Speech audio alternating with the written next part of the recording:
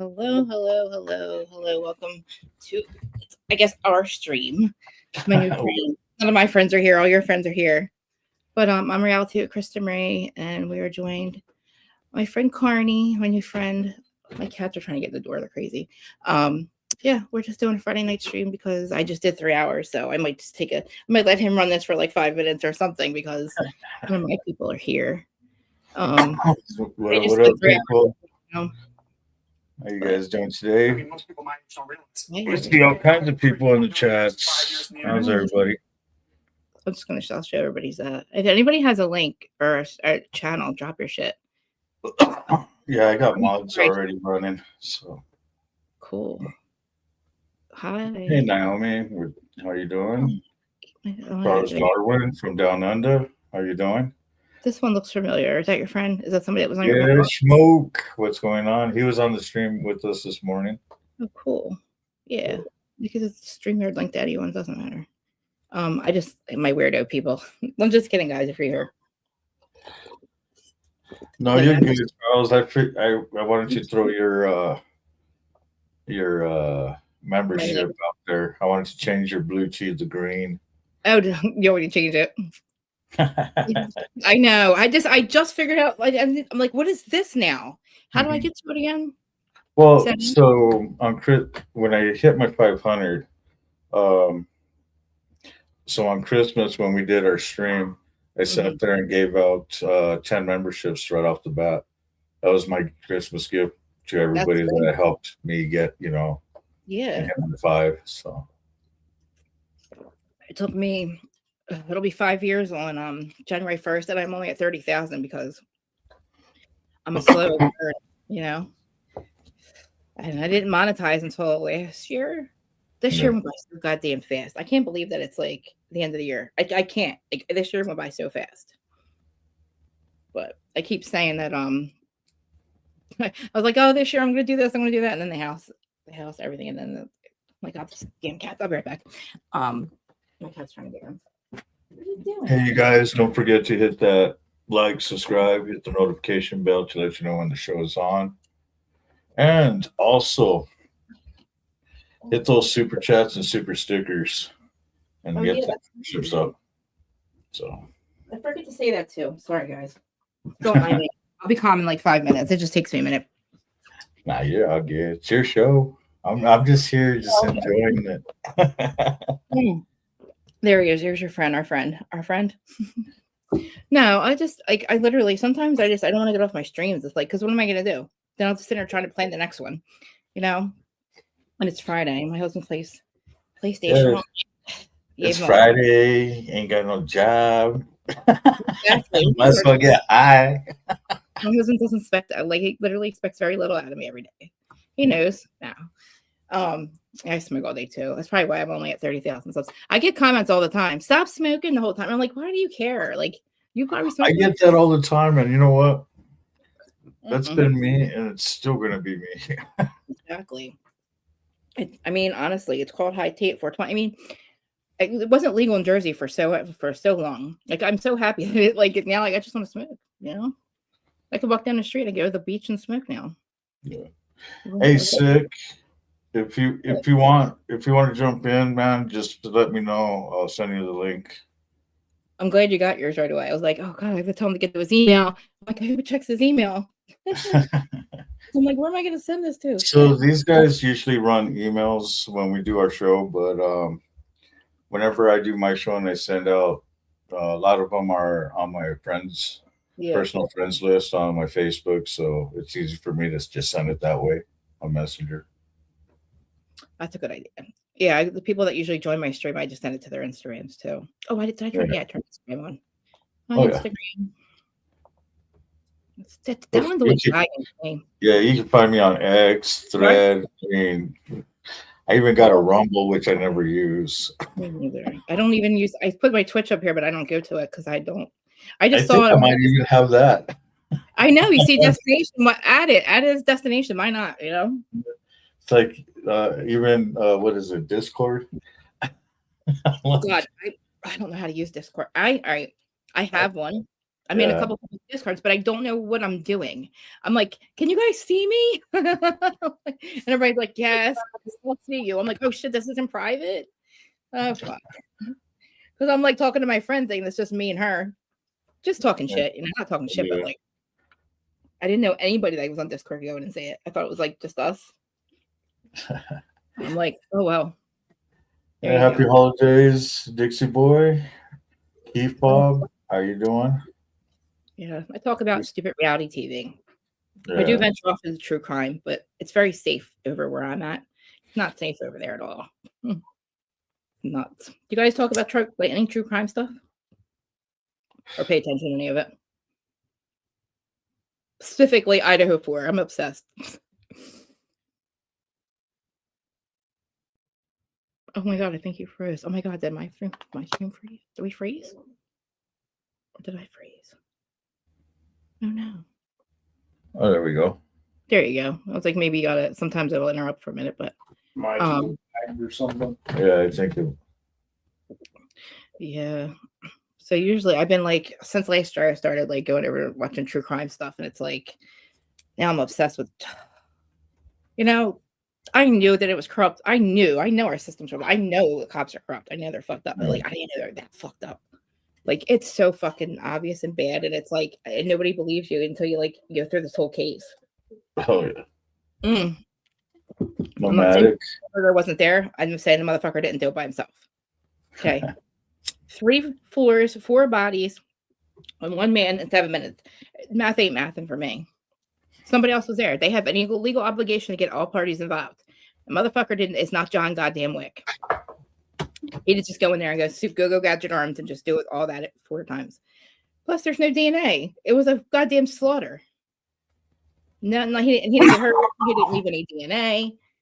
But the motherfucker pleads guilty, and I'm like, why? What are you doing? Like, why are you? What? I know to get the case out of there, but like, it's crazy. And now, like, he's not filing an appeal, so now I just got to go with everybody getting mad at me. But like, he had to have been there then. To me, he was there, but he just didn't do it by himself. So I want to know who else did it. And I don't care who it is. Aryan Knights. I don't care if it's the cops. I don't care if it's fucking the CIA. I just want to know the truth. Like, I'm so sick of this shit. You know, it's just fucked up. It's just crazy. And I don't know what the fuck. Like, what are they hiding? There's 5 agencies and all these groups involved, and like nobody's calling each other out for the lies and the bullshit. So hello, you're all in bed with each other. There's multiple 3-letter agencies. The fucking Homeland Security was there within 6 hours. Why? Why would they be there? Idaho's a bordering state too. Remember that. So I saw a comment in there. So if you look in the chats, I got Krista Marie's link in there. Check out her channel, give her a like, and send her some love over there, you guys. So that's who I have up here. Actually, I'm not. She's not on my stage. I'm on her stage. So she's got whole control. No, you can control stuff too. I thought it was like, I can't just be the talent today. We got Smoking Spaceman over there. What up, Kingpin? What's going on? I'll take Mountain Dew, brother. Thanks. So you're in New Mexico? Yes, ma'am. Are you always from there? I was born here, left here as a young kid, and I grew up in the carnival life. Grew up over in Sarasota, Florida with my adopted family, and finally came home after all these years I've been gone. Oh wow! Like you were really traveling. Oh yeah, I mean, I know, but like I know, but yeah. So you came to Jersey before? You've been here before, right? Oh yeah, Meadowlands, Giant Stadium. I used to play that fairgrounds or the parking lot many times. Dude, I love it there. I used to play Cherry Hill. I used to go to Yonkers. Hey guys. I used to just like to go and hit the sub and go out to Coney. You know, it was one of my things every time I used to go out there. I mean, I don't leave here ever. It's kind of like I don't leave. I don't fly, right? So I'm never going to leave the state, unfortunately, until they portal us somewhere. You know, they have to portal me, or I'm not going anywhere because I'm not going to get a plane, and I don't really drive. So where am I going to? It's take me forever to get anywhere. Any Bravo event that's not in Jersey, I'm not going. So I kind of fucked myself there. Yeah, it just got worse, you know? It just got worse. And now I'm really not flying ever. Like, no, planes were falling out of the sky last year. The fuck? What do you want me to do? That would be me. That would be my plane. I gotta turn the fan on. Plus, like, literally, it's definitely a pole switch because I'm in Jersey. It's supposed to be snowy and cold here. I'm outside in like flip flops yesterday. Like, literally, I was in flip flops last year. It's like, I'm not even kidding you. And then it was like 20 degrees 2 days ago. I'm telling you, it's not just hot either, okay? I just want to be the talent tonight. I just show up. Just kidding. Oh my god, I was 3 hours. I don't even know what the fuck we were talking about. I was talking about Bravo, and then I don't know what the fuck I was talking about. I was talking about this fucking guy right here. And I caught the last end of it too. Who the fuck looks like? Could you imagine waking up to this goddamn face every day? Look at that shit. Doing like the psycho, and that's from 3 different occasions. This guy screamed like this. 3 different occasions, and there's more. I got more. I have a Patreon sub pod that we do to expose his ex-wife. Well, not yeah, I got one of them too. Yeah, it's not even really mine. It's my. We had a podcast. I had another podcast before that. Another. It ended up so long story. She was working for him, and we're enemies, and then we stopped loving, and now we're back together, and it's the whole thing. Now she's exposing them, and I'm helping her. But then the things we're exposing, the kind of people, it was like a family, and they kind of made up. So now I feel like the asshole that's like, you know, in Joe's ear going, "Don't do it, don't do it. Remember when she did this? Remember when she did that?" We have a whole file on this motherfucker and this chick, Teresa Judice. If anybody watches that, so I'm talking about Teresa Judice and Louis. He's in Florida. They're in Jersey, but Florida too. But he's bad. He's a grifting fucking a grifter, narcissist, gaslighter, fucking liar, fraud. Who sent me he sends this once a week for like 5 weeks, and shut down a podcast I had before, and you know. So I make his face whenever I'm mad. I just. Like, literally, he was screaming, "I called Bodito. I wear Nono's pajamas. I wear your dead father's pajamas at night to make your sister feel safe." What, motherfucker? What? I don't feel safe. Do I get a vote? You're wearing your dead. You never met the man, but you're going to go wear her dead father's fucking pajamas and say it on camera to her brother that you're fighting with, that you stole money. I wear your dead father's pajamas at night. That was that one face. And I'm like, huh? I don't know where to put that shit. Where do I put that? Lou, come on, dude. This is why Tracy, don't bring randoms to dinner, Teresa. She brings this fucking dude to dinner. Next thing you know, she's marrying him. Then he's chasing his ex-girlfriend around. Then he's trying to shut us down. They shut everybody else down. He's just a piece of shit. He's probably going to fucking box me for this. Who cares? I mean, fuck it. So we're doing a Patreon to re-expose his ex-wife, who was just fighting with her brother. And like, listen, you got family secrets. The last bitch that should be telling anybody is your goddamn sister, right? Your sister's on fucking Real Housewives, and all of a sudden she's got family secrets. She's exposing them. Just because you can doesn't mean you should, bitch. Are you kidding me? Like, I've been trying to like explain this to her. I don't know what broke in her, and I don't know when it broke, but something broke in her a long time ago. And she can make up with her brother, but I'm not that's the other guy. Like, I don't want him anywhere near us. Get the fuck off of the TV. Don't come back. Go away. I'm gonna go. Get the fuck out of here, dude. Before you end up fucking 6 feet under. Seriously. I called Bodito. He said he had to fucking call a detective to have like literally all of our names ran. Like, why are you telling people that shit? You snitch. You're telling people. Do you have any papers? What a weirdo, man. Such a weirdo. I don't know who gets that red except for my dad. I got one pipe still. I smoke vapes. I got yelled at today. My friend, who was it, Kath? Who yelled at me today, Kath? Was it you? Somebody on my stream yelled at me for this. Oh, it was Larja. She said, I'm going to have something on my lungs. I said, what do you mean? Like the resin that's going to be on your lungs from your weed? You know what I mean? I just don't want to, I don't smoke flower. I haven't smoked flower in a while. Oh, my brother's got his plan on him. I got my bag and my container. I'm jealous. Well, listen, like I believe that jelly.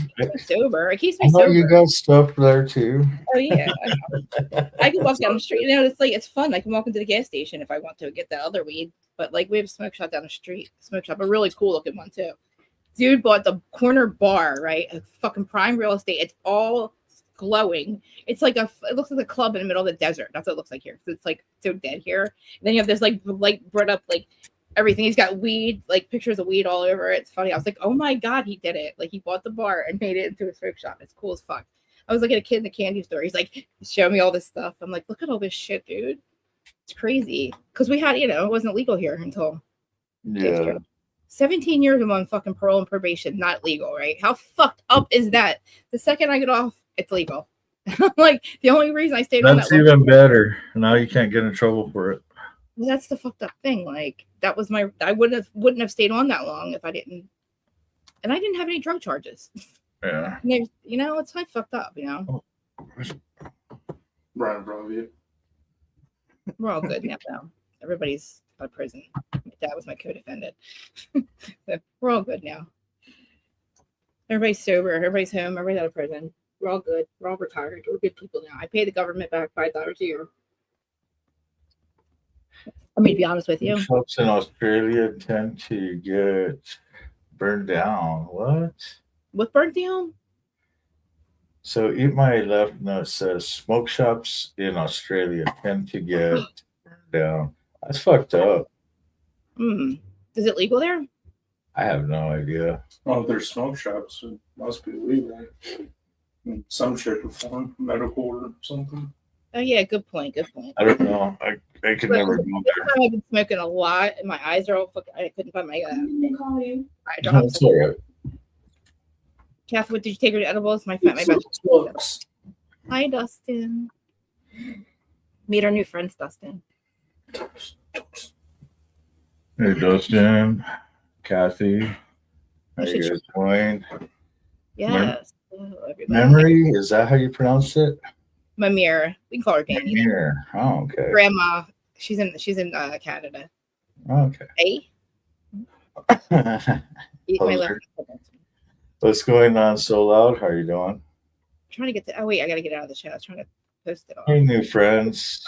There's Key Bob. Oh my god, let me tell you why. I'll tell you why I clicked on it, right?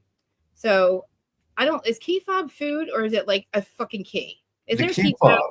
The little key fob. Thank you. Okay, because Karen reads it's called key fob key. The Karen Reed profile. And I was like, oh, somebody's gonna debate the key fob. And I was like, I clicked on it. I was like, oh, who the fuck is this? I was like, oh shit. And that's literally how I found your stream. I thought you guys were cool as fuck. I was like, dude, if I tell them it's a long story, they're gonna be like, what the fuck are you talking about? I'm like, I thought it was a Karen Reed thing. I was going to debate people on key fob. And they're like, oh, he's talking about food. So today I'm Googling key fob and key fab. I'm like, guys, what is it? I said, I don't know what it is. Is it fab fob? And I'm like, if I tell them what the fuck I clicked on this for, they're gonna be like, what? Who the fuck is Karen Reed? But you guys might know Karen Reed trial. But yeah, we have key fob gate. And people just feel like that doesn't hold any like a black box. I said it's like a black box. Right? I think. Something like that. Anyway, that was the whole point. But that's a long story. I should add your thing on here. I gave you you have access, don't you? What's up? I got the comments down. Is that cool? Yeah, you got it. Okay, good. Yeah, it doesn't give me the No? stuff. No, it's because you're hosting it. I know. Shit. I usually post them. Did you give a sick bastard coming up? What's his name? I don't want to call him that. Ooh, sick? Is that what you call him, sick? Okay, I can do that. Yeah. Yeah, like I said, if he wants to jump up, Motobomb is in there, Keep Up. I mean, if those guys want to jump up, all they have to do is just say what up and they know I'll send them the link. I have everybody's set up. Cool. No, call him sick. I mean, then I'm like, oh, he's got diabetes, so he's like eating well, PFAB. But I don't listen. I'm trying to figure it out. And I was like, oh wait, they're talking about keys, I think. And these guys are trying to explain to me, and I'm like, no, I'm Snow White. Yes, I am definitely Snow White. Snow White. Dude, I'm telling you, I'll prove it to you. It's cool. I can dig it. The animals eat out of my hand, all of them, and I communicate somewhat with them. Right All my on. cats showed up, but yeah, you can call him Sugar. You know, and that means that you have very good energy and a good heart, because during the circus time, dealing with exotic animals, Oh yeah. big cats, and of course elephants and horses and stuff. Oh, It was you have to have a really good heart to deal with some of their tempers. Dude, I would be in love. All I want is my house. I just skin on the back of his neck. That's what that whimpering was. Arms look weird on me. I didn't mean to. That's all right. I'm such like they're my kids. Like I can't even. I like my stepson's 25, but he's just like my friend. He's like he's he's on his own basically. Yeah. But yeah, I have all my cats, and I told you. So where my dog died, he was 14. We buried him out back, and a fern grew over his body. Right, got a picture of it, and never again. I have plants and I have like flower beds, so it is randomly in the middle of my grass. Like, well, I have fake grass, but in the middle of my fake grass is fucking fern. And that was another thing. It was fake grass. It grew through it, and it was a fern. And I'm like, my brother's like, die. My brother's like, Gibbons, there's a body. I said, I know. The dog, like Jasper's under the ground, and it like literally grew over his body there for like 6 weeks. And then I had to bury 2 of my squirrels. Well, not my squirrels, but 2 of the squirrels that I accidentally drowned in my pool. And ferns grew out of the freaking gate behind. They were like behind my gate. Like I have like a compound post thingy. So they were back there. And literally ferns grew out of the thing. I was like, this is wild. I'm like, no motherfucking light. It's like crazy. I have to show you. My plants grow like 30 feet. I just had to cut them down for winter. But I have Mustafa banana trees, and they look like palm trees. And then my fucking neighbor is a goddamn tree killer. They're tree unalivers. I will never talk to these people. They literally hacked my shit. They literally hacked it. Who doesn't like a palm tree, right? Hanging over their fucking fence. Like, it looks like shit over there, okay? It looks nice. Even her friends are taking pictures because it looks so cool. This motherfucker comes out and hacks them. And I literally, imagine somebody hacking your kid. Like, this motherfucker, I have not called him by his name. I won't answer the door, the phone. I'm like, you're a fucking tree killer, motherfucker. They just moved in. And he literally, I have pictures of it. Like, who does that? Like, are you kidding me? That's why I don't leave my house. I fight with everybody. Because just like, seriously, are you kidding me? Now, every time something of his goes over my fence, I fucking break it, or I cut it, or I throw it back over. Then I'm afraid it's going to hurt one of my, it's the husband. He's such a dick. I hear him screaming and yelling all the time. Which I don't really care about that. Like, I'm a cool neighbor. Like, I don't give a fuck what you do. It's beyond me why anybody else would care what the fuck anybody else does in their own fucking house. But people around here don't mind their fucking business. So it's like, I feel bad. I'm like, guys, shh, because they'll call the cops. These people are cop callers around here. You got to like really be careful. And I don't need the cops here, okay? I try to tell these people, stop it. What the fuck are you doing? Stop drawing attention to our street, you weirdos. Like, we don't need it. They got all the fucking riffraff out of here finally. But like, it's just, be responsible, you fuck. But like, he killed my trees. It's so not even cool. Like, I'm not cool. I'm a cool neighbor. I got fucking cameras everywhere. Like, my dad comes, you're cool. Like, he's lucky my dad didn't set him on fire. Mike dad, he was on here earlier. He's long hair. He has long hair too. But now my mom made him cut it. That's right. He had long hair up until, oh my God, that's so fucked up. This is what my mom does. I love my mom to death, but she's with my stepdad for like 40 years, right? Long story short, last October, she decides to leave him. Leave him. Yeah. He took a little bit of break, came home, and she's like, I'm done. I can't do this anymore. And we're like, me and my sister, like, what the fuck? Because we went through this when we were 6. She left her other dad, right? And then she makes him cut his hair right before she leaves him. He had his long hair for like literally the whole time. She made him cut it. He didn't want to cut it, and then she left him. And then the guy that she may have been friends with has long hair, and he's part of the club too. He's in the club too, which is like fucked up. Like, she just can't like it. And then like they're friends, like they're all, they're all, And I just found, and then yesterday we're going through pictures. I find pictures of them. I'm like, it's Christmas. My dad's not there, obviously, but my mom's there, not her new boyfriend. And then we're looking through pictures, and all of a sudden I find a picture of dude. I was like, oh my God, Mom. I'm like, whatever, man. I found a picture of them before. She was like a guy between my 2 dads, this guy. So it's like, they're just all so stupid. It's just crazy. I'm not crazy. They're crazy. I didn't realize how crazy they actually were. Like, they are just absolutely nuts. I just can't even believe my life. And my poor dad. He's gonna get really angry soon if she doesn't give his shit back. Like, my dad, I know.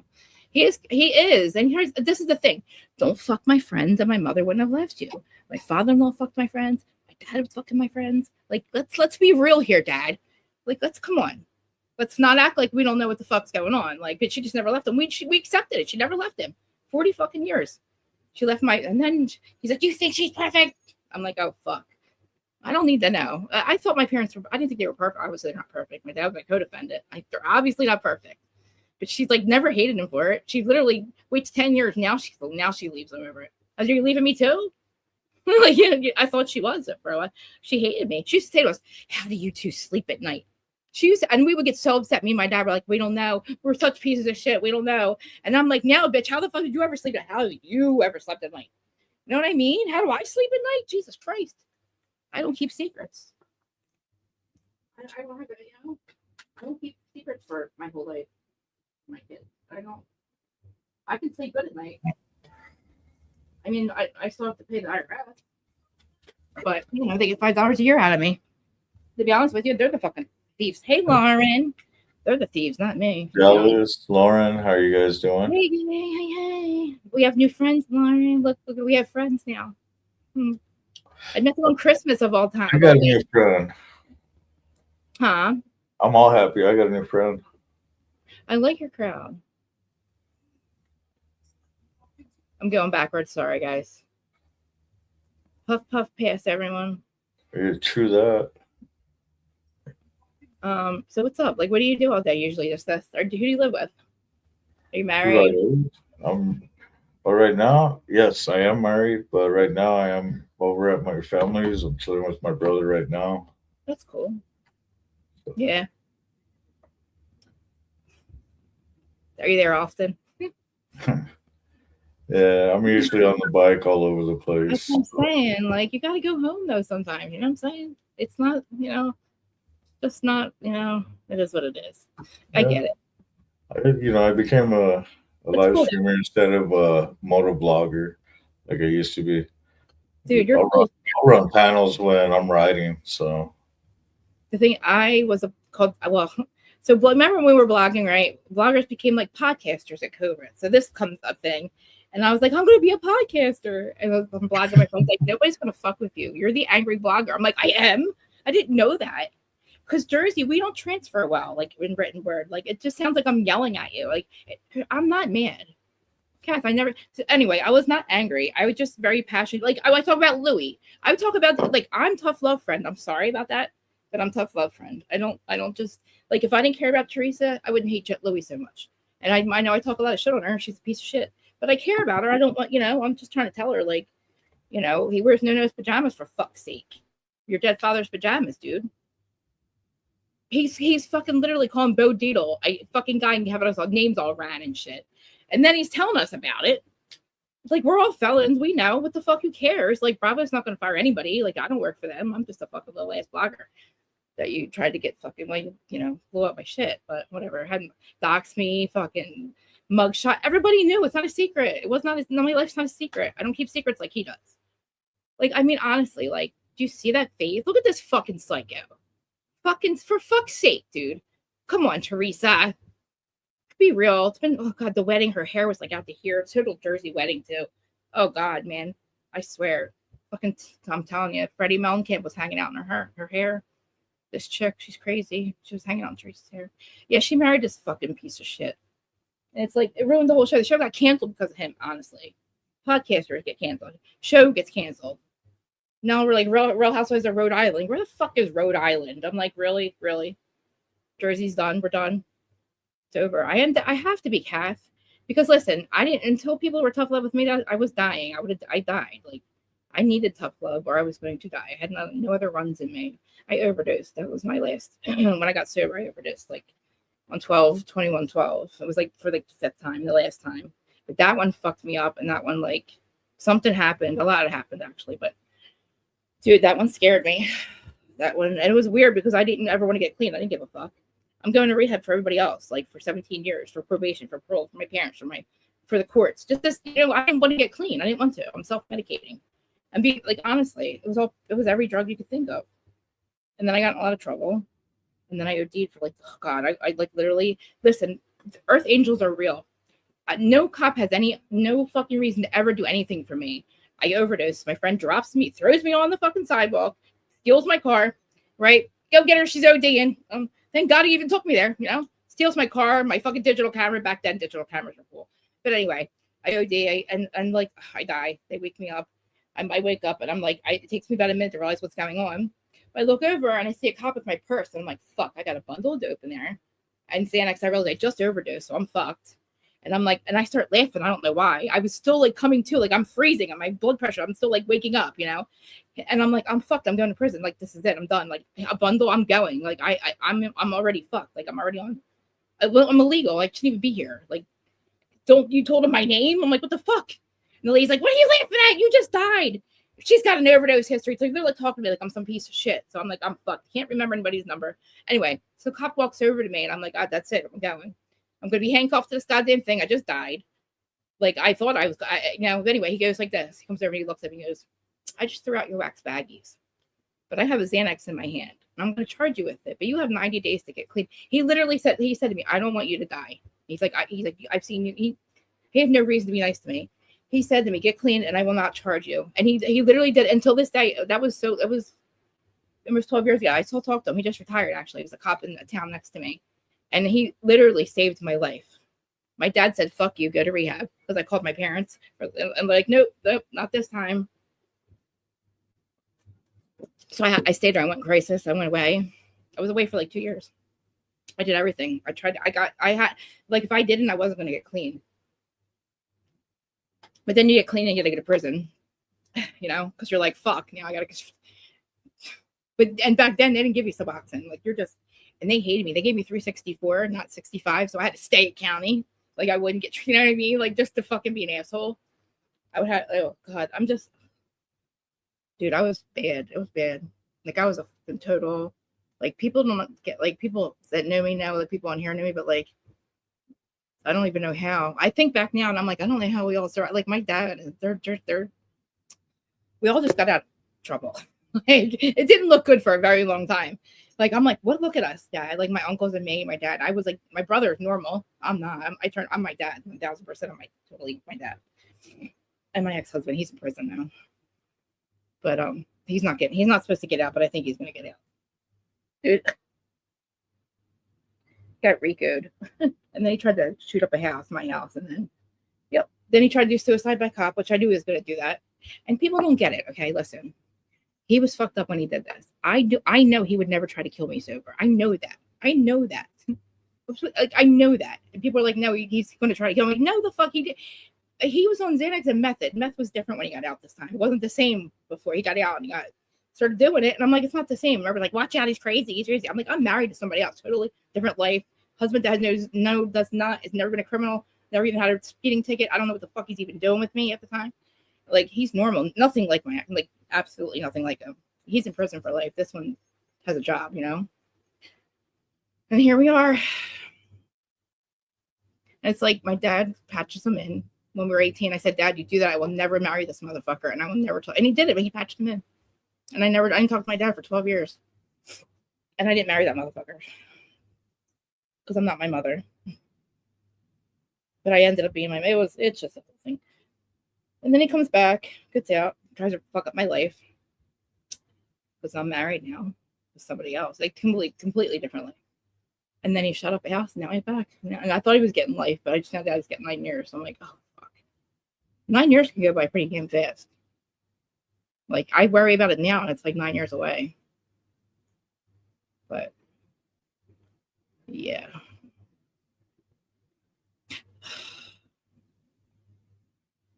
But it took 7. Oh God, man. I went to rehab 17 times for other people. That's crazy. That's why people don't do interventions. I don't believe in that. You can't, you have to want it. That's the bottom line. It's nothing else. There's nothing else to say about it. You have to want it. The person has to want it. It's not. There's nothing, in my opinion, there's nothing you can do. No, I got off on the wrong side a long time ago, and I have a huge scar in the back of my leg and back of my thigh. So I'm a little traumatized. I haven't been on the back of the bike since 5 years. I accidentally got off the wrong side, and I had shorts on, and I got the tailpipe. And I've never, my whole leg, that burn, my whole leg, I thought I broke my leg. It felt like I broke my leg. A burn is like, I'm scared to death now. So I will one day. I don't ride, but I'll go in the back of one any day, but I'm just scared right now. How you doing, Lauren? Nice to meet you too. So Loud asked, Krista, do you ride? No, I was just saying this. I'll get on the back of one, maybe. I'm just a little traumatized right now because of my leg. it was, you know, I just haven't had like no. But I will just I don't ride, but I can drive a bike, ride a bike. I just don't have one. And right now I think yeah.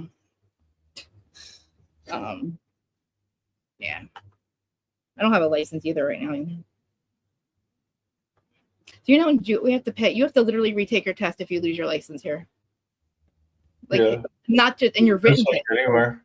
If you lose your license, you're able to get it back. You have to get your re-endorsement all over again. Sucks. I found that out a long time ago. I was going to say, don't you have like go to classes and All that again. Oh yeah. Oregon has strong. Oh, Cass, Key fob license. dude, I can't believe it was so funny. I'm like, why did I click on this channel? I was like, oh fuck yeah, I was looking to argue with Karen Reed people. Yeah, we just have a good time and enjoy ourselves. I mean, that's the whole thing. I mean, it's a bunch of motorcyclists across the country and then overseas that come in and join in.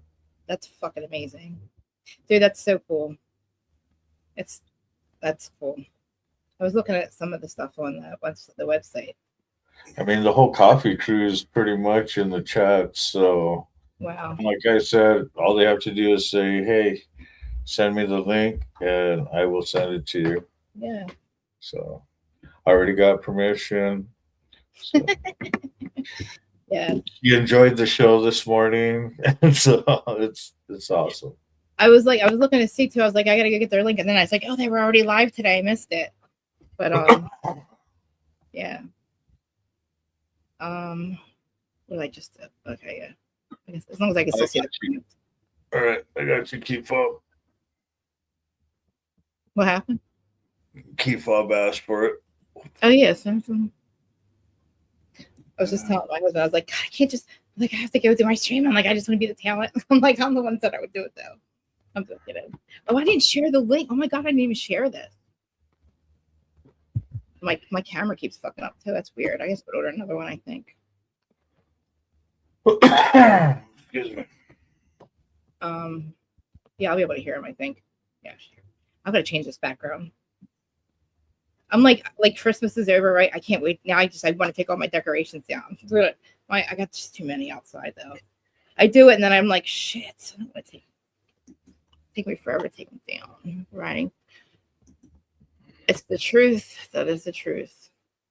I just not to wear shorts, you know, that day. Keep up, check your messenger, dude. Yeah. Wait. Thank you, Cassie. I appreciate it. Mm-hmm. I'm like, that's God, Louie, look at that face, man. Sorry, guys. I got right. My camera keeps fucking going out.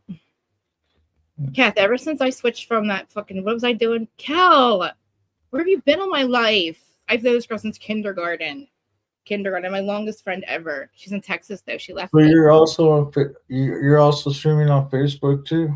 Yeah, I'm on all of them too. We're on X, Facebook, Twitch, Twitter, and Instagram. Both Facebooks, like the brand one and my personal one. Well, I just shared the YouTube on Facebook.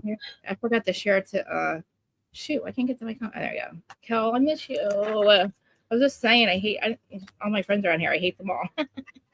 Are you coming home soon?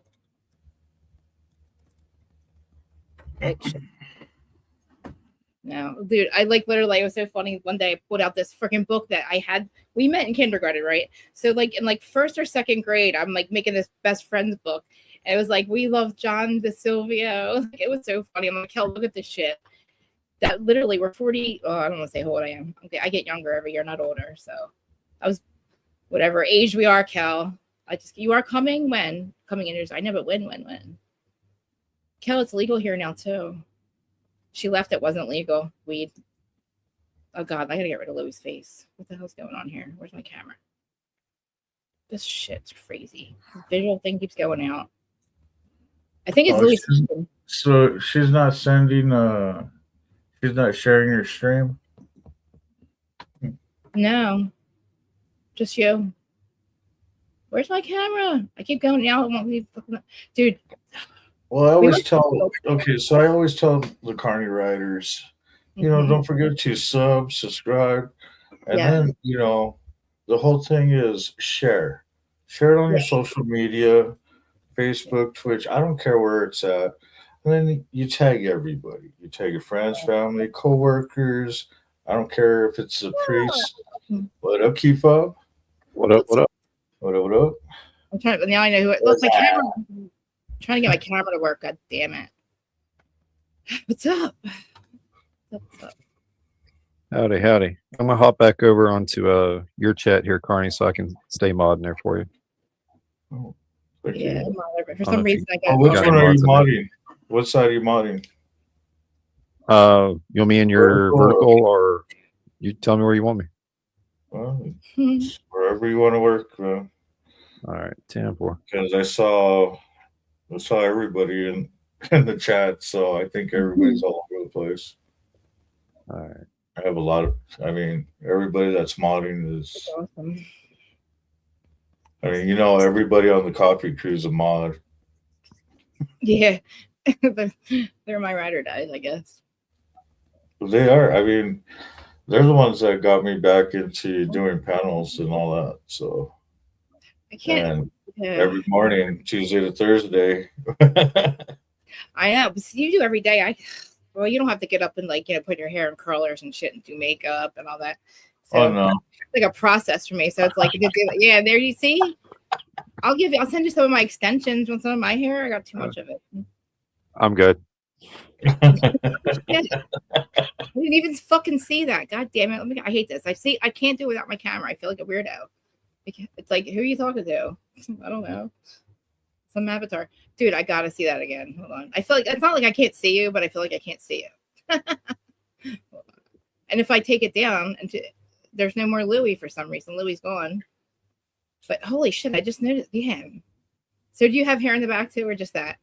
Just that. That's cool as fuck. That's crazy. Well, my husband. He likes the Bic. Yeah. I got too much hair. That's a huge. It's literally we have to unclog the outside drain every month, once a month at least. Too much hair. Why is this fucking camera not working? Dude, there must be solar flares right now. This never happens. I switched to Streamlabs for 1 month and then came back to StreamYard and this is all fucked now. So Lauren says, I never tried weed. I was never interested in trying it. You know what? I feel about people that take weed, man. It scare me. People scare me that don't smoke weed.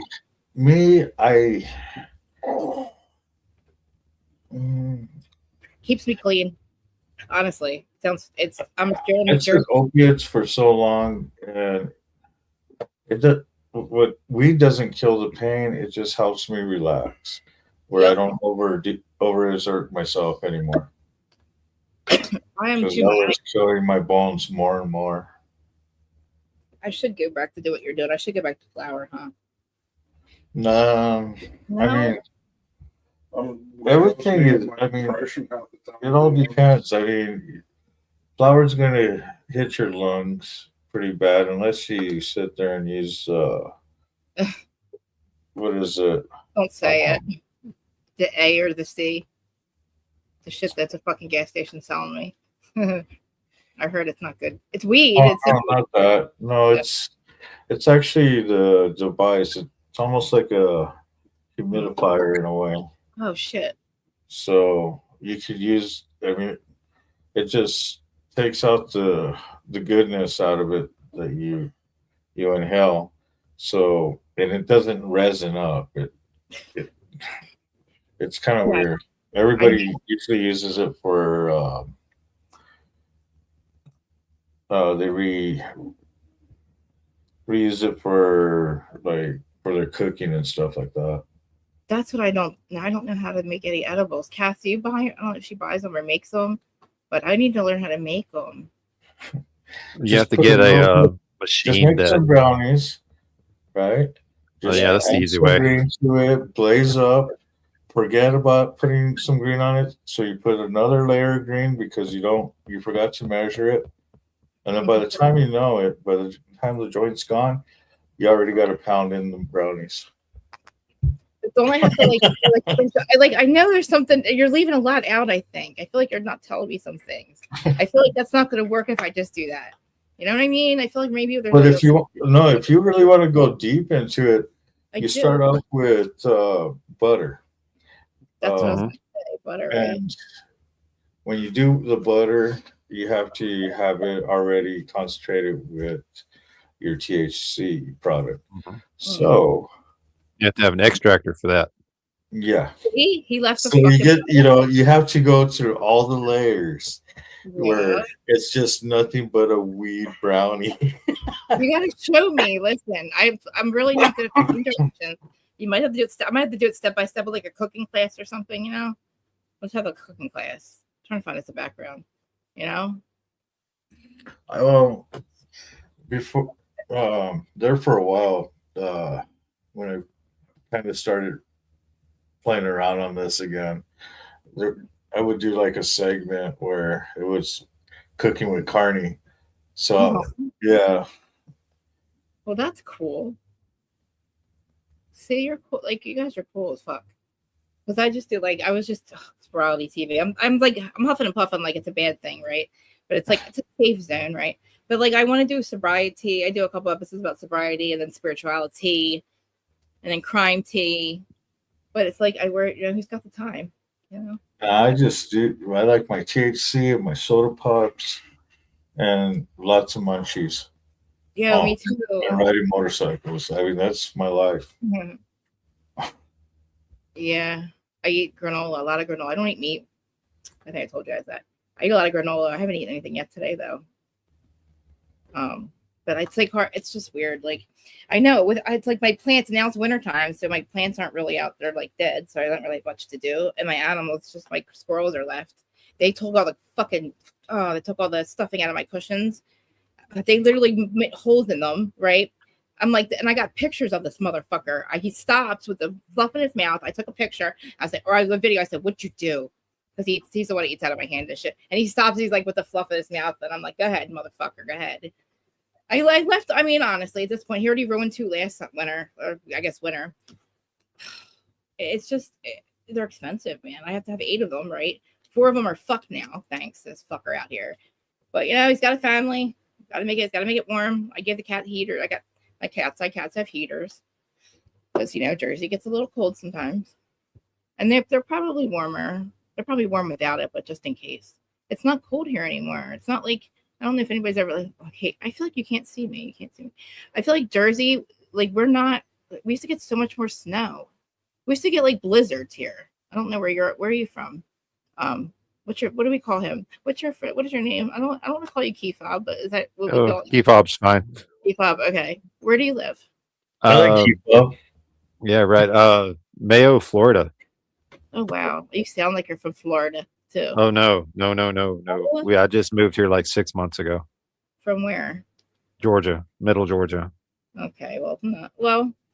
Hey, you know what? Yeah. Do you know that show about Here Comes Honey Boo Boo or something like that? Yeah. Yeah, the town she was from. Oh wow. Oh my God, June. See, I followed that whole story with her. She's doing good now, but that was a shame. But I'm glad. I know. I listen. I'm a tough love friend, but I have compassion. I was there, but I'm what a fall from grace. Well, I don't say grace, but you know what I mean? It's just, and then it's playing out on reality TV. It plays out on TV is not a good thing. It doesn't end well. I tell people this is not a sustainable lifestyle for y'all. You cannot depend on housewives for the rest of your lives. We got white trash bitch from fucking Atlanta who had she had older kids and then she had 3 little kids. 4 little kids they did. So they had a reality show. It was really successful for a long time. And then it stopped. And then now they call the cops once a week for their toxic ass bullshit in front of their kids on camera, which is stupid. It's a body camera. She's not, Bravo wants nothing to do with her. But literally, it's Atlanta, people are just crazy. This reality TV, it's not for everyone. And June, unfortunately, me, was a self-medicator. And when you have insecurity issues like that and whatever she would talk about herself, self-worth and stuff, it's such a bad recipe, to be on TV, that money, it's coming in and then it's not. and then you're addicted, and then or you're not addicted or something. You know what I mean? Like it's like, but you're expecting it. Like that money is a lot. It's like going from it's new money, and it just unfortunately it's a bad recipe. But she looks like she's Kim Zolciak. Yeah, she looks like she's doing good now. But oh man, I couldn't imagine going through what I went through, like as an addict on fucking reality TV. Like I'm at the Jersey Shore. Thank God there was no cameras in our houses, and it's just reality TV. Their family was something else. I mean, I'm not going to sugarcoat it. Right. It's this one. I mean, when I met Crazy Tony, who was in their show 15 years before their show, he was already missing most of his teeth from all the. Yeah. Yeah. I mean, listen, like, yeah, I feel like, I mean, listen, like the one daughter, I don't know, I think she's getting a divorce now, the older one, but I mean, she seemed like the most normal one out of all of them. But last I saw Honey Boo Boo, she was asking for money for a new apartment. And listen, I probably would have sent it to her, like, because I do think her mom stole her money, whatever money she had, and she should probably have a college education that's paid for, with that kind of with the life that they had for a little bit, But you would think so, yeah. What town was that? McIntyre. Still have family there? Oh, I do, yes. Yeah. I just rode up there last week. It was about a 4.5 hour ride to get up there. What made you move? What'd you move for? Honestly, we moved to Florida to get closer to the Forgotten Angels compound. Oh, that's awesome. Really? Yeah, that's the whole reason we moved to Florida. I would have preferred moving further north where it's colder. Yeah.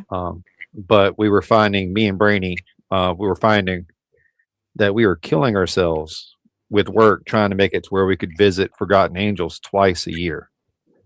And we wanted to improve. We wanted to do better for us to do better for them so we could do more for them. And that's why we moved to Florida.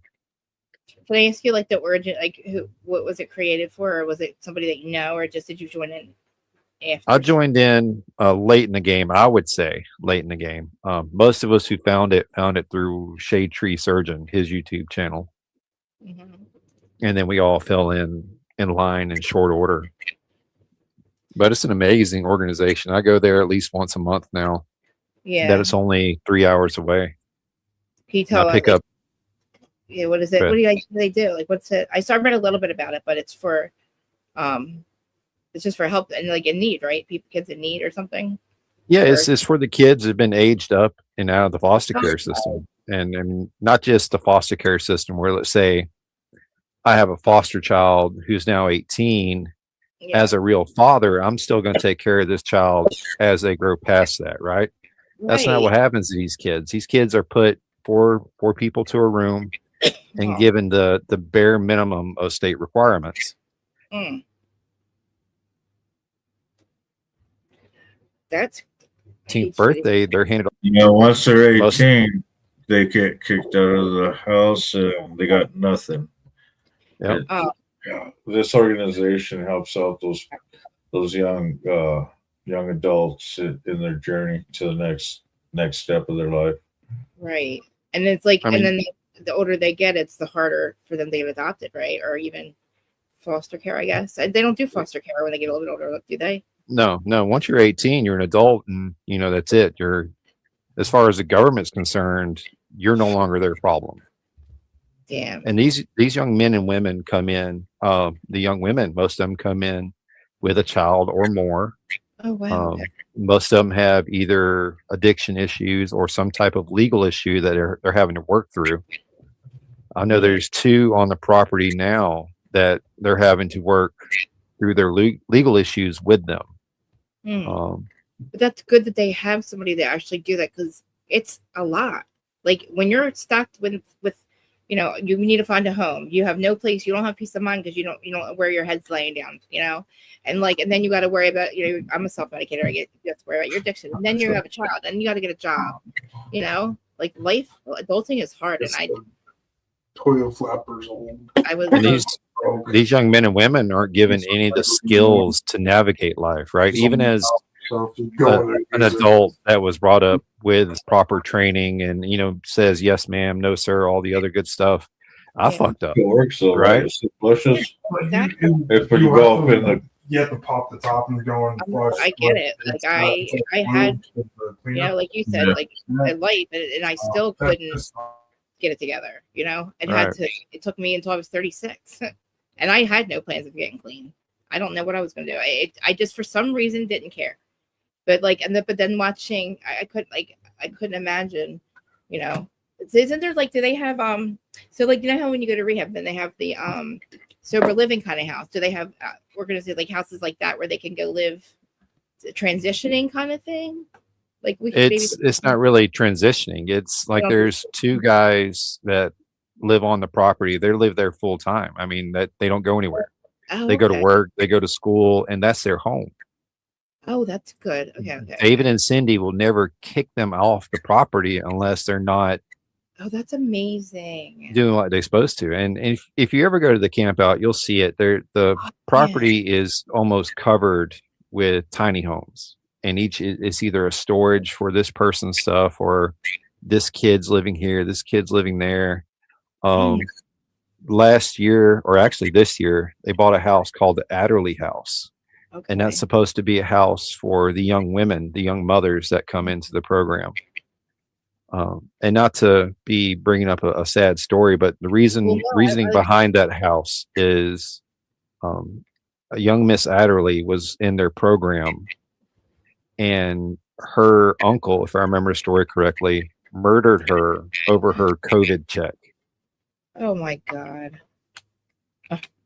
And they were only able to do that to her because they didn't have a place for her to go. There was no safe place for Miss Adderley to currently stay. So she went back to her family's house, and that's where her uncle killed her. Jesus Christ. Did he get caught? Yeah. Yeah. It was not something that went away quietly. But that's why they bought one of the houses. Actually on they refer to it as Pearson property. Okay. So they're in, how many states are they in right now? Right now, they're mainly in Florida, but they have up in Oregon. Oh, wow. They're starting up some up there with I'm gonna fuck it up, Sugar Tree J. Okay. It's a cannabis-based company. It's helping them get their footing up in Oregon, and there's another young gentleman or company, I'm not sure which, in Ohio, who is helping them set up there too. Now, see, my friend, the one who did the podcast with me, she's in Ohio, and she works with the women because she was, she went through the system, and she works with women that are in drug court, and she's like a peer account, like a counselor type person. And she was we were just talking about having a place for them to go, because there's no, a lot of the problem is they're living with people that they're not safe, but it's not where they can stay. It's not somewhere where they can be sustainable and go to work and stuff. But it's family members and stuff. And she was just talking about a house or something like that. We would never know how to even we don't have money for stuff like that. I know it probably takes money, but we're both saying how we're lucky to even be here right now and to be alive, and giving back is the only thing that I can think of I would do with my time, but I just haven't. I had to get myself right first. I've been clean for a long time, but I had to get, where I could actually counsel somebody and be honest about it, or just be there for people. But I would be involved. I would volunteer and be involved with it, something like that. If they came up here by me, I would do everything I could to get something like that started. If you guys have twice a year when we have the campouts, they're in March and October. We have people who travel all the way from Red Ryder up in British Columbia. She travels down. There's a couple guys from Europe that come over.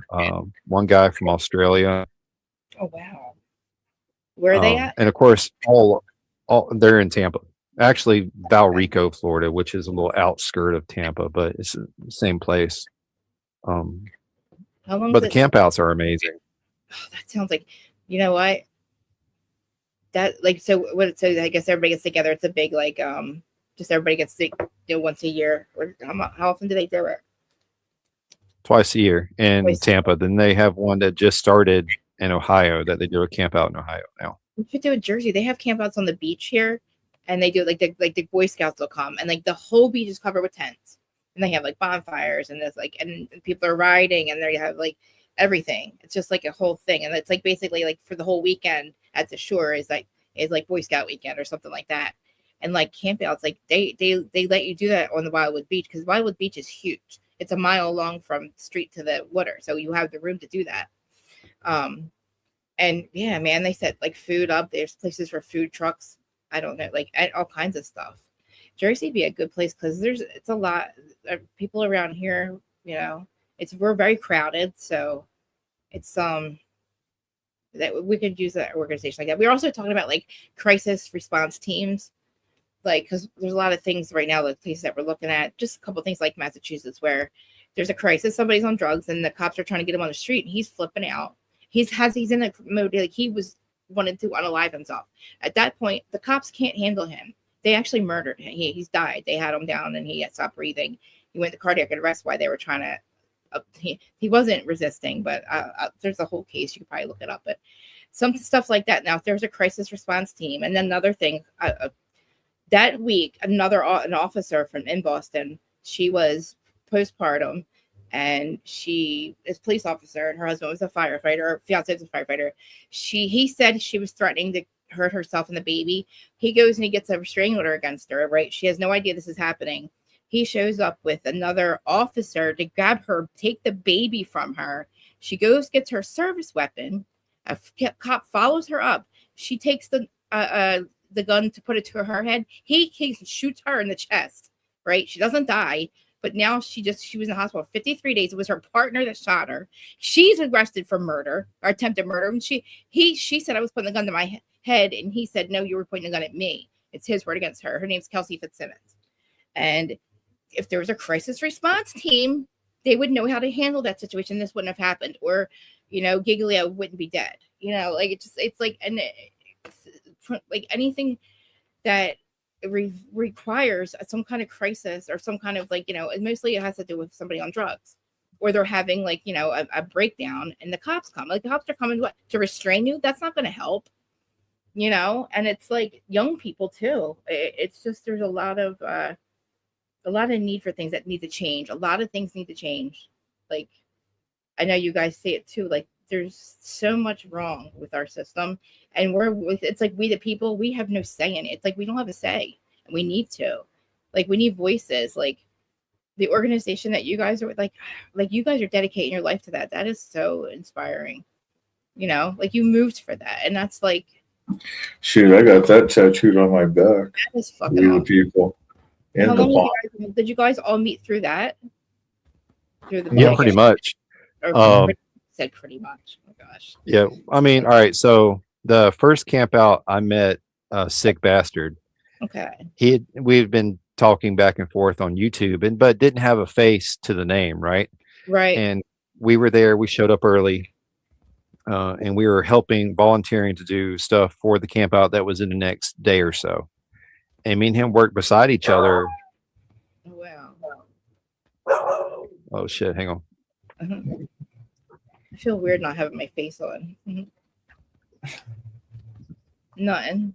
They're telling me about the organization. I love hearing about this. Like you guys are awesome, man. See, it's good. That's a good thing. So yeah, that right there is Key Fob's logo. I like this that. right here is my. Is it on your bike? This is going to be my 600 subs. Once I hit 600, this T-shirt goes out on sale. Plus, out of those 600 subs, somebody's going to win the first shirt. So. Oh. Was it random? You could do, it's like a random draw. I don't know how to do it, but I know it's something you can do, like a random draw on. Oh yeah. It's all internal. Yeah. We already. I know you're good yesterday. I was like, because I didn't know how to explain what somebody. I don't know who it was. I think it was sick bastard. Somebody remember like how do I do this? I couldn't explain it because I don't really I just get I like know how to get into my StreamYard and get out sometimes. So like right now I'm a little like I'm trying to figure out how to make the They'll comments. feel bad.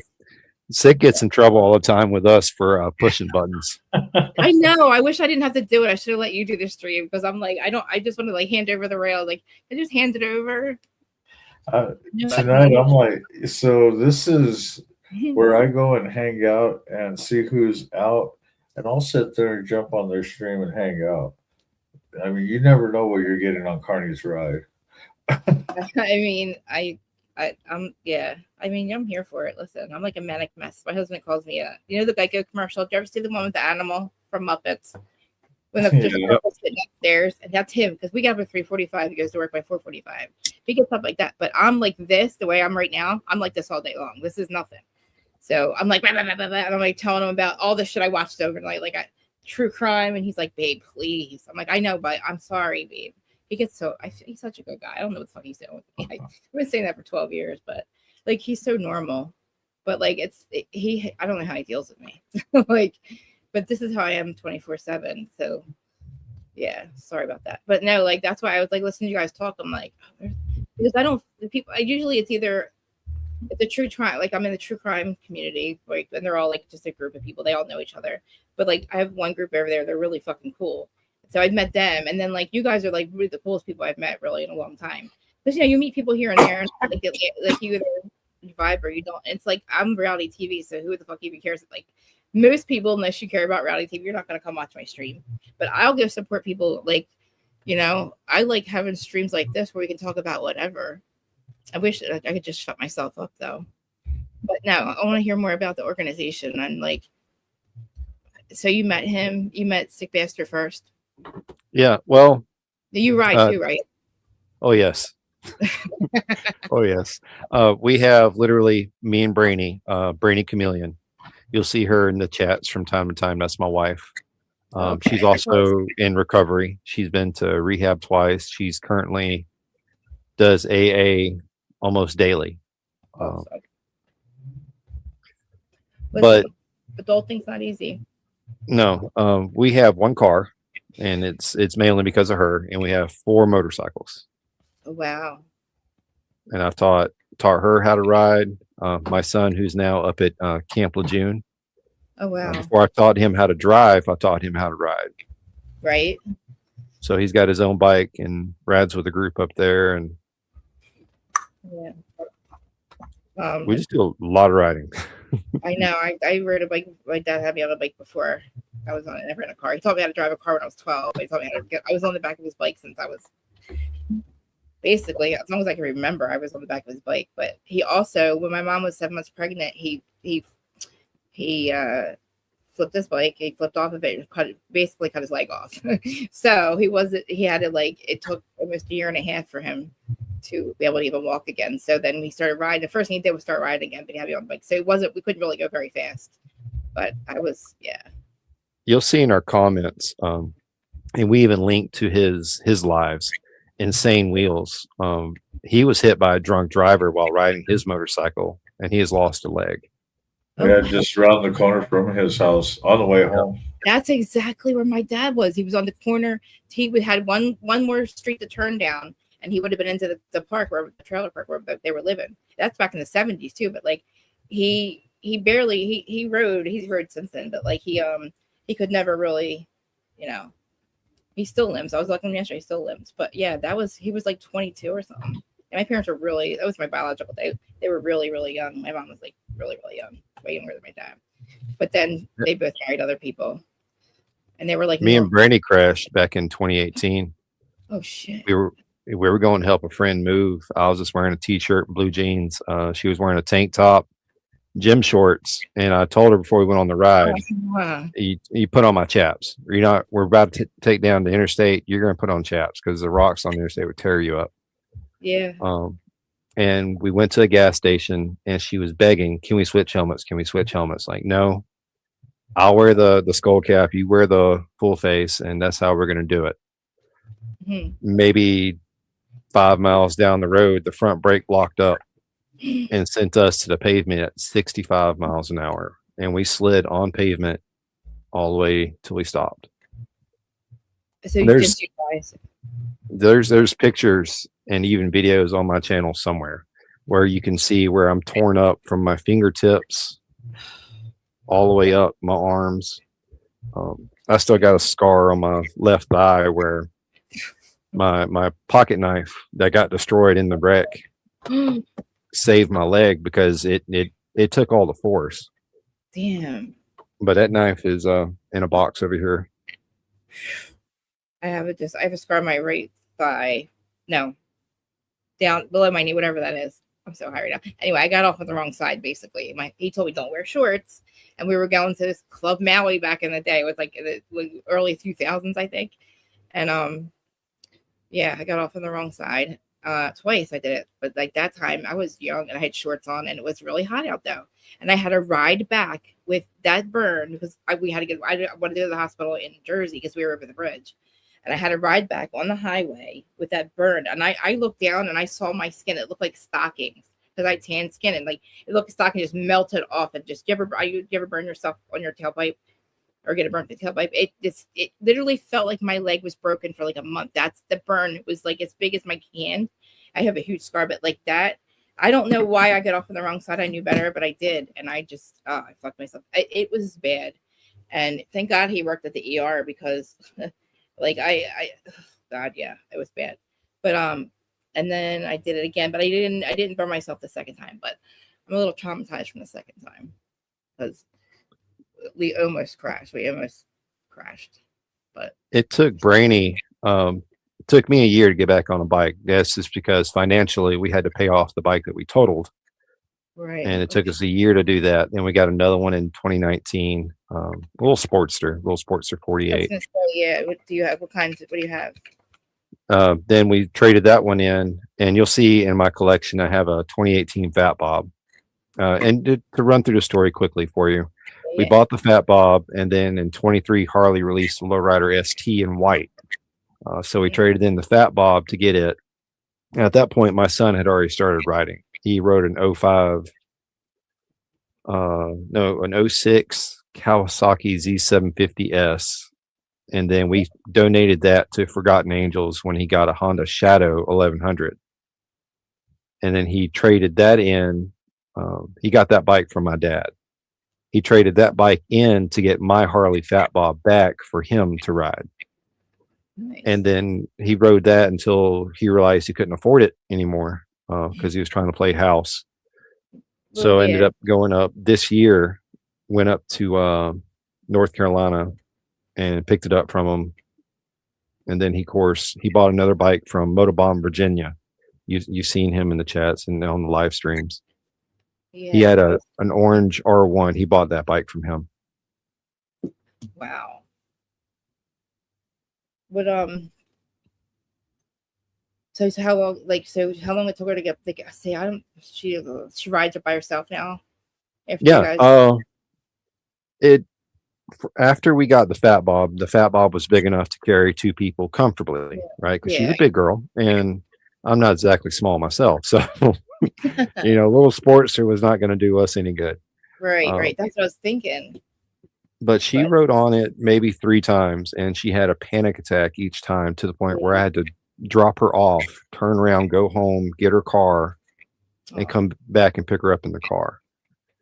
But I guess it was in 21 or 22, we decided we were just going to buy her own bike. She can't be a passenger, or couldn't at the time. So we went and bought her a Honda CTX 700 that's got an automatic transmission. Ooh. So you crank it up, click the button and drive, and you just go. I mean, I feel more comfortable on that than I would on like Kawasaki or something. You know what I mean? Like I'd rather be on a Sportster right now because I feel more. It's worse. I feel like I would not have a panic attack getting on the back of one of them. I'm spared. I don't know, because also too, like, I don't know what it is. My anxiety got really bad. It's just, I don't know if it's from, I had, like, there was a couple people in my life that committed suicide in the last, like, 10 or 12 years. And it's like, I just started to get really bad anxiety and then trying to get clear. I don't know. Everything freaks me out now. It's just, I think about doing that. I'm like, and it just, I don't, for some reason, I feel like it's a sign, like I just can't do it. I can't do it. For me, and maybe Carney can jump in on this one as well, but for me, it's an understanding that, I'm going to die exactly when it's time, the way I'm supposed to. There's nothing I can do about it. There's nothing I can say. I can't beg my way out of it. And, motorcycles bring us happiness. They're the phrase "wind therapy." Appointments you can't call in for. Right. When it's your time, it's your time. So, you can't live in fear. And that's kind of how Brainy took it. She had her spiritual awakening just before her second trip to rehab. Oh, thank God. And of course she would, though. That's good. she's in a lot better place mentally now. She'll get on my bike with me and ride as a passenger now, which she wouldn't do for 3-4 years. I'm telling you right now, if I didn't have an awakening, I also too feel like that was why I was able to stay clean this time. I don't know how she feels about it, but like I feel like it's not like it makes you you have a better understanding of life and you realize that it wasn't done to you. Everything's been done for you. And that's when you're like, oh, you know what I mean? Like to me, like that people, they always want to know like how are we able to stay clean this time? Like how, and I don't, people aren't ready to hear spirituality. They're not ready to hear how this time, like, you know what I mean? To say like, talk about awakenings and stuff. They don't want to, people and other people that they don't understand either, but that truly is part of the reason I was able to stay clean this time. And it's been a long time, but I'll put it this way, like I haven't stuck a needle in my arm. I haven't snorted, smoked, or shot anything in my body since 2012. I smoke pot. So people are like, you're not clean, you smoke pot. Oh, that's, so, okay, fine. I'm clean off the drugs that were killing me for 24 years of my life, like I had no future. Like there was no. You can put her link in the chat. All right. Anybody's link too, yeah. Like I just, and I really see there's no, I don't find any groups on here on YouTube where we could talk. Like I tried to do like a sobriety thing, but it's hard to have, I don't know, I'm up there by myself sometimes, but like I feel like we need a group like that. I don't know, because I can't, there's like people that want to talk about it, but then I talk about it, but if people that didn't go through, they don't understand. It's hard to, you feel like you're just like, I don't know. I'm always like the weirdo in the group, Well, you can't. So when you say weirdo, I feel like I'm the weirdo because I'm the one that will sit there in a sobriety, in a meeting. Yeah. I mean, doing this where a lot of people are on sobriety with a drink in my hand and a bowl in the other. And I'm still trying to make money. The cool part is I know a lot of the people have accepted that, and I know there's some that are like, oh man, this fucking guy, and it's like, it's the old carny in me. It's, I'm always about making a buck, and I like doing what I do, but I like listening to people. People probably think they know that you're not bad intended at all. Like you have no bad intentions whatsoever. So like like I would understand, and I hope too people, like I still say don't smoke, it's triggering for people, but I'm sorry. Sometimes I just do it. I don't realize I'm still on camera. It's just because I'm all day long. But I know I'm on camera. I'm on camera majority of my day. So I have nothing about sobriety. And I'm like, here, smoke my bowl. I'm talking about sobriety. You know what I mean? But like, no, like I don't know how old you guys are, but I'm in my 50s. Are you not really? Quite there yet? I don't want to. I mean, I get younger every year, so I tell everybody. Because listen, we were telling the universe we were getting older. Guess what? It listened, and now guess what? Now we know better. So now we tell on the day I was born, I'm a year younger every year and see what happens. So I'm 35 again, okay? Because I'll tell you, I was born in 1977, but I want to be 30. Like I just feel like I'm not telling the universe a year older. That was so dumb of us. We didn't know any better. They really the fluoride really fucked our brains up, man. Like I don't know what you guys. The year is a snake, huh? Is that what I am? Yeah. I didn't know that. That's not good. That was my sister. Yeah. Wait, when is the snake year? When is that again? 77. No, but I mean, isn't it like every year? Like, what's next year? Like, what's 2026 a year or something? What is it? Please don't tell me it's like the opposite of the snake. 25, I think, was the year of the dragon. And if I remember the story right, 74 was the tiger. I'm gonna look it up. Yeah, because like, listen, I heard that like, what is that bad that I'm a snake year? I never know that because I'm supposed to have. I need to have a good year next year. Not my years aren't really bad. Like, I'm lucky to be here, but I mean, I need to get. I need to get my house done. We need to gut this house, and I want to be able to pay for it without my husband have to pay for it. And my goal is to have it done by next December for Christmas because I need my family back together, and I want to have them all here, but I can't do it the way my house is now. This house needs it, so like I want to start. I need to have a good year next year, and I don't ask people for money on here, but like, I do. I mean, it would be nice, but YouTube doesn't give us shit. And you're going to be really upset when you see what they take from us. It's so fucking ridiculous, man. It pissed me off. I didn't know about the 54%. Anyway, I'm grateful for getting everything. YouTube takes 30%. No, 58 or 48 or some shit. It's 48. 30%. So if you want to bypass the instead of paying YouTube that 30%, you can always hit us on 30. The Cash Apps or PayPal. 30, you're going to be pissed the fuck off when you realize it's 48. I'm back, I think. Oh shit! I think it just came back. My camera. It just came back on, and now it won't show back up. You're gonna be pissed. I've read my stuff. If it's above that, guess what? They're paying me back. It's on the contract. I have to learn. Like, I have a lot of things I need to fix in this freaking podcast because I started that whole situation with that weirdo guy in my avatar. Like, it really threw me off my game for a while.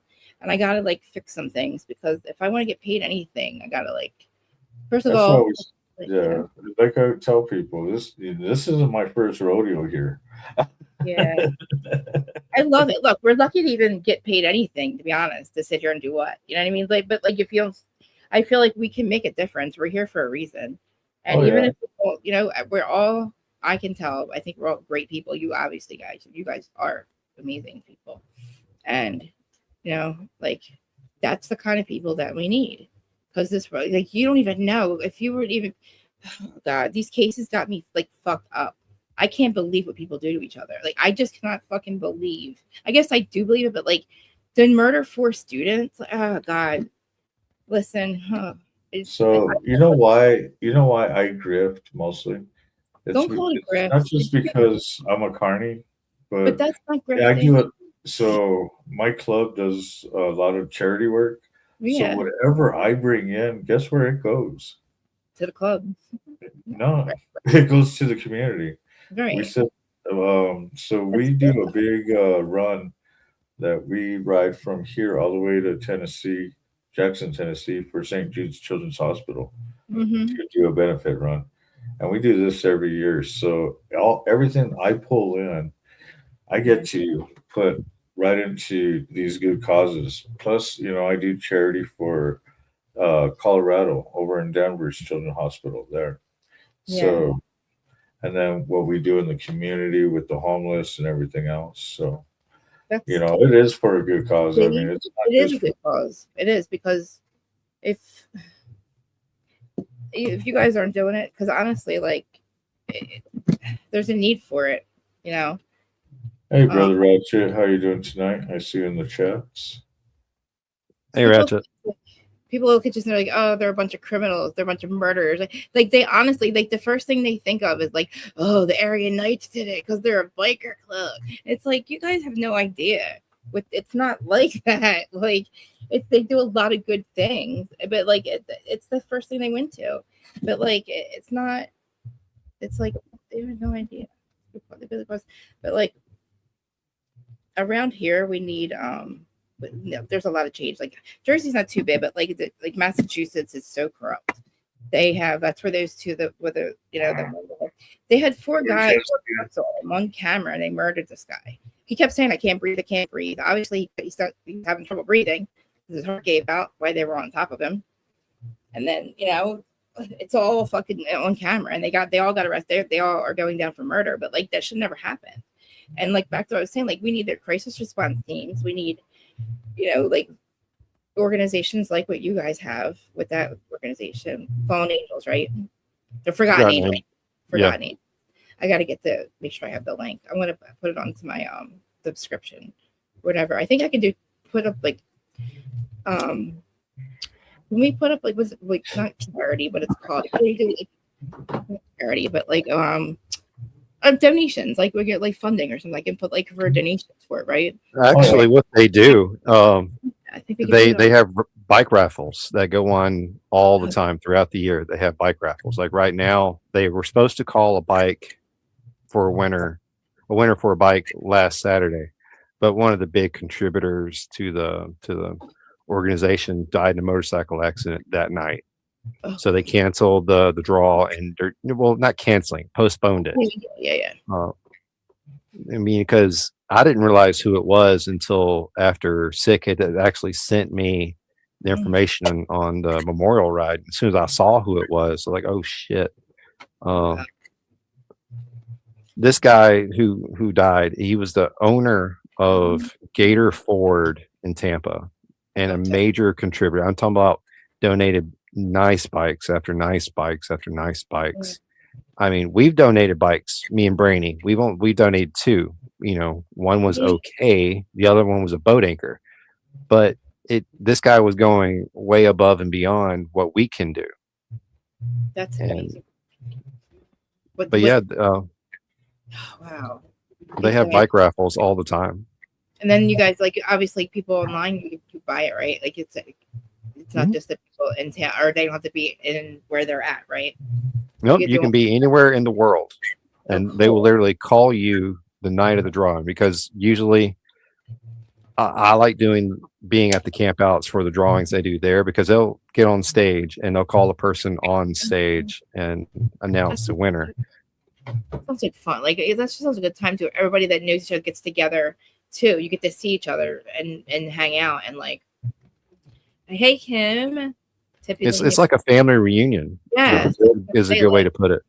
Yeah, I mean, I know it's not the same, but like we all, like I met a lot of people, creators on here, and like this one guy, the first guy I was on his channel for, he put me on his channel for 1.5 years so I could build my following, because I was the angry blogger, apparently, allegedly, that's what they say.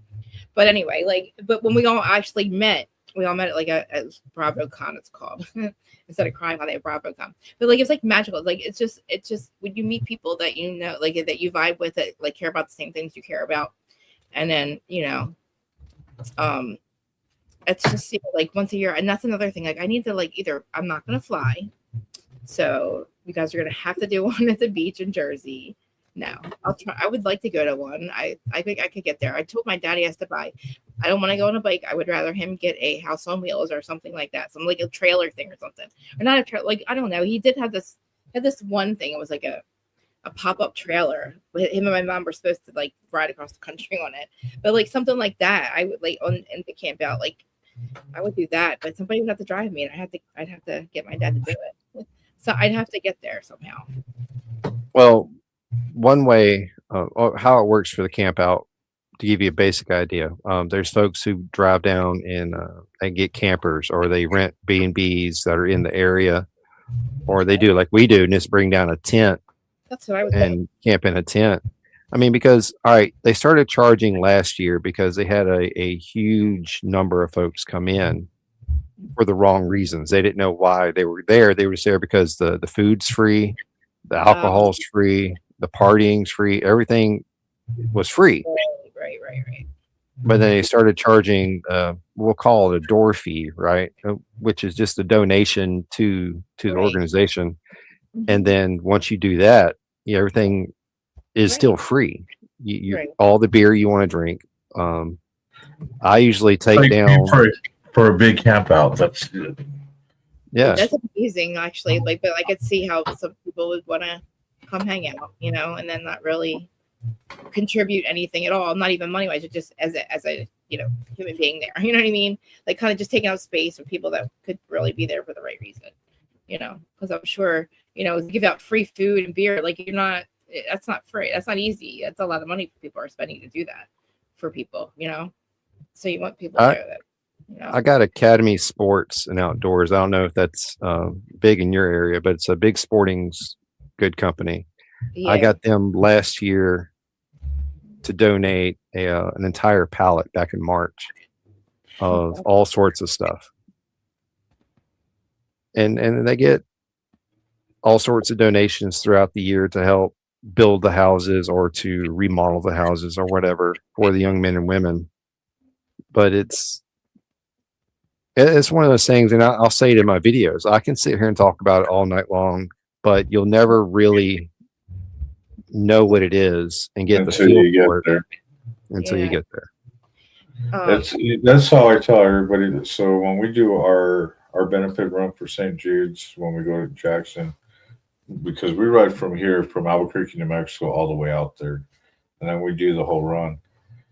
And that experience, that time where you get to see everybody and be around, it's just so amazing. And then knowing where all this, what it's for. I mean, that's what builds us together.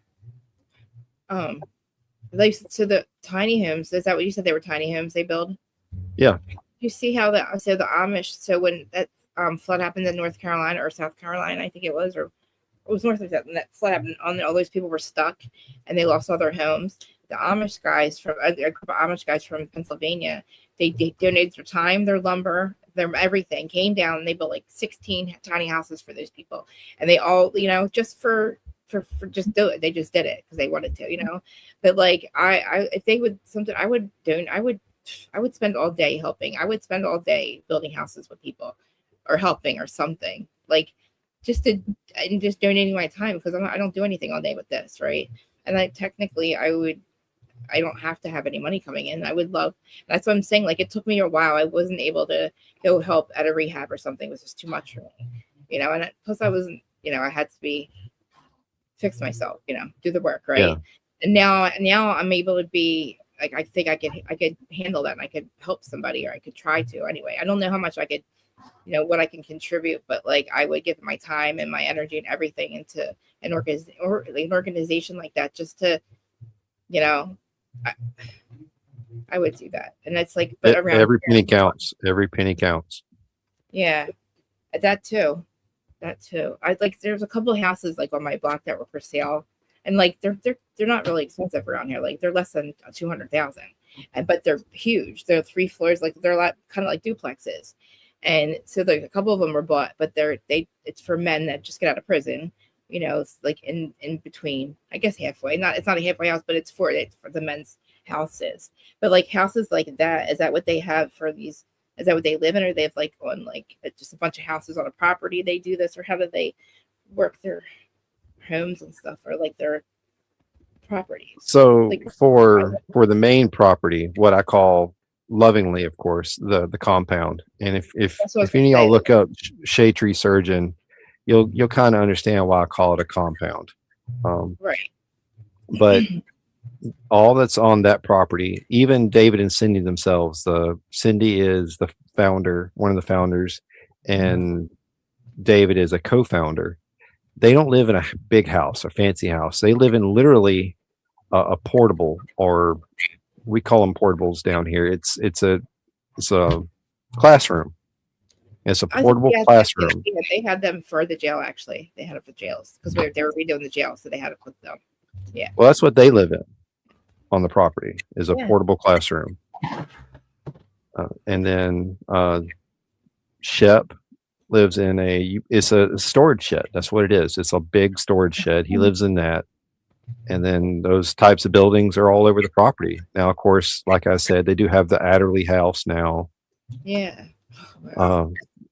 I wish, like, I understand the whole compound thing, because they had, I guess it was just like it was a piece of land. It wasn't enclosed or anything, but they had for like, for women, I guess it's like women too that were just getting out of prison as well.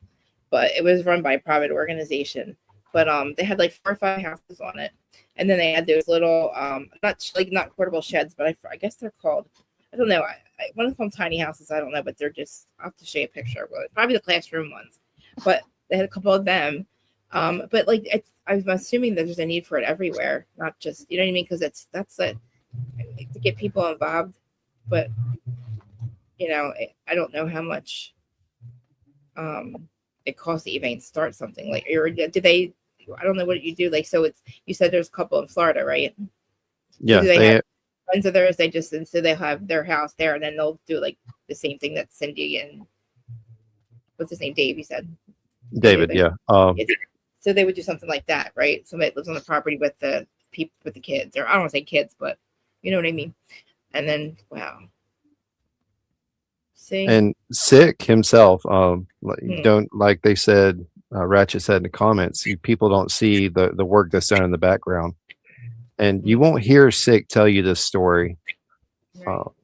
but between the camp out and the December event, me and him have been down there 2 or 3 times, and he actually stayed down there and took one of the young men to see his probation officer and handle that situation, because the kid can't drive. He doesn't have a license anymore because of all the mistakes he's made.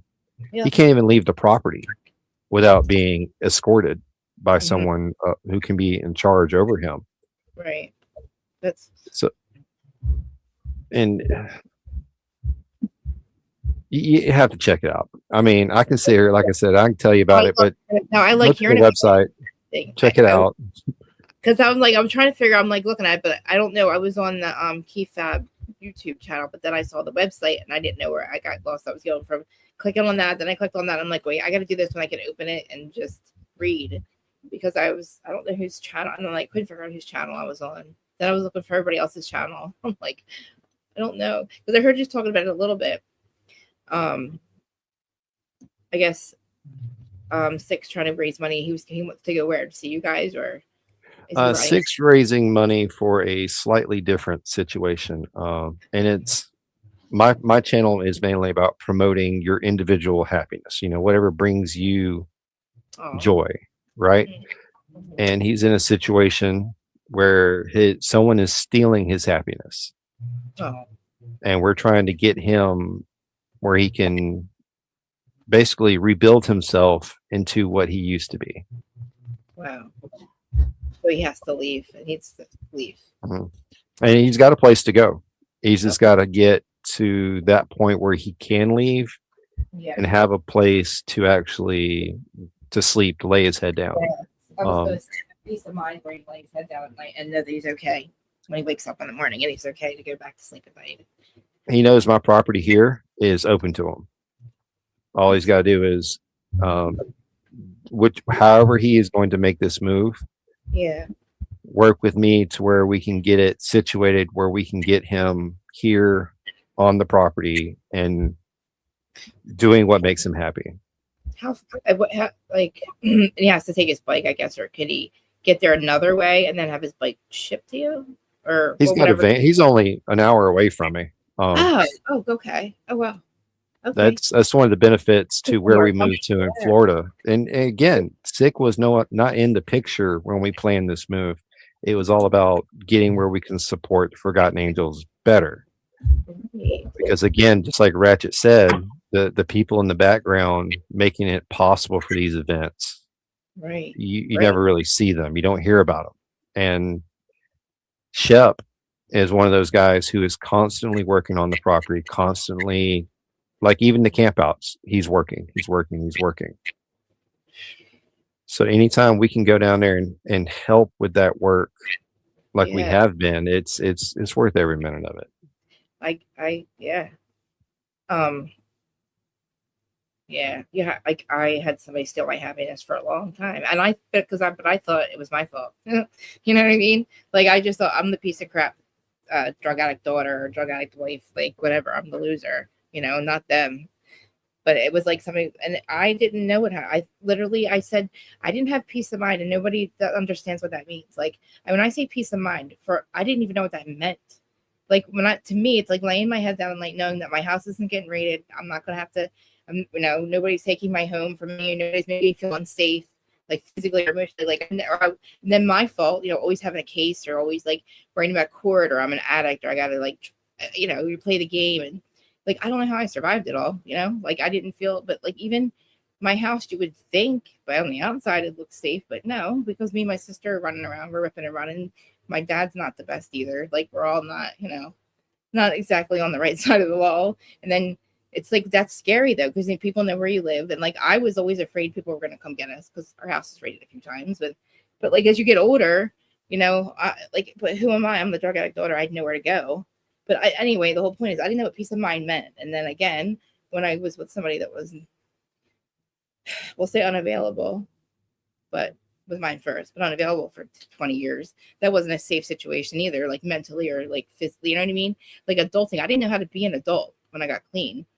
But like I met my parents, well, let's say my mom was, when I finally did get clean, I don't know if they finally let me come home, and like I was 36, but I met my husband who's a normal person, we'll say, you know, That's what Brandy calls me, a normie.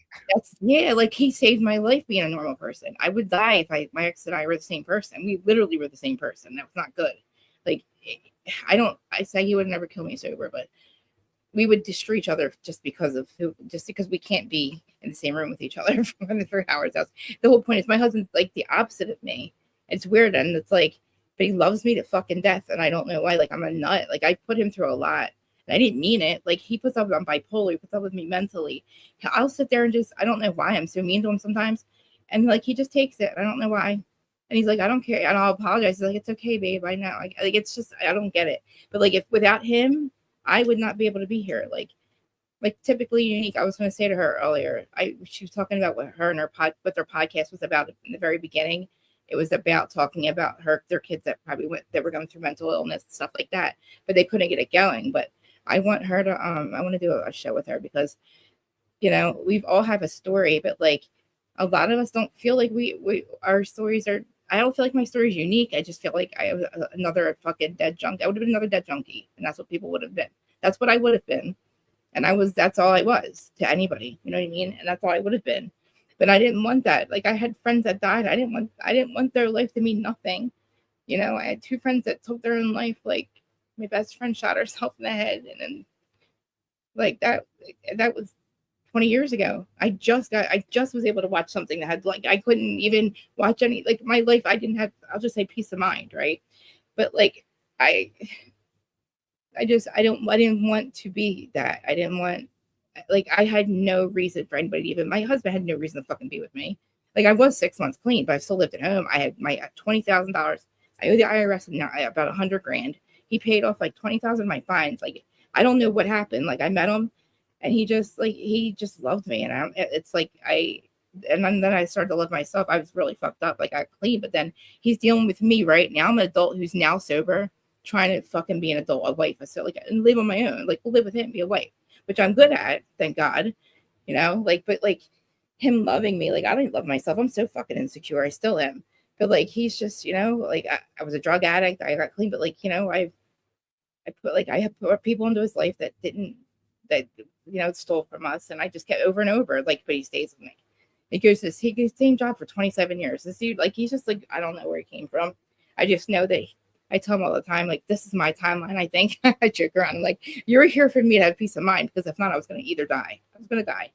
Like, I didn't have another run in me, and I don't think I would have been able to stay clean this long. I don't think. Like, something happened that the last time that I OD'd, and like, it changed everything. And then he came into my life, and then that was it. And it's like, I can't even think about, like, the person that I was when I had that OD. There's no fucking way I'd still be here. Like, I didn't care. I had no license, no registration, nothing. Driving to Camden every day, buying fucking dope. So, you know what I mean? Like, who the fuck do I think I am? You know what I mean?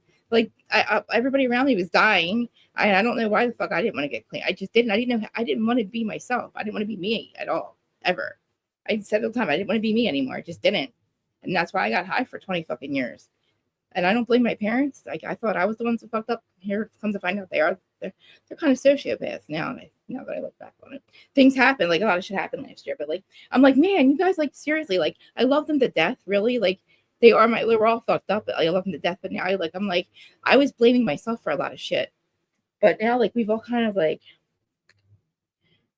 you know, we're all like, we can breathe, it feels like. But anyway, I met my husband, and he's like, he gave me peace of mind. And somebody, you have to get rid of anything no longer serves you anymore. We have to be fucking selfish. Like, he needs to be selfish. And like, we're too old to fuck around, you know? Like, a sustainable lifestyle is what we need. Like, that's not what I had for a long time.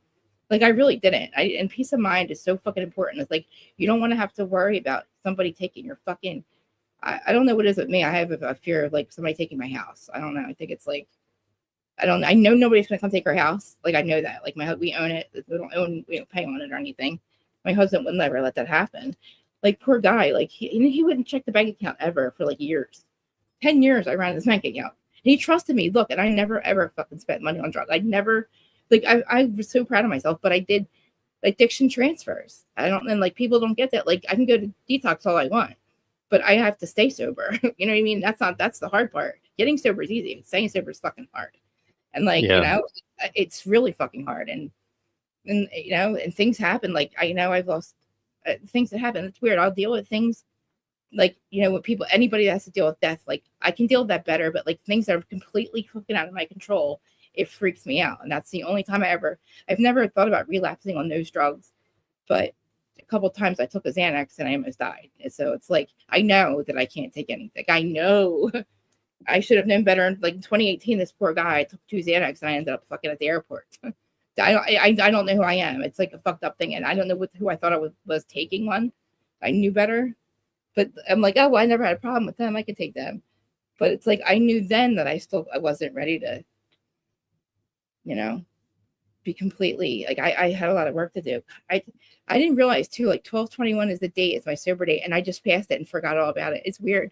I kept saying it was coming up and then it happened. And then it was because I used to think about it every year, you know what I mean? But then, you know, think like, it's been a long time. Like, me and my dad actually got sober at the same time, which is kind of cool. But we both stayed clean this time too. He relapsed on gambling last year, but he's okay now. It was a little bit. And like, that was the weirdest thing. I never thought of him as a gambler. He was an alcoholic. I never thought of him like, I was like, kind of, I almost like, was like, wait, what? Like, I had no idea. And I was like, Dad, that's crazy. Cause like, I thought he was mad at me because like my mom, something happened with my mom. She left my stepdad. She was cheating on him. And then my mom, my biological dad gets mad at me for yelling at her. But they've been divorced my whole life. But like, I was the disrespectful one. You know what I mean? So like, I thought he was mad at me, but here this guy is all, you know, some things were going on. But like, I can deal with stuff like that because I feel like that's like chaos, or I don't know. It's weird. Like, you grow up with chaos, and I feel like that was my normal because I know here I'm safe. I can watch them in their chaos, my family in their chaos now, and I don't have to be a part of it. You know what I mean? But like, they're still my family. But like, you have to be away from anything that no longer serves you, and he needs to get away from anything that no longer serves him. And it's good that he has a friend like you, somewhere to go. And they're only an hour away, so he's not really going far. I don't know where his family is. Does he have family anywhere near? No. He's from Jersey. I know that. Oh, that's right. I knew that, but I didn't know why he left Jersey. Or how long did he leave? How long ago did he leave Jersey? He's been down in Florida. Because it's too damn cold up there. No. Right? That's what he'll tell you. Now. Warmer now than it used to be. It doesn't snow anymore, really. Like, for real. I wish my camera would work. I hate. Oh, he gets cold anything below 50. No, he is real Jersey. I'm down here. I'm like near Philly. He is, guys. He's Dolores. He's Frank. Dolores. Like, I can hear him going, Dolores. He's that Jersey. Like, he's like where Dolores and Frank are. Like, he's definitely from up there. Like, further. But Jersey, there's no mid Jersey. It's either north or south. I'm from up there, but now my husband's from like a little bit more south. But I don't think I sound like him at all. I talk fast, but I don't sound like. He's real Jersey. He's like water. Yeah, I got a club brother that is he gonna come up here? He's a Jersey boy too. Really? See, we're not bad. Listen, we get a bad rap because of reality TV people, but that's just we're toxic communicators. We're not mad. It's just the way we communicate.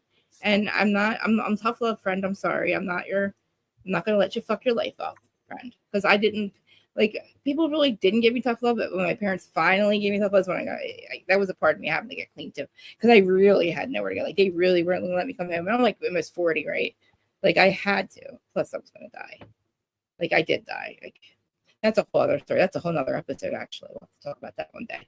I didn't know that I didn't know something happened, but I didn't remember it for a long, long time. But like, a lot happened, and like, yeah, I have to tell you guys all about it. I think I told you about my angel, my birth angel that's here. She's a 7-year-old little girl named Minerva. She's my birth angel. She's like my guardian angel. She's been with me every incarnation. This is my first time being human, so she's with me. But like I always knew I was a kid trapped in an adult's body. That's what I feel like. Like somebody's like, you're gonna fly to Bravo. I'm like, no, I need my parents. What do you mean? What the fuck? I want to fly? What do you mean? Like I can't go buy a ticket. Like what do you buy a ticket? Like my friends are like buying tickets, getting hotel rooms. I'm like, I need my mom or dad. Like I need my parents now. Like I don't know how to do shit. You know? Like I was like, you know, I don't leave Jersey. I like staycation here. You know? But like still, I wouldn't know how to do stuff. So anyway, yeah, she's with me all the time. But like. I don't think I'd be alive without my guardian angel. But anyway, so the number 109 that's when I was born, the time I was born. So I saw it like 3 times since we've been on this live. I saw it earlier, and I think I mentioned it earlier, but that's crazy because I know that's her now. Like I had like I can't perceive them, but my friend who's a psychic can perceive the energies around me. So I knew she was here, but I didn't know about her until just recently, like about 2 years ago, and it was like. It makes sense because I feel like I am a kid trapped in an adult's body, like my husband. Like I ran the bank account, but I was spending the money. You know what I mean? Like I couldn't stop myself. But like, I don't think like I don't know. I always said like I don't know. I did have a job before COVID. I worked at a high school, but I look like a high schooler myself, so nobody really took me seriously.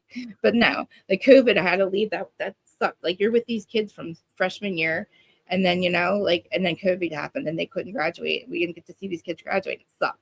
I was like the hall aide, so you know, but like, and then he's like, no, it's an adult job. I'm like, yeah, I know, but this is more me. I like to, and finally he's like, you don't have to work. I'm like, oh, thank God, because literally I needed to, like, I knew how to do. It's hard to heal when you have to go fucking to work and like listen to these. I hate listening to people. I'm not a good person. I don't like to work for other people. I had a huge problem. That's my dad's fault. I had a huge problem with that, so I really never could, you know, I never really worked for anybody that I had to like. Really answer to, you know. So then when I had to a little bit, when I worked with my husband, I was like, this sucks. And he's like, you don't have to work, babe. He's like, work on your mental health. Because, you know, it's a lot like I'm lucky. I know that, but I don't think that I'd be able to stay clean if I wasn't able to like do the work. And I wasn't able to do the work if I had a good work. You know, I didn't start doing this until 5 years ago, but this is like I've never felt like I was like I did anything that was worth anything, really. I was always taking. You know, I felt like that anyway. And so like I don't even know what I give with this, but like I just feel like there's got to be something like a better reason for me to still be here because I should have died a couple times. I did. Like and then I know that I'm here for a reason, but I just want to figure out what exactly that is. Like I feel like I'm getting to that purpose. Like when I think about what you guys do, like it makes me exciting. Like if I could do it, like if I could just I would love to do that. I wish I could. There's something like that around here, like, or they would figure out what we could do around here. Anything, like, I don't know if they even have.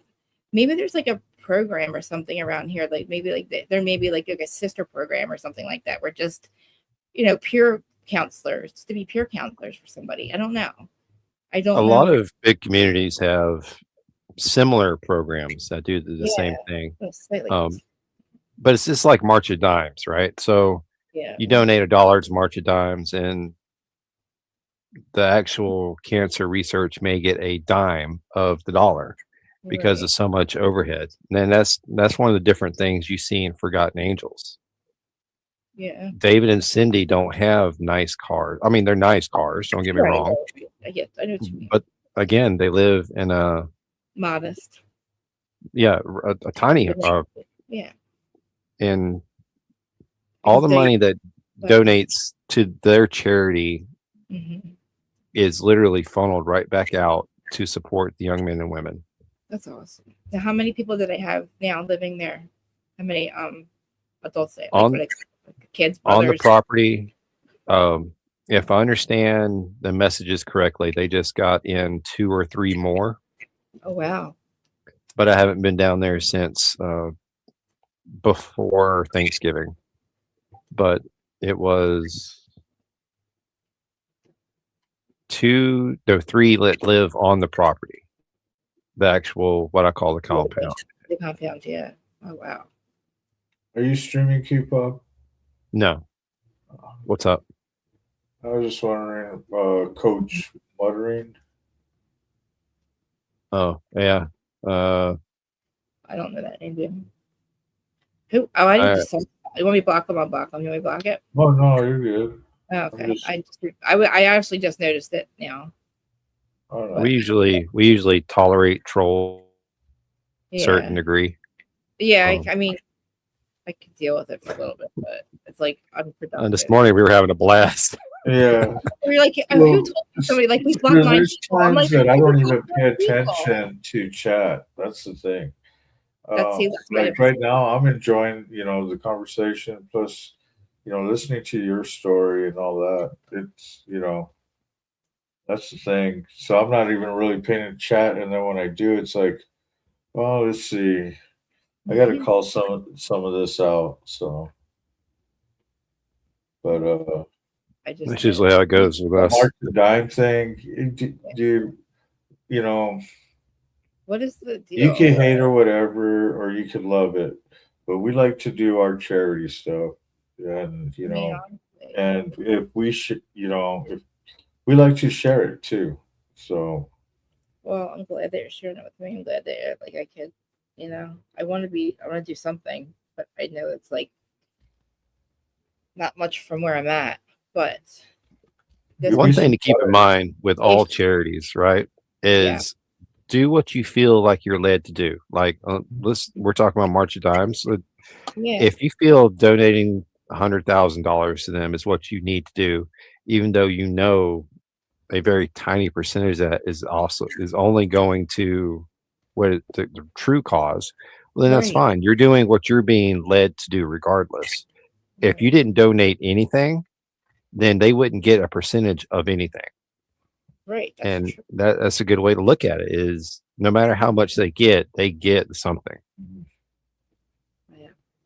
I know, I just noticed that I think somewhere on YouTube we can put something like that. Like I think it asks you if you want to add some kind of like link for a GoFundMe or anything like that. I have to check it out, see how to put it on there. Because I gotta change my channel up. I gotta do a lot of stuff like that. But I wanna do like not meetings. I don't know whatever we're calling this, but whatever we're doing, talking about this kind of stuff. I feel good. Let's see what your title is: Friday Night Confessionals, New Year's Manifesting, and Live Chat with Friends. So we're chilling. I know. I feel like I'm like. Well, it seems like you guys are chilling and I'm blazing. So we're good. I've been trying to fix my fucking camera. I feel like it's so weird for me not to be like I can't see. I feel like you guys. I don't know if it's weird. Like I'm like talking, like I'm not there or something. I feel like when you have these conversations, you like talk to each other, look at each other. You know what I mean? It feels weird, like because I'm usually live. Don't let that bother you. We have like in our panels anywhere between 4 to 6 to 9 people at any given time. One of us will just go icon, and that's all we'll be. We'll be talking, but we'll be an icon. That's it. Or avatar, whichever you want to look at it. Like a couple of the guys that for the true crime, like I was doing panels with them, like because he had a phone and I was able to like pull up the pictures and stuff, so we would do that. But like he would ask me, he would give me 15 minutes notice, and I'm like, I'm not going on camera. Like guys, I don't look like this, but I'm not doing my show. Like you know what I mean? It's like I didn't like so I got a little bit used to doing my avatar, but I still would rather. That's one thing about my show too. I want people to show face, and when you go behind the avatar, it's usually when you're doing stuff or when you've been on panel quite a bit. Like right now, this is great because one, you have your actual picture on your avatar, and two, this is your show, and I'm just here and I'm hanging out with you. I mean, you came onto, into our chats and hung out with us, and you said, "Hey, you should go on. You should go on." And I'm like, "Well, these are times I go on people's, on their platforms." Just the talent, right? That's just when you get to be just the talent. Show up. Yeah, I get to chill and relax. Well, I remember I was on for 3.5 hours, right? I had like a half hour in between. Oh, that's nothing. I'm like, I gotta end this one, guys, because I was like, what did I do? I had another. I went and got a coffee, and I was still late. But I have to wait. What are we at here? I was gonna make you turn on that. Is that you over there? Is that you in the chat right there? Yes. Yeah. I was going to see. Should I mod you on my side so you can take it in case you want to kick people out? I'll give you the keys to that because I don't know how long you want to deal with people that are fucking being disrespectful to our people. You know what I mean? Like I know that it's I like we have pretty good people over here. Like I'm sure they can handle it, but at some point it's like I don't know. I a real carny? I got over 30 years in the business. I've been with you since I was run to the ladies' room, and it's like it's across the house. So I'm gonna go down for like 3 minutes. Is that cool or not? But well, it's gonna be longer than that. I need to take a bathroom break. Remember, I didn't have time. I figured you're good. Just say, hey, I gotta go to the bathroom, and yeah. We're used to it. So handle your stuff. Okay, wait. Let me go mod you real quick. Let me see if I can mod you. So I make everybody mod because sometimes I'm not paying attention and I don't want people to get fucked up. People. I trust my mods too, but they're not like they don't have to be here. Here, I'll type something real quick. I'll tend to antagonize the trolls a little bit more because every comment they do is helping the algorithm, right? So I'll let them say a few things. Once they start getting like, there's a couple that spell out words. Down the thing. No, they're gone instantly. But I normally don't have to boot anybody because we have in our coffee show so many mods that are constantly watching. Like if I'm streaming off this broadcast, it's either going horizontal and vertical. It's doing both. Mine is set up both of them right now. I can't. It bothers me to have it, but that's hard enough. Probably because right now I have you guys up here, so it would probably make me really confused if I have mine. I shut it off. But all right, I'll be right back. Where am I at? Wait, do I have it on or you have? No, I don't have it on. See what's happening right now. By this time I've been smoking all day long. Okay, that's another thing. All right. So where is Sick tonight? I saw him in the comments earlier, but that's what I was wondering. I told him just say what's up, and if he wanted to, I'd send him the link. Same with Moto too. Well, I know Moto doesn't usually stay up too late on Fridays. Because Saturday night is when he stays up the latest. Yeah, but you never know what kind of mood he's actually chimed in on some of my shows in the chats. I'm like, holy cow, what is he doing up at this time? 6 currently in his 12x12 cell, so yeah. That's okay. He's got his laptop, his phone, his headphones. He could jump on and be like, I can't hear her, lock the door and everything. We actually have when I got up earlier, we've I think it's a pack of coyotes is circling our property. Yeah. Hey, Rick Spicer, if you want, check out my channel, man. I've been with it for over 30 years in the carnival business within the circus, carnival, film, music. I mean, I've been there, done that, had the t-shirt, wore it out, used it as a shop rag before I 86 in the can. So,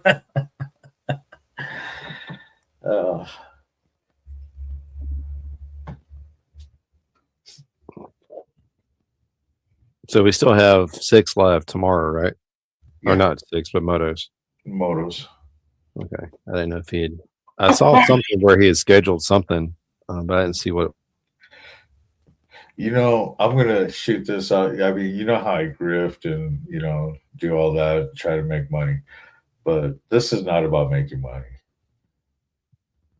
What would be cool is if Ratchet will have my bike finished so I could do the show tomorrow while I'm riding it.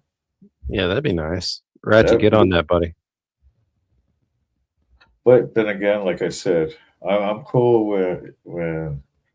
whenever it's done. I'm not really in a rush, but hint, hint, nudge, nudge, wink, wink. You know what I mean? Yeah, I got you. No, look, man, I got the Fat Bob the rear brakes on it are, I think, almost down to the metal. So I have to do the brakes on that. And then, of course, the ST is sitting there with a blown out shoot, I could put my clutch. link up. Yeah. And I think I almost have the money to order a new clutch. Oh yeah.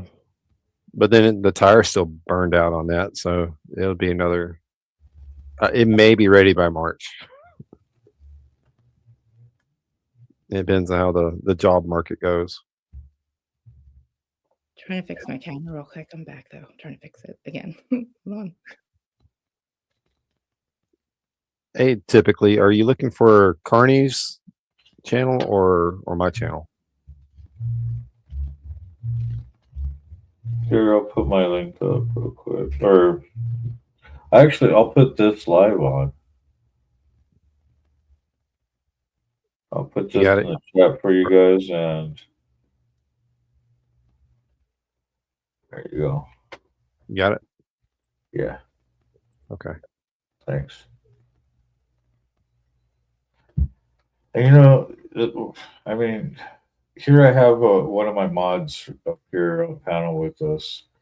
And how many mods do I have in my chats? It's all good. I mean, I'm so used to running my channel by myself. I mean, sometimes I forget I do got mods. It's all, I look over it. I can't. I see all blue, so I don't know. And Rick, you're on your own. You're on an island by yourself. Sorry, Rick. Love you. No, I have 8 cats. Did I tell you that? What's So that? I got Yeah, I have 8 cats. I had to feed a couple of them just now too. They're all looking at me. 5 in the house and 3 outside. 10 dogs. I got you beat. Oh, you have, dude, that's right. Somebody has 8 dogs. That's you, right? Yep. 10 of them. See, I'm telling you, I would have if my husband stopped. He said no after 3. He's like, no more, no more, no more. But it's like, what am I supposed to do? Say no? Dude, my cats just showed up. Like, I'm not gonna just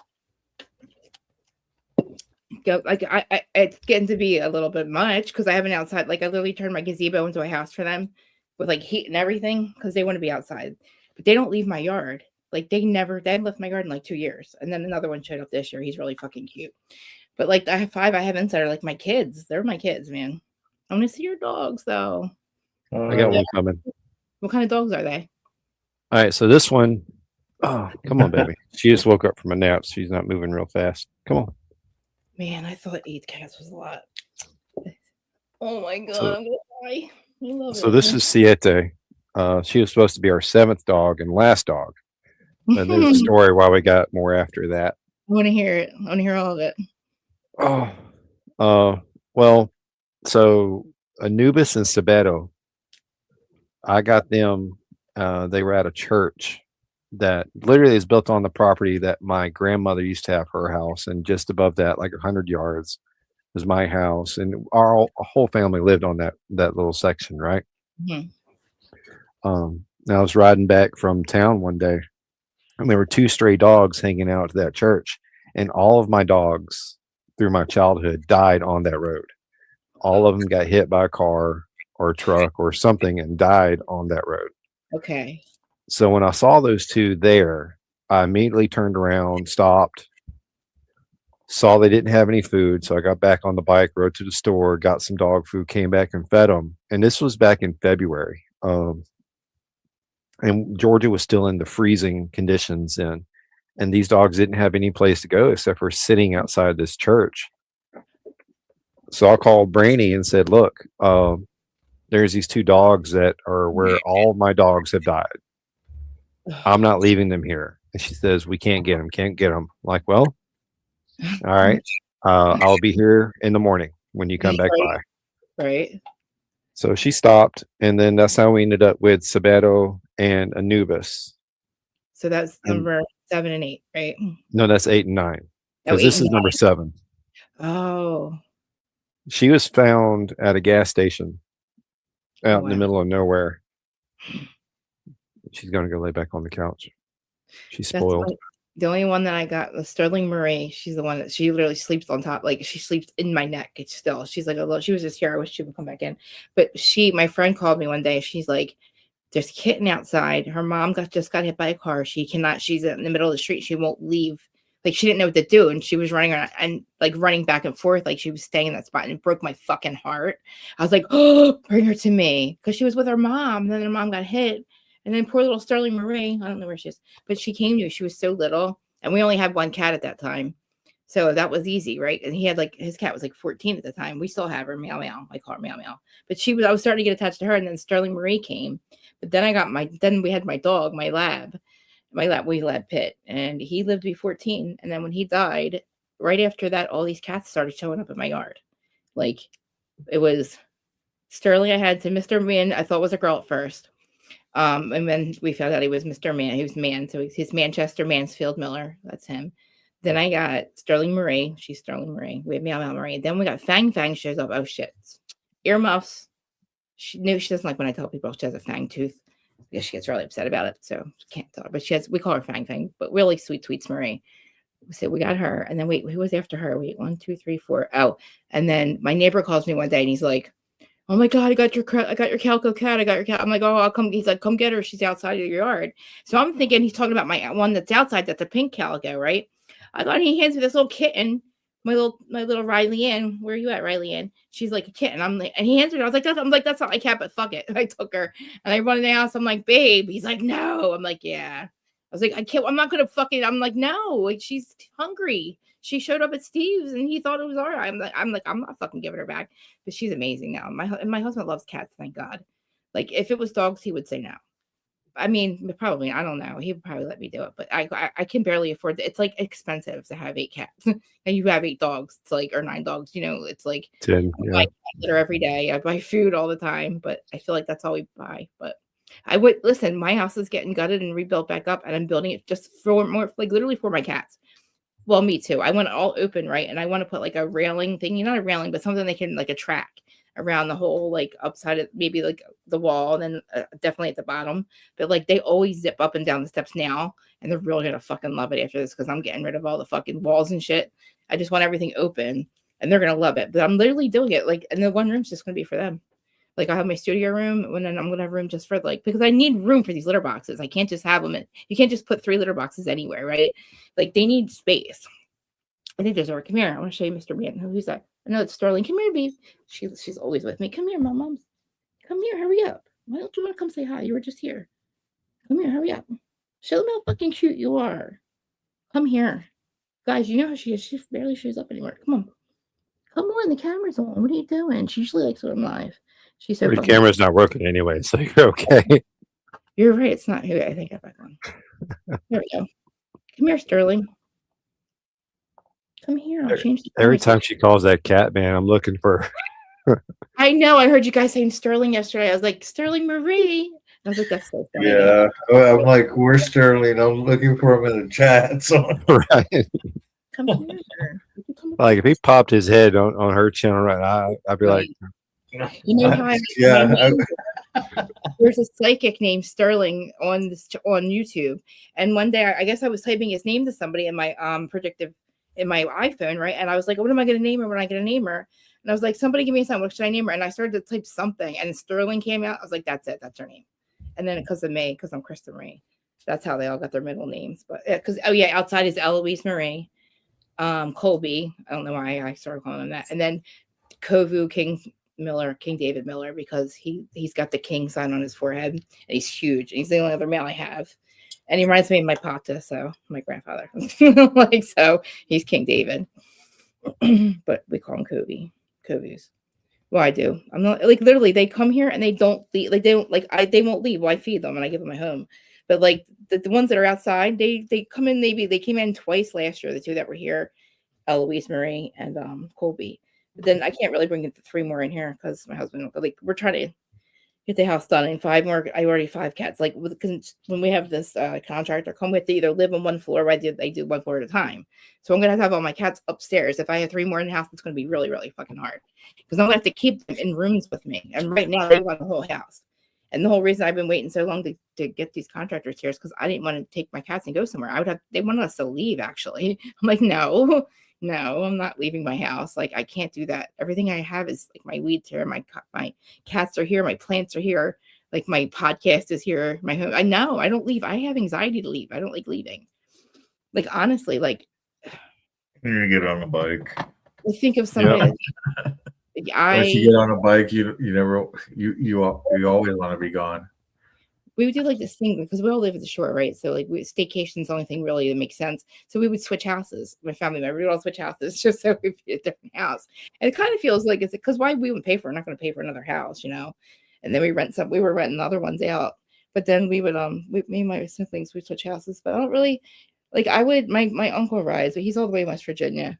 He had to leave the state. So he's in West Virginia and he'll come here. He's comes here, he sneaks in the state like once every 2 months, but he would he can't ride, but he can't get a regular driver's license, but he can ride a bike. He gets a bike license. But he's in West Virginia and he only comes home for like I don't know, once every couple of months, but sneaks in, sneaks out. But I would ride with him. Like I would ride with him, but I don't know what he's up to. But he would do something because he did something. I don't know what they're doing right now, but he would want to do something like that. I don't know what he's doing out there. Probably really, he's got the time. But I would ride with him. And my mom, I think I don't know what she's doing, but I think her new boyfriend, obviously he rides a bike, but like I would like they're doing all kinds of stuff. They've been she apparently is doing it by herself, but I don't think she is. But she's been going to like a lot of places. She's been like traveling and stuff. And yeah, good evening, Mount Woman. Thank you for tuning in, hanging out. We need things when Road like King sneak in? Huh? What did you say? I'm sorry. I was asking when Road King snuck in. He's been there for a while. Yeah. Well, that name earlier, yeah. Hello to everybody too, by the way. Yeah, he's been in the chats for a minute. I think he's My bad, Road King. A lot of people are on the vertical side. Oh yeah. So you can do that on your side. That's good. Yeah. Yeah, I have it on both. Like sometimes I was doing these, like I was doing like mental health check-ins Friday night, but then it's like hard because like people don't know to come to my lives for that. So even if I had my thumbnail and shared it, people are kind of just like, and then it's always like me just like trauma dumping. That's what I feel like. So I end up doing it for like an hour and that's it. But I do because I want. Like, if I tell anybody, just comment. I don't care if you don't even have to be on camera if you want to just talk. I'll just sit here and listen. I'll just be. Because I would have this problem where I thought I could just like I didn't know how to just listen like to people. I always would try to fix the problem, and then I know that's not what people want all the time. So like I learned to just like listen, but I used to not be like that. But now it's like I want to do because I know I can't. I don't know where to go anywhere. Like I don't want to go to meetings because I don't want to leave my house. And this is what I do. Like I can sit here in front of 1,000 people and I don't think about that, but there's no fucking way I'm going to a meeting. And like, I'm like talking in front of people again, like sharing. I can't do that, And it's like, but I've been saying the same thing for 12 years. There's not really much I have that I haven't said. I don't know what else I could help, I know that people need meetings, but I know you also are not going to get clean or stay clean unless you really fucking want to. And you have to really be fucking tired of it. And you got to do the work, and it's hard. It's fucking hard. But there's times like now, like where, like this is something I need right now. Like there's, like I was saying, like I'm like guys, I'm not getting off. I was just 3.5 hours. I didn't want to have to edit the goddamn thing out for the podcast. So I'm like, I got to start over because I end up going like by the end of it, I'm like, well, I'm just like talking, and I'm just like rambling, and I'm like, guys, because it's 3 hours I've been talking shit on other people, and then I'm just like, all right, well here I am, I'm tough love friend. Sorry, Teresa. I'm like, guys, I'll put Braining Chameleon's channel in the chat as well. That's my wife. I was gonna say, it's not your wife. Yeah. Yeah, she does tarot card readings or tarot card readings throughout the week. She'll get on and she'll do a live for like 4 or 5 hours where she's just as they're coming in. See, and then she talks about her journey through being sober because she was a daily heavy drinker, where it was her drug of choice in the morning, and then on the way home, cracking tall boys on the way home, and then when she got home, she already had an 8-pack or whatever. And they'd be gone by the night's end, so she would have to get more the next day and the next day and the next day. And she talks a lot about that in her journey. Yeah. How old She is is she? now. I'm like she. I don't know what's her name. What Brandy, right? Brainy is what we call her. Brandy. Okay. I don't want to say she. I mean, Yeah, I guess I love going on there and watching her show whenever I can. that's I want to watch. That's what I was gonna say. I want to make sure I get her information link because I mean, like I said, people. It's hard. I mean, like you said, I don't like you weren't an addict, like you said. So I don't think it's like, I could never. Yeah, it would be. Like I said to my ex, like one of us has to get clean because I can't, and you got to get clean. You have to, like, you know what I mean. And that would never work. And then my husband, I don't, like I said, it's like he's here, but like I need other people that I know that understand how, like, I've been adulting sober and how fucking hard that is for some people. Like they're like, if people are like, oh, how's your life so hard? Like this is not always been my life. Like it's not just because my husband's normal doesn't mean I'm still dealing with myself. Like I'm still dealing with shit that I don't even know who the fuck I was back then. I don't know. Like I'm a completely different person, I feel like, but I still struggle with mental health. Like I still have, like, I'm a self-medicator, addiction transfers. And I didn't realize honestly till last year that how I could not control my spending. And I'm like fucking addict again. I said, babe, this is fucked up. I said, holy shit, like I really can't stop. Like it's not even like I was paying the bills, but then I'm like, I don't know what the fuck I was buying. Like I would just buy shit. And it wasn't like, and then I would sit there and like I would be so always afraid he was gonna find out. I was always hiding it from him. I'm like, I'm a fucking addict again. Like then I realized like I was an addict growing up. Like addiction transferred when I was younger. Before I didn't know what drugs were. I was like spending money. Then it was sex and money. And then you're like, holy fuck. I had it, and then it was drugs. Then that was like my first Percocet. I was like, oh, fuck's the answer to life. My best friend's an alcoholic too, by the way. Like she's still actively like I don't know. I like fighting to get my dad sober, right? And then I become and we're growing up. Then I become the addict. Then I get all guilty because of everything I'd ever said to him, not understanding what it was to be an addict, and like wasn't choosing that over us. Like that was just his life. His like he was functioning, but like, you know, when you're like a kid and you're watching your mom and your dad fight over it all the time, it's like you feel like that's your life sucks. And you're like, so I was always yelling at them, right? And then I become the addict, and we become, you know, there we are, you know, oh, now we're hanging out and we're doing like coke and like we're drinking, and it's like, you know, but then that's not fucking cool, you know, like you can't do that. It's not, like you know what I mean? It didn't end well. But it's like I felt so guilty, but like, you know, then it's like my best friend, like I fight to get her sober too. And it's like crazy. I didn't realize I got to stop doing that because I was like fighting. I can't even keep myself sober I couldn't do it for so long. But unfortunately, I'm an enabler. Like I don't understand. Enabling for me is hard. It's hard to like when I say able, like I would let her come here and drink, right? But I always make it sure only because I can to make her not lose her kids. Like if she's here with her kids, I'm going to make sure she's not losing her kids. She's always one fuck up away from losing them, and then it ends up happening on my watch. Like I let her drink one day, and that's the day she lost her kids. And she got them back, but like I was for 10 years on baby daddy while motherfucker's in jail. Gets her pregnant, goes to jail. Okay, fine, you fuck up, right? Elaine is 2.5 weeks old. 7 years later, he gets out. I'm baby daddy the whole time. This motherfucker locks her up again and goes back to jail. Now she's drinking. And so we're all back to square one again, right? But like, I understand her. She knows I understand. I get it. That's me. But I didn't have fucking kids. You know what I mean? I didn't have kids because of who I was. Like, I didn't have kids because I knew that I couldn't do that. I could not have, I didn't have it in me really to be a mom, unfortunately. But then again, I'd fuck my kid up. Like, and I didn't want to do what I did, like what I did to my parents and what I didn't want to be abusive to my kid because I'm bipolar, like I have BPD, like I can't control my anger sometimes. And I'm mean to my husband. He doesn't fucking deserve it. Like I know my kids would have to suffer.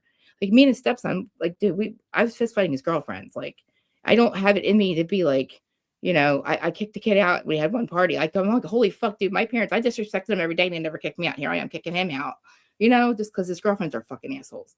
Like, it's just crazy. Like I knew that I couldn't do that. And like she has 3 kids and they're like my kids, but like I would enable her and let her drink. It was just like I found 17 fucking hidden, you know, what are they called? Those little the sleeve, what are they called? The fucking cinnamon shots, whatever. Oh, Fireball. God, yeah, I find them all over my yard. I'm still finding them sometimes. She started, Ugh. I was letting her drink, and then she started hiding it from me because it got to the point where like I couldn't let her do it anymore. But like I did it because I didn't want her to lose her kids. And then, it's like she would drink, she couldn't stop, and then she ends up in like 3 a.m. Her dude's calling the fucking, she got putting her in jail because what else is he gonna do? She's screaming with a knife in her hand, and she loses her kids. And like, then I did that, and I'm like, holy fuck! Like I was trying. There was always one thing. I was always trying to clean up everything for her so the kids wouldn't. And everybody asked me, "Why do you keep doing this?" I'm like, "Because of the kids, because I love them. They don't deserve it. Like they don't. They only have her. Every fucking her mom was murdered. I'm not mad at her. I'm mad at her mom's fucking murder. Her mom was murdered when she was 10, dude. But that broke us in half, right? So that's what I'm mad at. That's why she's an alcoholic. And every fucking aunt and uncle she had died from drugs or murder. Like she's like every tragedy in my fucking life. And then her last overdose in her house was her aunt was only 2 years ago. The kids found their aunt, her last aunt, dead in her house, overdosed. You know what I mean? It's like, and then she's an alcoholic. I get it. I know why you're an alcoholic. You know what I mean? But like, I need her to stop. But I can't. What am I going to do? Like, I feel like it sucks because I can't stop her. I know it's not going to end well. One day I'm going to get a call and the kids are going to find her, and I know she can't help it. And it's like she has everything now, but it's like I don't know how long that's gonna last. I can't. I have to stop talking to her sometimes. Like this is the first Christmas I haven't been with her kids.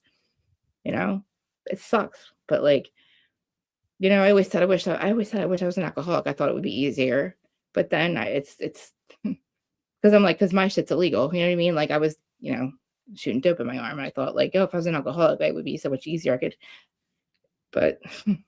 When it's easier to get, it's easier to get, but easier to tailspin on it. I mean, that's the thing. Because when she got her apartment, it was across the street from a liquor store. I was like, what the fuck? And she was sober at the time because she had got through HUD.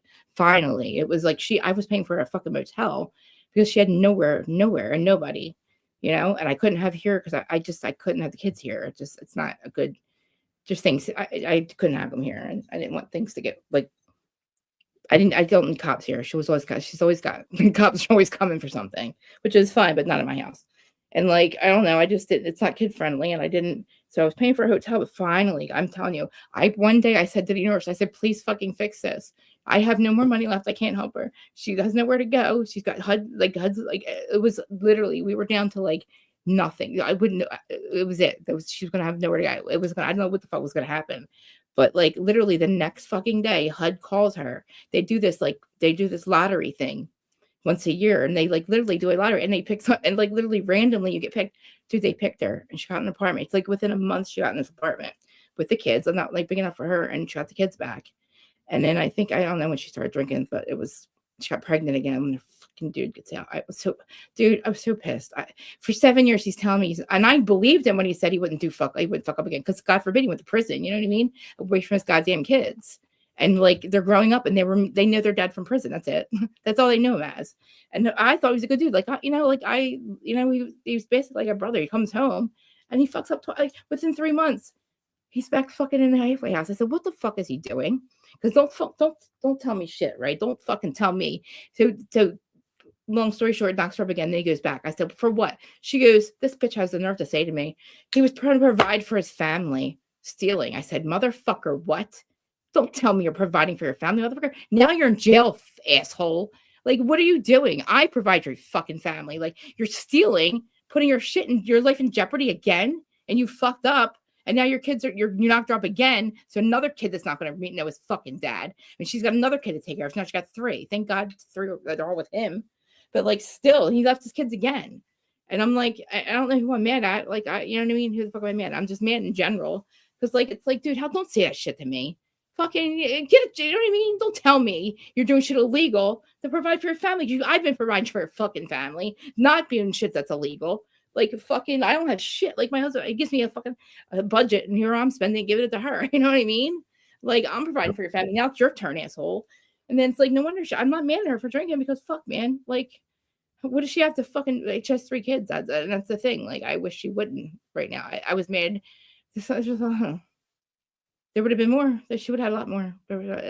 She would have had a lot more. And it's like, 2 was hard. 2 was hard because I'm not a kid. I'm really not a kid. I'm not a kid person, but my personality, look at me, I don't shut the fuck up. I love my cats. I give them attention, but when I want to just like, there's sometimes I can't stand myself and I just don't want to be around anybody. And I couldn't imagine a poor kid having to be with me, Like I need to go outside and I hug my trees, like for real. Like I have signs on all my trees that says we hug trees here. Like I call them healer. I have a tree out there that I heal. I was going to ask you about the land that all your dogs died on. Is it Indian burial? Is it an old Indian burial site? No, it's just a major highway. Because that's fucked up. Like I didn't know this, but we had a house that we had like this farmhouse, right? And I always wanted to get it back. It was like my grandparents. They died really young, right? My dad's parents. But on the property, I remember he said a lot of bad things happened there. Cause I was like, I want the farmhouse back. Like I cry every time I see it. Like, my grandparents died, it like devastated me. Felt like my parents. They died when I was like 3 or 4, right? So like he said that it was on an Indian burial site. He's like, that's why all our dogs died. And I said, Uncle Matt, I don't remember. Like, I didn't think of it like that. I just thought, fuck, you guys are a bunch of fucking bikers. Bad things are going to happen there. You know what I mean? There's always bad things. My trauma is from watching you guys fight and shit. Like just all these guys being drunk all the time and like just fighting part, how that shit is. Yeah. And like, I'm a kid, right? And I'm thinking my dad's the coolest guy in the room, but really they're a bunch of fucking outlaws, which is fine. But like, my trauma is watching them getting fights and shit. So like, I'm thinking bad things like that. But like, to me, I'm like, when you said that, I was like, oh man, like why though? But like a major highway, like, were you living on one or did you live on it or? Yeah. I mean, the house was literally 30 yards from the highway.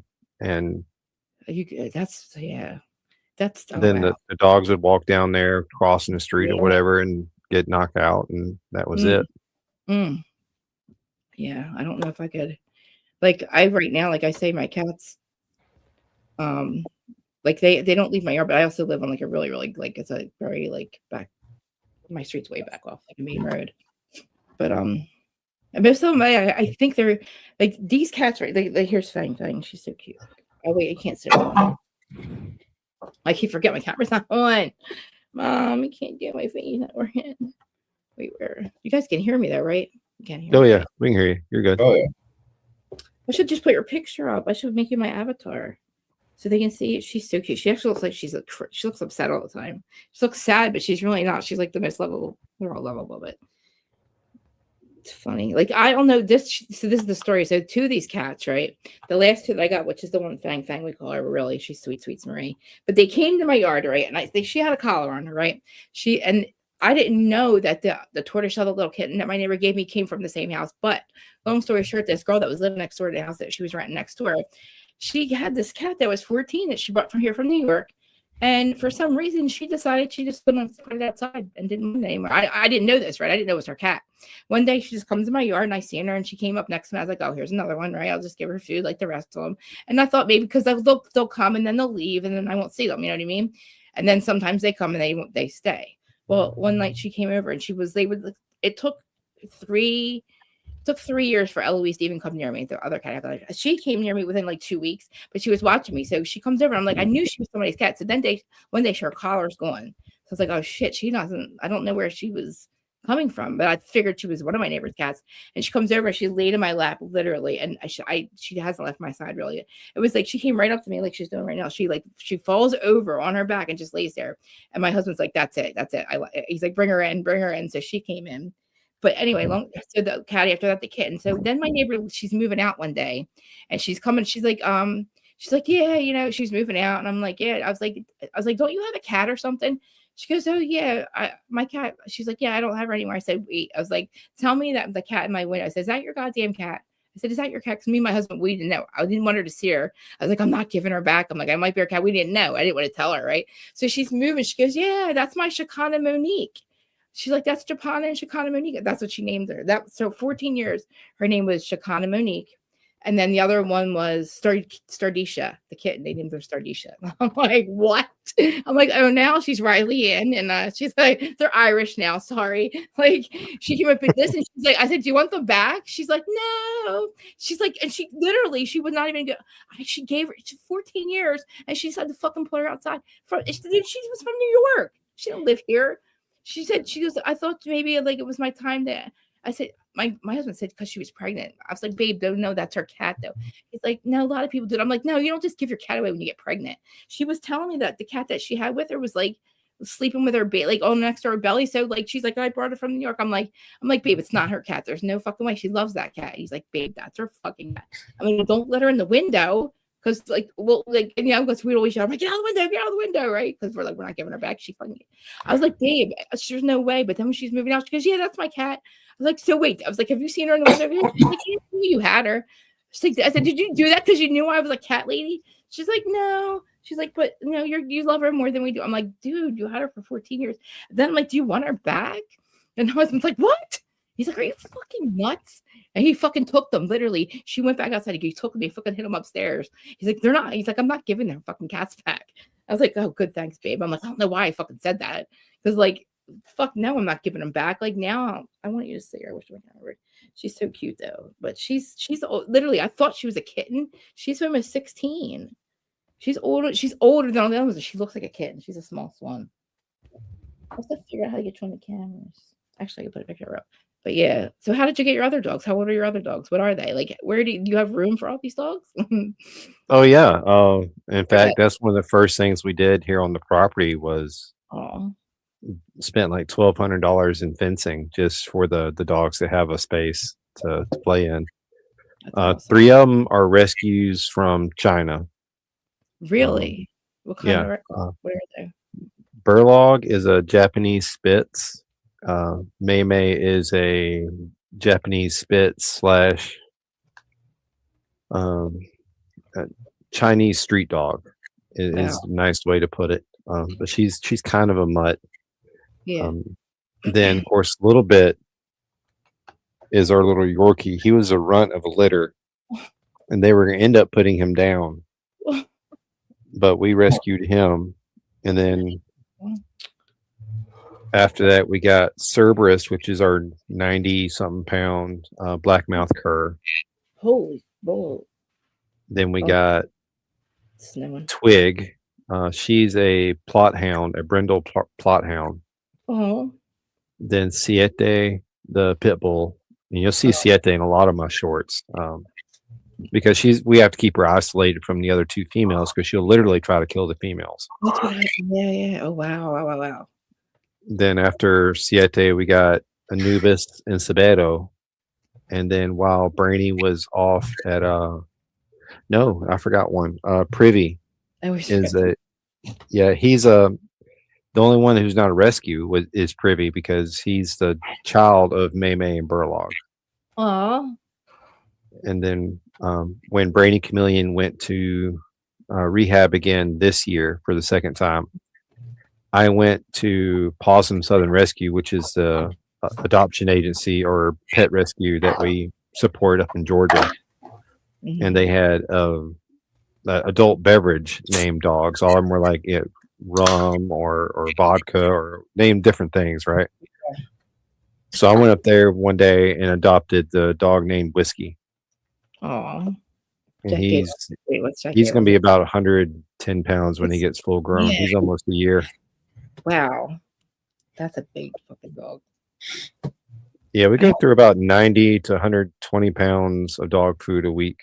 Yeah, I think I buy that 20-pound bag of cat food. I buy that probably at least once a week. Which isn't big. It's only $20, but the cat litter is like killing me. It's like I have 3 litter boxes and I have to clean it every other. I have to actually change it every other day because I have 5 cats in here. Think about how much poop it's a lot. It's like crazy, and it's funny because there's 4 girls and 1 boy. And the girls use one and he uses the other. It's so fucking cute that they know they use it. It's like crazy. And these cats did not grow up with each other. I brought them in here and they love each other so much. Like they're always like, they're just, it's crazy. I don't know how I got lucky. That's why I know, like when I have my energy read, I can't wait. I need to meet your wife. When I have my energy read with the cats, they're like, obviously they incarnated here to be with me. Allegedly. I said, I know they're my 7 dwarves. I think I have 8 though, because I'm Snow fucking White over here.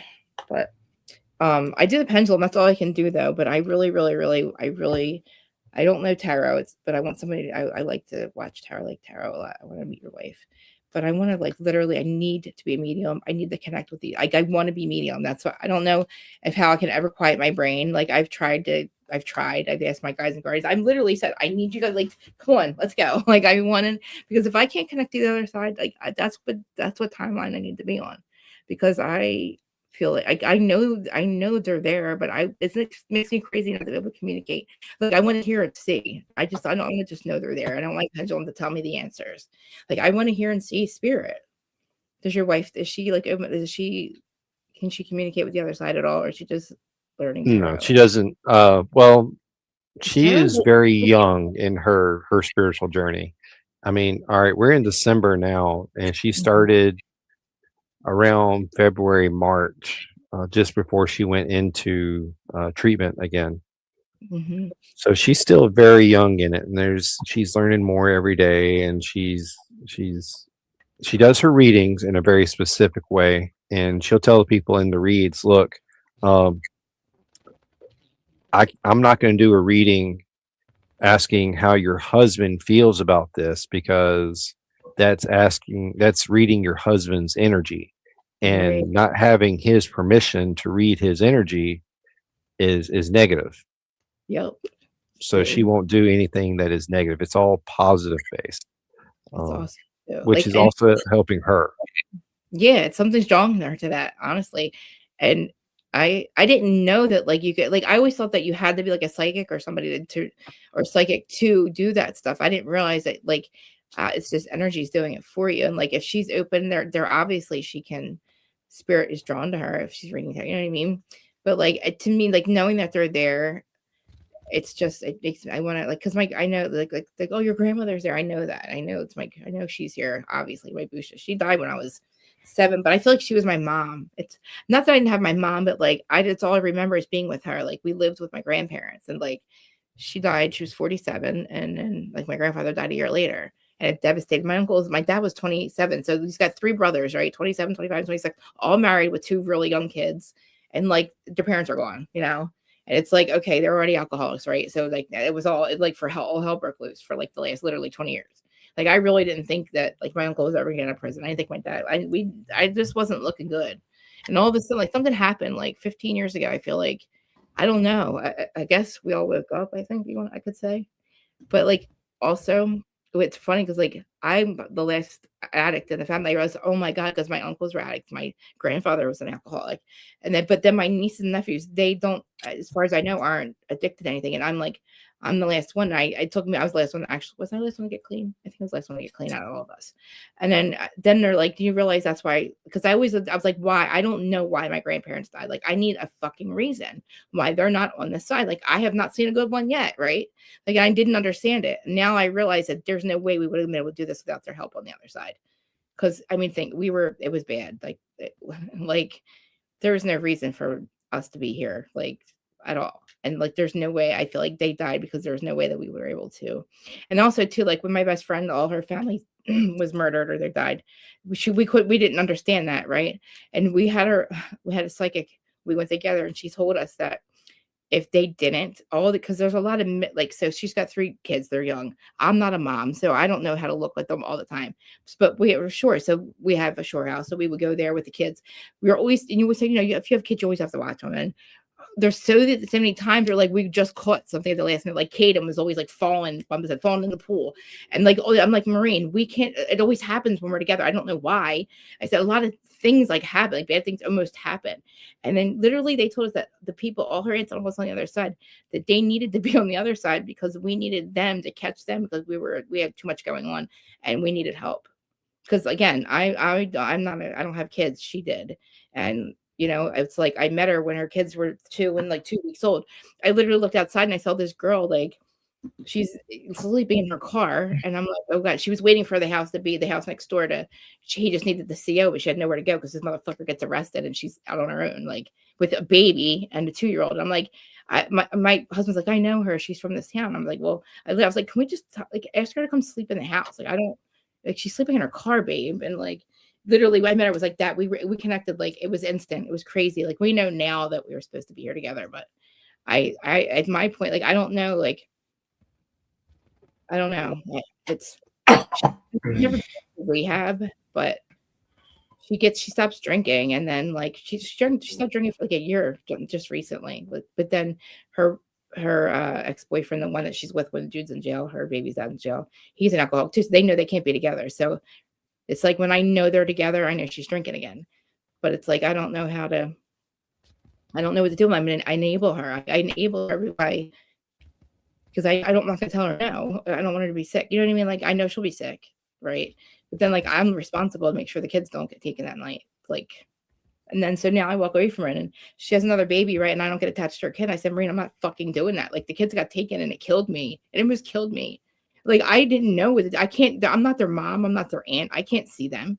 I lose them too. You know what I mean? Like, and I can't. I can't be attached to another. Like my friends are losing their fucking kids, and I'm like, what am I gonna do? Like they're gone. I don't have any rights to them. I'm nobody to them, and I'm attached to their kids. And I'm not doing that again. Like, and it fucks me up because it's like I understand her addiction, but I don't understand. Like, I don't know how to what to do. It's like I'm not trying to make it about me because it's not about me, but I can't. What am I? That's the reason why I'm not in her life right now because I can't fucking handle it. But either way, I'm fucking upset. Either way, half of my soul's gone. I already lost my other half of soul. She's gone and she took her life. This one, it's like I don't know. Where's this life lesson? I asked we and her. We'll sit there and we'll just talk. She'll say, "What are we doing? Like, what kind of lesson is this for us? Like, why are we still fucking? Why am I still drinking? Like, why can't I stay?" Like, she said she doesn't want to stop drinking, but again, she knows. She's actually a lot younger than me too, but it's just I don't know. Right now she's, hey Terry, as Mama Bear, talking about Marine. It's just we're just talking about it, like how I kind of was enabling her last summer. Well, I was enabling, not kind. I did fucking enable her because she was gonna do it anyway. Like There's nothing you can do about it. When she's ready to stop is when she'll be able to stop. But until then, do you have can I ask you a question there? Did you do anything? Like, did you give your wife a bottom line? Like, did you do anything like that? Because I feel like I should be doing that. I'm not. Like, I don't know. The first time if you I didn't know it was, I knew it was a problem because she was going to treatment. She was doing the Suboxone clinic and doing that every day, right? Yep. So I knew it was a problem. Mm-hmm.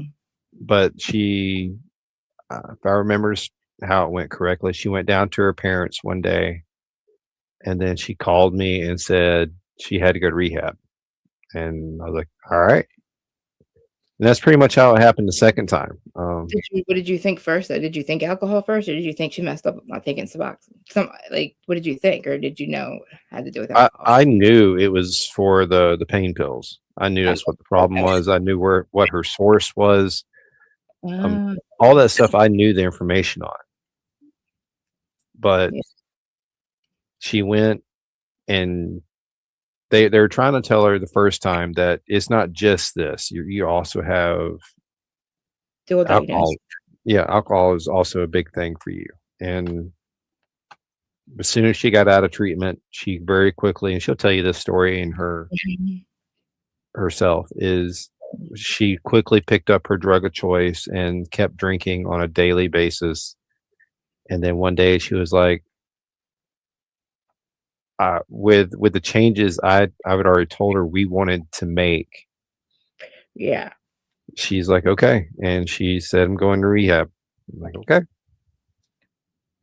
So I got us another dog while she was gone. Was she functioning though? Like, did you I mean, because like with Marine, like her life doesn't get negatively affected until it's like, I don't know, like she'll hide it. I can tell, but like she can hide it for like months and months from everybody in her life. And then all of a sudden it's like, oh, Marine's drinking. And then I don't know. It's like, I feel like, I don't know. Like, then I'm like, if she's functioning, then it's okay. Cause it's not negative. You know what I mean? I don't know. I justified somehow, but like you said, like, it's not her, like her health is not well either. She's 30. It's not even 40. Marine's like, she's 15 years younger than me. So she's like, yeah, she's like young. And like I said, everybody in her life is gone. Every aunt and uncle she's had was either murdered or deed. And her dad had died from, he was he was smoking crack and stuff, and he had a couple strokes, and he just died. Like, it was like tragedy. It's like literally, she's like, my life, it's been one big tragedy. Aunt, uncle, aunt. It's so fucked up. And we're like, how the fuck are we still here right now? Like, her life and my life, but like, we don't get it. Like, I'm like, Marine, and then she'll say, like, I know we're here for a fucking reason. I gotta stop drinking, but I don't want to. And I'm like, I get it, dude. I don't, but then I didn't have kids, so that's where I stopped getting it, kind of, because I knew better. And I don't know if she knew better, because I didn't know she got pregnant the first time, but she definitely knew the third time. So it's like, Marine, well, now what? Like, I can't do this. I said, I'm not doing this again. Like, when she moved, it was the best thing for our friendship, because she lived basically in the same house. Like, it was like across like our driveway, right? So like, it was like basically we're always. But then it's so easy for her to just ask me to watch the kids. Like, and I'm not that person really. Like, and it's at the point where sometimes she was irresponsible. My house is not. You don't leave my fucking doors unlocked. Like, I know to lock my doors. I know that I trust myself. Like, she'd be so fucked up. Like, leave my doors up and there goes my cats. And something happens to my cat, I'm going to fucking kill you. No offense, but I will fucking kill you. Like, but they don't get that. So like, a couple times she'd be here, and like, that's irresponsible. So it's like, when she moved, it's the best thing for our friendship, but it was in a really bad spot. It's like where her sister is, or neighbor is. It's like, okay, it was run amok. Kids are run amok over there, because it's like the houses, all the families all around, but then she's fist fighting all of them every night. And I'm like, fuck that straight. I ain't going over there, So I like grab the kids, and like, I'm not that person. I had to stop being that person. But like, it sucks. I don't know how to fight. I'm fucked, babe. Because it's like, I'm hurting no matter what. Like, I'm hurting watching her kill herself. I'm hurting when I'm not with her. Because like, we quickly, like, it's been a long time. Like, it's crazy. I said, Marine, I just sent her like 2,000 pictures just from Christmases, just because, like, we're like, she's that mom too. Like, she literally is a great. I'd always tell people, like, I'm like, she's an alcoholic, but she's a great mom. But there's things I didn't realize. There's things I didn't see. There's things I didn't know. Things that she would. I didn't realize that she was, not paying. But like, I would give her money, and I realized I didn't know she wasn't paying the bills. I thought she was paying them. Like, I had no reason not to believe her. Things were so, you know what I mean? Like, I paid for the hotel, I did it for the kids. Like, I wasn't enabling. They're like, you're enabling her. I'm like, if I don't pay for it, like, she'll figure it out. Maybe should have figured it out. I said, but like, why would I not do that? I don't know how not to do that. Like, I could have did it. I did it because I could at the time. And like, but we got to the point where, like, I don't know what the fuck we're going to do now, Marine. Like, this we got to figure this out. Like, I prayed. I was saying I prayed the day before. I'm like, I don't know who can fix this, but somebody please fucking fix this. Like, she can't die. Like, I need this to be fixed. Like, help her somehow. And I don't know. Literally the next day she got that apartment. It was like crazy. I was like, Marine, you realize that we literally run our wits out? Like, we asked for help and it came. I said, please this time. Like, I said, if you have to fucking drink, please just make sure those kids don't get taken, or like, don't kill yourself. I don't know what to tell you, but like, I don't know. Like, I can't, I'm not going to be able to like house you. I'm not in her life now for a reason. I don't say I'm not in her life, but I mean, I'm not, like, Christmas would have been hard for me not to like, it was hard actually. It's weird that my date went by and I didn't realize it. I did not think about it for 3 days. I knew it was coming up. I would say, like, because something that was coming up recently. I'm like, yeah, it's 12/21/12. And I can't, literally, I just realized it today. I was like, oh shit. I was like, that was 12. Wait, how many years? 12 years, 12, 13 years. Right? Yeah. It's weird. Because I stopped thinking about it after about 3 years, I stopped thinking really about it all the time. It just got easier and easier every year. But like, oh God, dude. Like, it's hard not to smoke pot. Like, I don't know. Like I said, I don't think I'd be here. I don't know if I would be able to survive if I didn't. Hey, babe, what's up? Just hanging out. It's a dual stream. Just hanging out, just talking. I'm like trauma dumping on everyone. They think like I'm like, it's like I'm like fine now. My life's okay now. It's just crazy because I didn't realize that, like, I don't know what I didn't realize. I don't know. It's like, I thought maybe if I had peace of mind, like, I wouldn't want to use or something. And then I was like, oh, and then it fucked me up because then I did. And I was like, oh my God, I'm fucking broken. That's it. I'm fucked. Like, I have everything. Like, he's like, I have a husband that's amazing. I'm lucky I even fucking got him. Like, I don't know where the fuck, you know what I mean? Like, here I am, imposter syndrome. And it's like, and then I was like, fuck, I still want to get high, or not get high, but like, I'm still like, I can't calm the fuck down, or like, I didn't know. And I'm like, no, I was like, fuck that. And I'm spending his money. I'm spending money. Like, I'm an addict again. And that fucked me up because I'm like, oh shit. Like, that sucks. Like, peace of mind, I don't have to worry about my house because I always had a reason to get high. Like, oh, I'm afraid of my house getting raided. Oh, I'm afraid, my ex, he's not, he would go home to somebody else every night. And it's like, I thought that was like, I would sit there and just smoke crack because I couldn't deal with it because I knew he wasn't in my house. Like it just fucked me up. I don't know how the fuck I survived it, but like I think about that, I'm like, how the fuck? There was nights where I literally thought that like I just I don't know. I didn't want to wake up. I shouldn't have woken up. And I don't know how the fuck I did that. Like I don't know. Like I don't know. Like I'm so lucky right now to even be alive. And like I need to do something with this. Like because I don't get it. I don't understand like why I'm here. Like because there's so many friends that aren't here. Like I watch people die. Like well, we're not. I would have been another dead junkie. And that sucks because that's what people like. I look at my friends. I'm like I need to make like I hate the fact that that my like they're dead. They're gone. And like that's what happened. Like that was the end of their life. That was their whole life. It's like they didn't choose. Like my one friend, just like she didn't choose her entire fucking family to be gone and have to do this by herself. Like and literally and then not be an addict or an alcoholic or whatever, And then here I am. My dad's my fucking drug buddy. That's fucked up. It's like I don't even blame him actually. Like I don't even like I have more guilt because I was mean to him when I was a kid. I have more guilt over that. Like, but just watch us now. Like I was looking at it. I was like, look at us. Like we're all fucking clean. We're not, we're all bipolar, but whatever. Like we laugh about that. And then my dad will go, it's because we're aliens. I'm like, I know, Dad, I know. And the brother's like, no, we're not. And then that's the whole thing. And then I have to tell my brother he's not one of us. Get the fuck because like we know we're aliens. And I said, but Dad, I'm like, we're not in jail. We're clean. We got your husband. I like, I mean, my aunt and uncle literally got back together. They were together since they were 18. And then she left him for like 20 years. He was in prison and shit. Then they got back together. And like now they're old and having kids, like their kids are married. It's like crazy. I like look at us. I'm like, oh my God. I'm like, we're alive. I'm like, none of us are in jail. I'm like, nobody's in trouble. I'm like, for the most part, we're okay. Like, there's no more like there's no, they're old now, they're in their 70s. So it's like there's no more there's no more funny stuff. Like they're not outlaws, retired outlaws, I call them, but they're not like they think they're cool now, but they're really not. I'm like, Dad, you don't do shit. Like you're too old. Like you're gonna end up getting in trouble. Like literally, my mom just left his ass for something that happened 10 years ago. I don't know. He wanted to go to this, like when my mom was, the guy that my mom was saying, me, him, and my fucking sister in a car going to this guy's house. I said, what the fuck do we think we're doing? My dad's like, we got there, like, what? We're like, what are we doing? What the fuck do we think we're doing? We like, get the fuck back to the house now, Dad. So turn the fucking car around. This is ridiculous. We're not going to beat him up.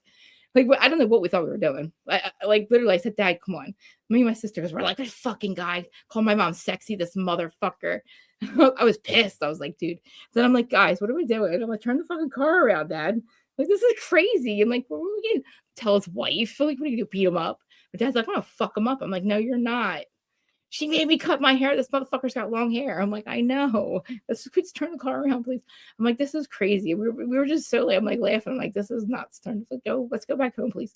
I'm like, I don't know what the fuck we're doing. Me and my sister are nuts. It's like we feel like we're 6 years old again. Like literally, I don't live with my parents. So obviously, what am I thinking? Like my mom's leaving me or something, right? I'm like, nothing's changing. Like I'm not losing her. I was just mad at her because she hurt my dad badly. But I get it. I kind of get it. But I didn't. It's weird. My mom showed no signs of unhappiness. I mean, I don't know what happened. I thought she had no feelings. I didn't think she had emotions because never really see her get angry. She used to say, I used to sleep at night. She would say shit like that. But like, I didn't think she hated him. I didn't think, like, I don't know. I didn't know that she hated him as much as she did. Like, she fucking hates him. She left last October. She has not even she don't even care about her shit. She's fucking out. She went to live with my aunt. She's like, I thought she was happy before. And now I see her. She's fucking really happy. Sorry, Dad, if you're listening, but she is. And she hates it. It's so sad. It bothers me. She hates him so much. But I get it now. But I didn't understand. My sister's the one that lives with them.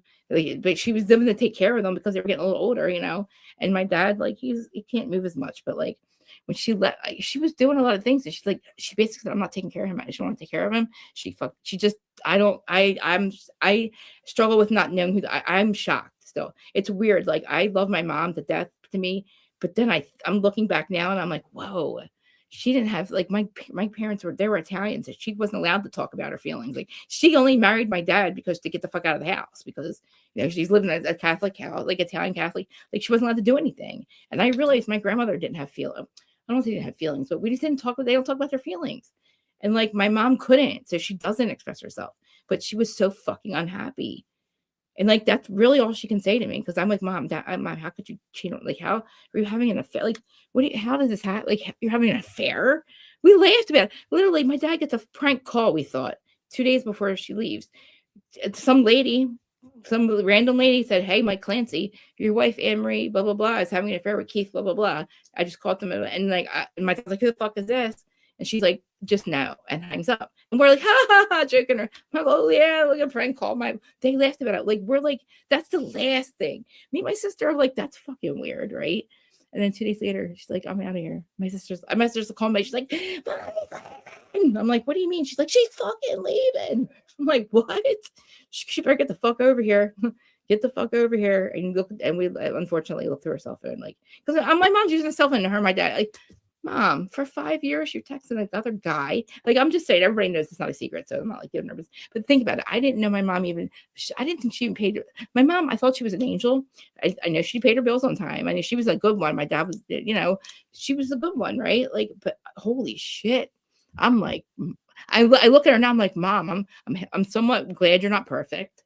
And I get it. Now I get you, because now I realize we're more alike than I thought." But like, remember, like, you're not supposed to know how your parents feel. I'm like, well, like, you know your parents' character, though. Like, I kind of was joking around in the beginning. I'm like, "Mom, you're a liar and a whore." I'm like, holy shit. I'm like, "You're a fucking mistress, Mom. You're a fucking lie." Like, but I was like, I was mad, but that's just how I communicated. And she'd be like, "Krista."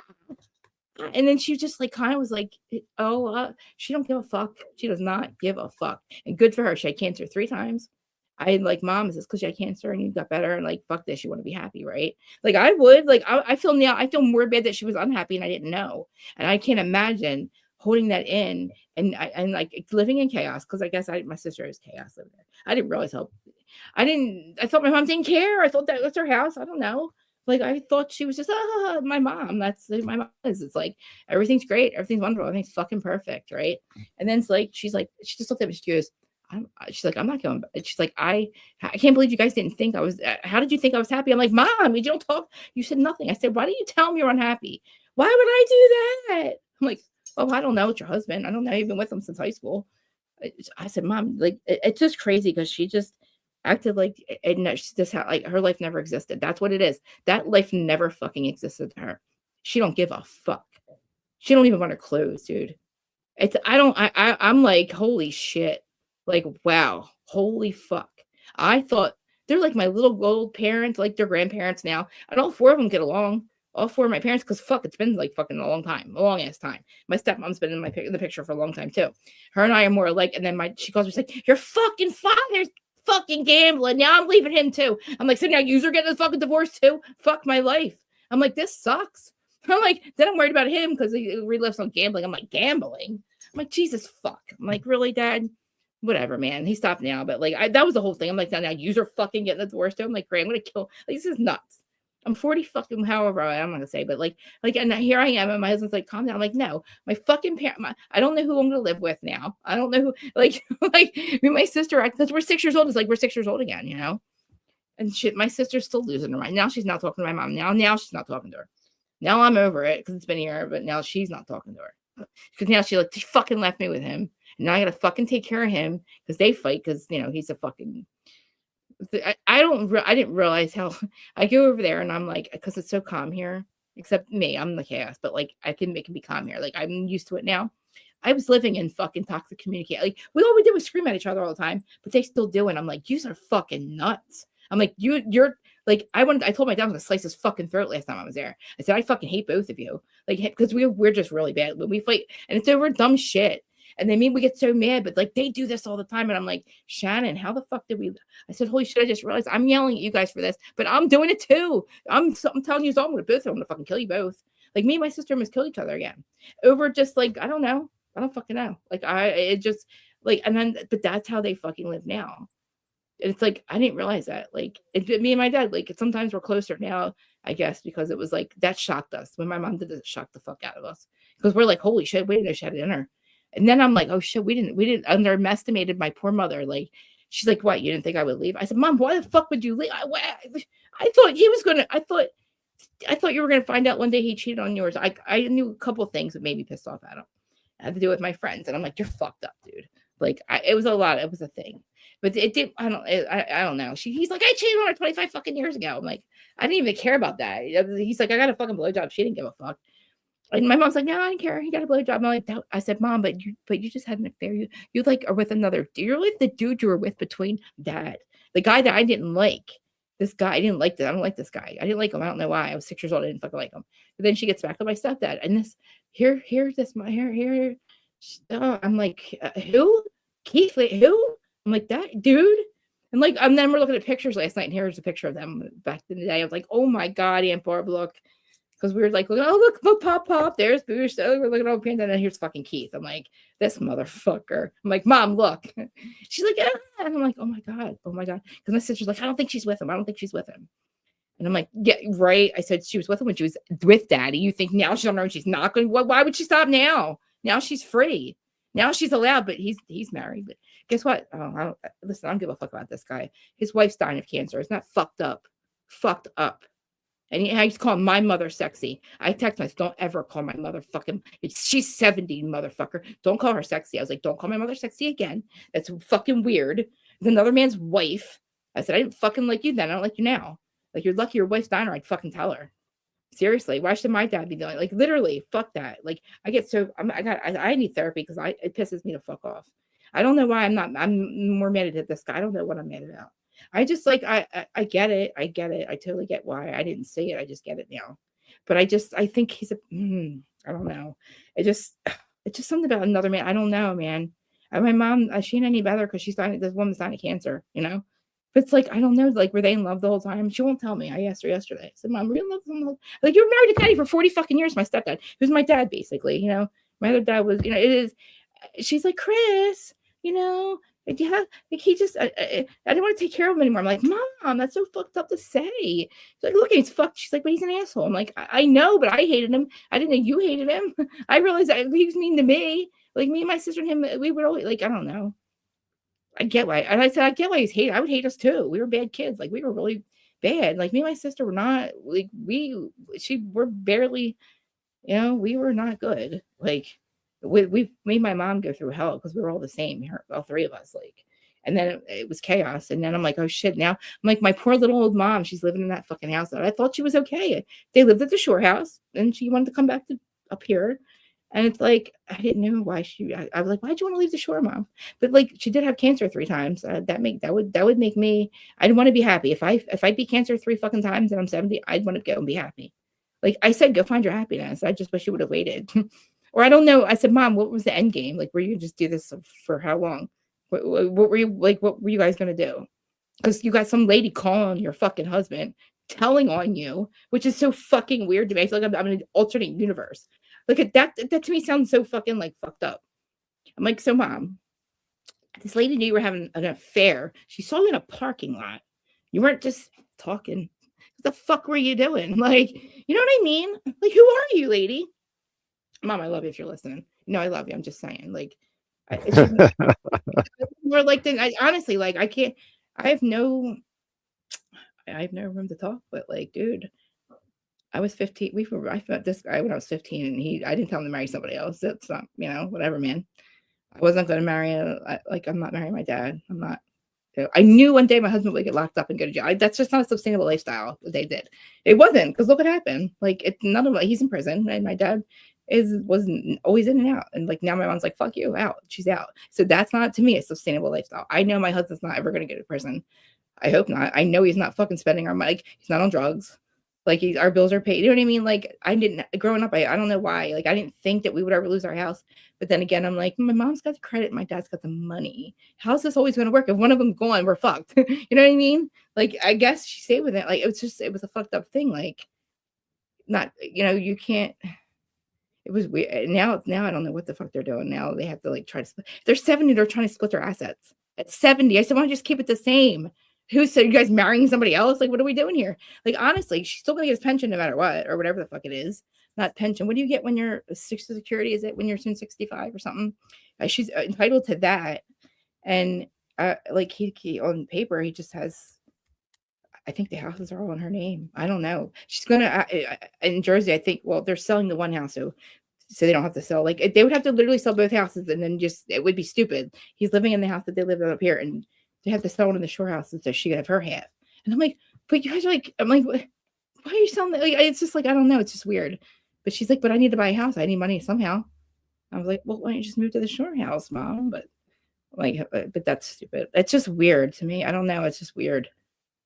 Yes, my poor fucking chat people. They have to listen to me. I'm sorry, guys. Like literally, I'm so manic. I could talk probably for another hour about fucking shit. Oh, we're good. I'm good. Weird because I think about like I'm good. Like I only like people are like, oh, you're not over. I'm like, I kind of am, but I have to get it out sometimes. And I repeat myself. Believe me, this whole thing you heard, you'll hear. I repeat myself, and my husband knows better. Like when I'm processing something, I'll just keep because it's like, what else am I going to say? It's a truth. Like I can't sugarcoat anything, and it's like, and then my husband's like, well, it's not about you. My dad will say it's not about you. I'm like, well, then don't fucking ask me then. Like, cause don't ask me how I feel about it. Like, I'll have my feelings, but dude, I'll go talk to my fucking plants. I'll talk, you know what I mean? But like, thank God I have my fucking chat people or my friends that like literally know that I need, if not, they know better. Like they know that I'm not good when I'm not good. And I'm not good. Like, I don't know why. But it's like, it's not about me. So whatever. That's like, I hate that though. It's not about me, but like her recovery, like my best friend, it's not about me, but like I'm still going to hurt if something happens. I'm going to fucking die. Like, I don't know. It would kill me if something happens to her and I'm just waiting for it. Like it's, you know, like it sucks. I just, like, I know how hard it is to stay clean and I'm on Suboxone, dude. I'm still on Suboxone. Like I started doing it right in 2012. It took me, I was on it since 2007. I'm still fucking on it. I hate that I'm fucking on it because I don't have any, they're like, so I said to my doctor, I want to get off it finally, right? Because like, what the fuck am I still taking it for? I'm afraid of withdrawal. That's literally why I still take it. And there's a way you can do it. My doctor basically said, no, my doctor, I've known him all this time. He literally played the harp in my wedding like that. He knows what it would mean to me to get the fuck off of him. And I'm like, I'm still going to come here for my other meds. Like, dude, he basically said no. I'm like, what? I'm like, no, I'm fucking almost 50, mother. Like, you got me on gabapentin, got me addicted to something else and Suboxone. Okay. I'm not very happy about it. You know what I mean? Like, I would like to not have to pay you this. Like, I don't want to do this anymore. It's 13 years. And then he goes, oh, you'll probably just want to get high. I'm like, motherfucker, you don't think I can get high if I want to get high? If I want to get high, I'll go get high. I don't need you to be off this. You know what I mean? I don't think he gets it. Like, I'm like, don't you get it? I wasn't even like, I didn't do it right until I wanted to. Like, I do them right now. Like, it's been a long fucking time. And now I went off. He's like, oh, you'll just want to get high. He's like, well, I'll go fucking get high. You know what I mean? Like, what the fuck? Like, it's crazy. I don't want to be the one. I hate being on them. It's just to me, it's like, we don't know what it's doing to us. I don't know what, like, I think we were probably one of the first people to be on Suboxone ever. And like, I remember when they first came out, I don't know what the long-term side effects of this is. I know that, like, I don't know what the fuck could happen to me if I don't know. My friend, he's a little bit older than me. We were on him with the thing. He goes, do yourself a favor, stay on him. I said, dude, he goes, it's been 3 years and I still feel like shit. I said, dude, like, fuck. You know what I mean? Because who knows? Like, it's blocking it literally. Because I know, I remember in the beginning I would try to get high, but it didn't work. I know better now. I've known better for a long time. I said something stupid the other day. So I was like, I could take perks. I'm like, my husband's like, yeah. He's like, no, you can't. I'm like, he's like, you probably can't. And he's like, why would you even think about it? Because I was like, I don't know. It's been a long time. I said, because I don't feel like I would be addicted to it. He goes, but why do you want? He's like, if you want to take them, he's like, obviously there's I'm like, I thought about it. I was like, oh shit, it's weird. Like and then I don't know. Like the Suboxone that he gives me, I take a whole one. That's it. But like, you would think by now, or like just wean yourself off. I'm like, you don't get it. Like, I don't know if you ever went through withdrawal, but there's a reason why we stay on them. It's a reason why I'm still on them. It's not about not getting high. Trust me, I did that work already. It's just, they fucked us up. Thank God for them. But like, I don't know. I gotta just say, like, everybody's like, well, I don't want to be on them because it just is like my old life. But it's also like, I don't have the time. I really don't want to be sick. Why should I have to be sick? Why should I have to feel like shit? Like, you know what I mean? I feel like, fuck that. Like, we got this, like, I shouldn't have to go through shit. I don't know. I feel like it's fucked up that, like, now I have to go through, like, the whole reason I'm on them is so I don't feel like shit. It's like, and then, so fuck it. It's not, but then I'm like, oh, fuck, I don't know what it's doing to me. And then my friend's like, well, you're vaping every day. You don't know that you're tan every day. I'm like, well, well, whatever, man. Like, okay, I know that, but I don't know, man. That like I don't know. If you're on Suboxone, you know what it feels like to go through withdrawal.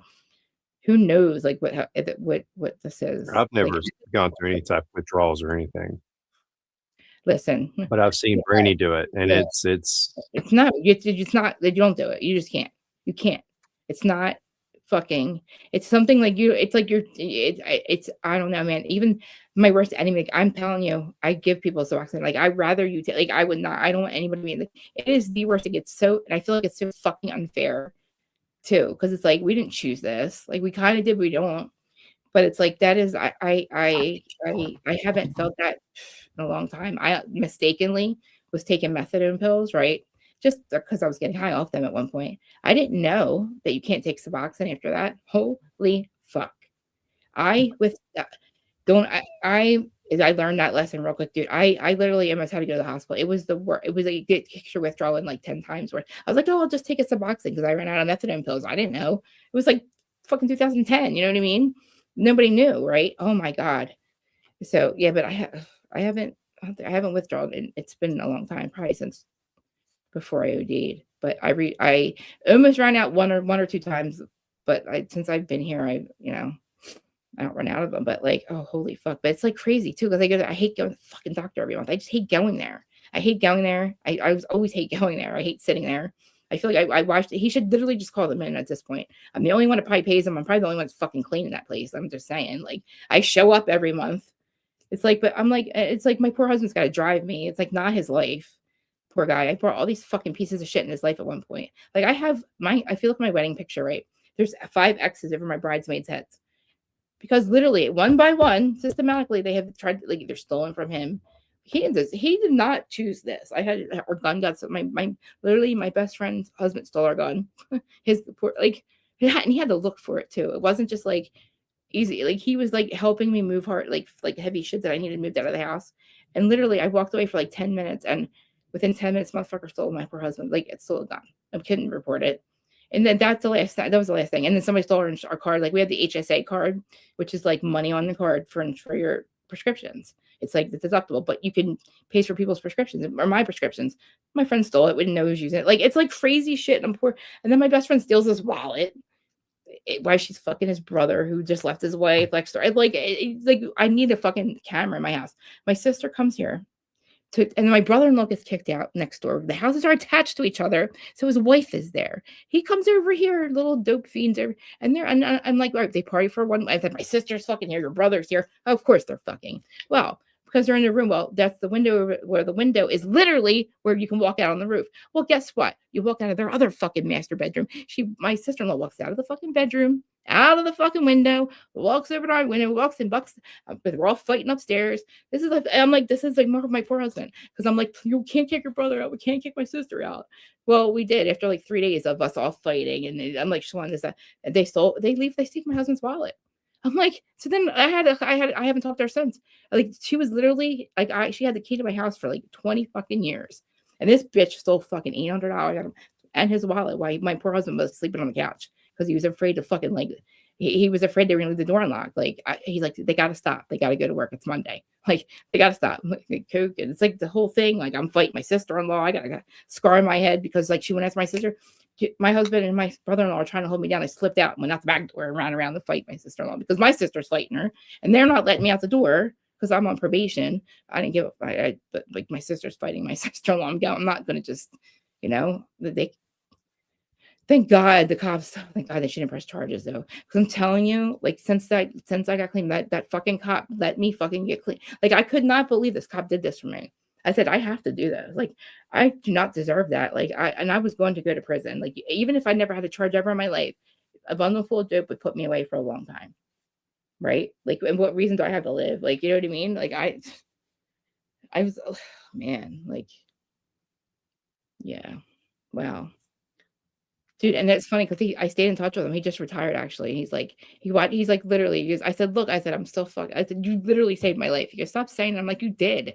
I said, you don't even fucking know me. I asked him, I said, why'd you do that? He goes, he's like, I didn't know who you were. He's like, and I knew you weren't really a piece of shit. He's like, but I knew you didn't have another run in you. He's like, you're going to die. He's like, he's like, what, charge you so you go to fucking jail? He's like, what the fuck is that? He's like, I said, but why? He's like, I don't know. He's like, I said, you threw away all that dope. And he goes, shut up. I said, I had one Xanax. I said, what if I didn't?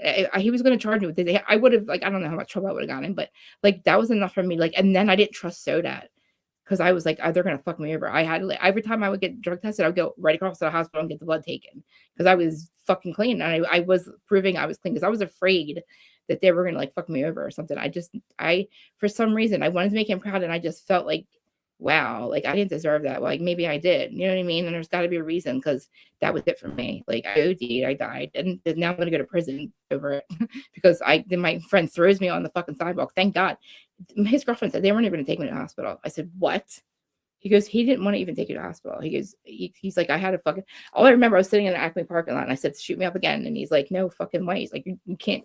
I remember him saying you can't do anymore, and I said, yeah, the fuck I can. I'm like, and he was right. And then like I don't remember, I went out and it was like 8 minutes till we got to the hospital. My friend and the nurse, like, they took your car, I think. I said, what do you mean? I'm like, who? And he's like, they're your friends, whoever they were. We got you on, they won't put you on the sidewalk. And they said she's not breathing. She did dope. She's ODing, and they left. And they thought she was parking the car. They went to Camden. They sold my digital camera when they used to be cool back then, which I was pissed about, and my cell phone. And they took my car and I had to go fuck it. I didn't get back for like 2 days. Like, listen, that's like next cop. Like I was like, I didn't really leave the hospital. I said, I'm going to go right to crisis because my parents said to fuck off. Like that was it. Like they did not, I was at, my dad said, walk your ass to the detox. I said, well, I'm already here. So I said, no, you motherfucker. I said, you get fucking clean. He goes, all right. And he actually did. It was weird. We did have the same clean. We had the same clean date, but I said, I don't know, Dad. I said, I'm Jersey sober and you just gambled. So are we still clean? He's like, yeah. He was running the KISS Club. It's called the KISS Club here. It's the NA meetings. He's been running them literally for the last, I don't know how many years since we got clean. I said, how's that work? And he's like, well, they know. I'm just fucking around. I'm not like yelling at him. It's funny because my dad, like, when I communicate, I am yelling. And they're like, stop yelling at me. I'm like, I'm not.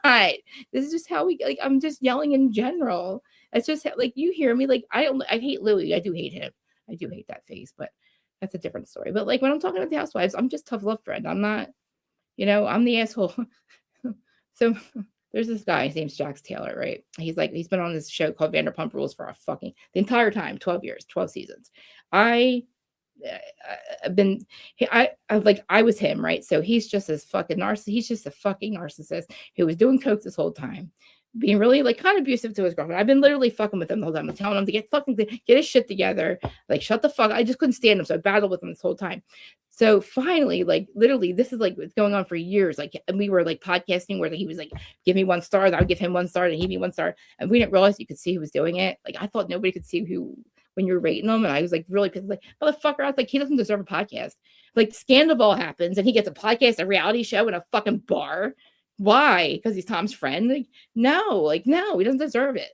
He got lost it within a year because he literally was doing coke this whole time. He's like, he switched to meth. But long story short, he comes to Philly to do a live show. I was like, oh, that's it. I'm going. I'm going. Well, dummy me doesn't realize I'm in a room full of people that love him. I'm like, oh fuck. I was like, shit. So I'm like, I'm gonna just have to keep my fucking mouth. I'm like, I'm not here to be not. We're having a therapy session on this motherfucker because we've been battling, and he needs to hear that he can't do this anymore. That he needs to get clean. And this, Rage Tex and Brittany's not going to work anymore. We're not doing that because you're losing everything. You're about to lose the show. You just got out of rehab. You're lying about it. You showed up an hour late. No merch. You lost your luggage. You're fucking late again. You're a mess. You don't have any of your drugs on you. You look like shit, and you tried the whole time. It was not a show. No merch, no VIP. They paid for it. All these girls, Jax, oh, we love you. Oh, Jax, oh. It's like, dude, give us relationship advice. He's fucking leaving his wife because he's fucking a fucking meth head, and he just lost everything. And you want, and I'm like, forget it. And my friend's like, calm down. These people love him. I'm like, they paid a lot of money to, and Jax is like he kept looking over it. I don't think it took him. He's like, I realized it was you because I always say to him, I'm not probably the only one that's ever said, how the fuck Brittany could not stand a chance because of what you did to your fucking mother. How's your wife ever gonna his mom? He stopped talking to his mom when his dad died, right? He hasn't fucking looked back once. He's had a kid. His mom lost her husband. Then this motherfucker, I get mad at her for a year maybe. He has never talked to her since. I always said, how the fuck can you? I said, you need to talk to your mother. Like, what is wrong with you? Your dad would never be okay with you not talking to her. His wishes for you not to find out how sick he was on him. Like, And then she loses her husband, and then you fucking get out of her life, and then you get married and have a kid. You still don't fucking let her in life. I said, Jax, how the fuck did you do? You have no soul. I would tell, like, I wouldn't even talk about the show. I'd be like, this motherfucker, how mean he is. Then he comes to Philly, and he's like, oh my God. He's like, as soon as you said about Mom, I knew who you were. I said, Jax, seriously. I said, I can't be the only one that's ever said it. He's like, nobody's ever called me, and nobody's ever said that to me. I said, I doubt that. That's fucked up. I said, no friends ever said you talked to your goddamn mother. Like your poor fucking mom, who literally, when you were like, he was like a mama's boy. Like he's bad. He was like stealing on. He's not a good dude. He's a poor guy. He just never got married, but he just lost everything again. It's a shame. I said, Jax, what happened? I said, you did coke. I knew this whole time, right? You kept the show. You basically, you still had your house. You know, you just got a bar. And he goes, I switched to meth. That's what happened. I said, I fucking knew it. I said, how? I said, you switched to meth. He goes, and he's like, it took me out. It's still taking him out. I think right now, I think he's actually in rehab right now because nobody's heard from him. His wife left him and he got kicked off the show. He lost his bar. He lost his house. He's a kid. It was bad. And like all of a sudden he disappeared. The last 2 times he made it known that he was in rehab. He's like calling everybody, calling bloggers. And he's like, yeah, rehab. I'm clean. And I'm like, and really he's doing meth, right? I was like, Jax, you don't have to, fuck all of us. I said, please, fuck us. Who cares? Who cares about this fucking reality shit? Who gives a fuck about us? Who cares? Please, you have nothing left. Like you have to go clean. I said, I don't hate you. I wouldn't be here if I hated you. I said, I'm just tough love friend. I said, I actually do give a fuck because I'm just like you. I said, I was just like you, dude. I said, but you know, look at what you're doing. Like you just tried to rage text your wife in front of a camera, in front of all your people that love you. And you're watching the show with us and you're like, I'm going to fuck her up. I'm like, stop. I said, put your fucking phone down, dude. Put your fucking phone down. He had no security. He had no fucking, his producer, her, God, Lori, this bitch. Oh my God. This fucking, what do they call it? His publicist. He's like the real man. Like, so of course I'm saying when I had an hour talk with him, some bitch is fucking waiting for him. I said, is that the girl you're fucking tonight? I said, just stick her dinner, dude. I'm like, but Brant, you cannot be mad at Brittany. You cannot be mad at her for dating people, dude. I didn't get so angry at his wife. I said, what the fuck are you so mad at Brittany for, dude? She kept her secret for years while you called her an alcoholic on camera. And you were like everybody, you're everything to the show. And here you are abusing her. And she's keeping your secret. And you're mad at her. You're mad at her because she called you out for coke in the fucking night. Like, and the show found out. That's what the fuck he's mad about. And he knows it. He's mad because he got to go to rehab. He didn't want to go. I knew he didn't want to like it. Like he wants to go out of rehab. I said, but dude, you switched to meth is what you said. You knew that. And nobody knew that. And nobody picked up on it when I said it, but I don't think anybody really cares at this point. Nobody in this world, nobody in this life can stand him. He was literally physically and mentally abusing his wife on camera during the show. And we're like, how is Bravo still allowing this? Like, he's got to go. Fire this motherfucker. He shouldn't even be here again. He got fired twice. Like, and then some fucking scandal happens, and then here he gets his fucking job back. And I'm like, oh fuck. Now I'm gonna have to spend 3 years convincing this motherfucker that he ain't special because now he's back again, and this sucks. Like he deserved to get fired the first time, and like he didn't deserve to get his fucking show back. He said the R word. He said a lot of dumb shit, and like whatever. It is what it is. But he got his job back. He lost it again. I feel like, dude, watch it with you. I watch old shows in my lives that I did about him, and I say the same shit. Like I repeat myself, and literally, I'm like, I just watched sometimes. I said, guys, I'm still saying the same shit to Jax I said to him fucking 10 years ago. I'm still saying it. And they're like, they should say the same shit to Teresa. You say the same shit to Louie. I'm like, well, I know, because there's really not much more to say. Like who the fuck do you think you are? You're fucking fuck ups. You're literally your fuckery ends up in my life because I end up getting, I'll build a podcast with this bitch who's fucking like, used to be Teresa's like person and then turned on her. And then I get all the secrets. I'm like, oh, good. I get all the secrets, right? I get all the secrets. So there's some secrets I didn't even want. And now it's like, oh, now we can't expose her again because now she made up with her brother. Now I feel bad about it. Now I want to expose this other bitch. And it's like, that's not a nice thing to do. Let her be a fuck up. This girl. See, Terry, we could totally do it to Jen Aiden. It doesn't have to be Teresa. I know, Carrie, I know. Well, if I'm not here right now, I would be, I would be doing this outside of the plants. I'd be just repeating myself. I'd be talking to the cats. These poor people. Sorry, guys. I apologize. Seriously. Oh, you're good. Like, seriously, it feels weird not being on camera, though. Like if you could see my face, though, like, this is what people hear the angry blogger. I'm like, I'm not angry. I just don't I don't know what I am. I just communicate differently. Like you would think like, oh, poor me. It's not really though. Like this is a shit that I've been dealing with forever. Oh, It's you just you kind got of your face on camera, but I mean, yeah. well, you got your face on.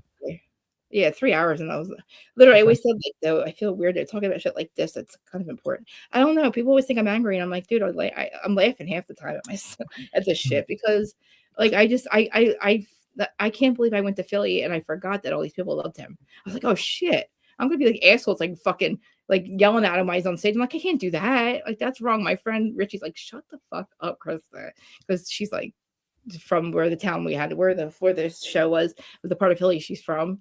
And she's like, Krista, please. She's like, please stop. I'm like, all right. She's like, I don't want to get in a fight.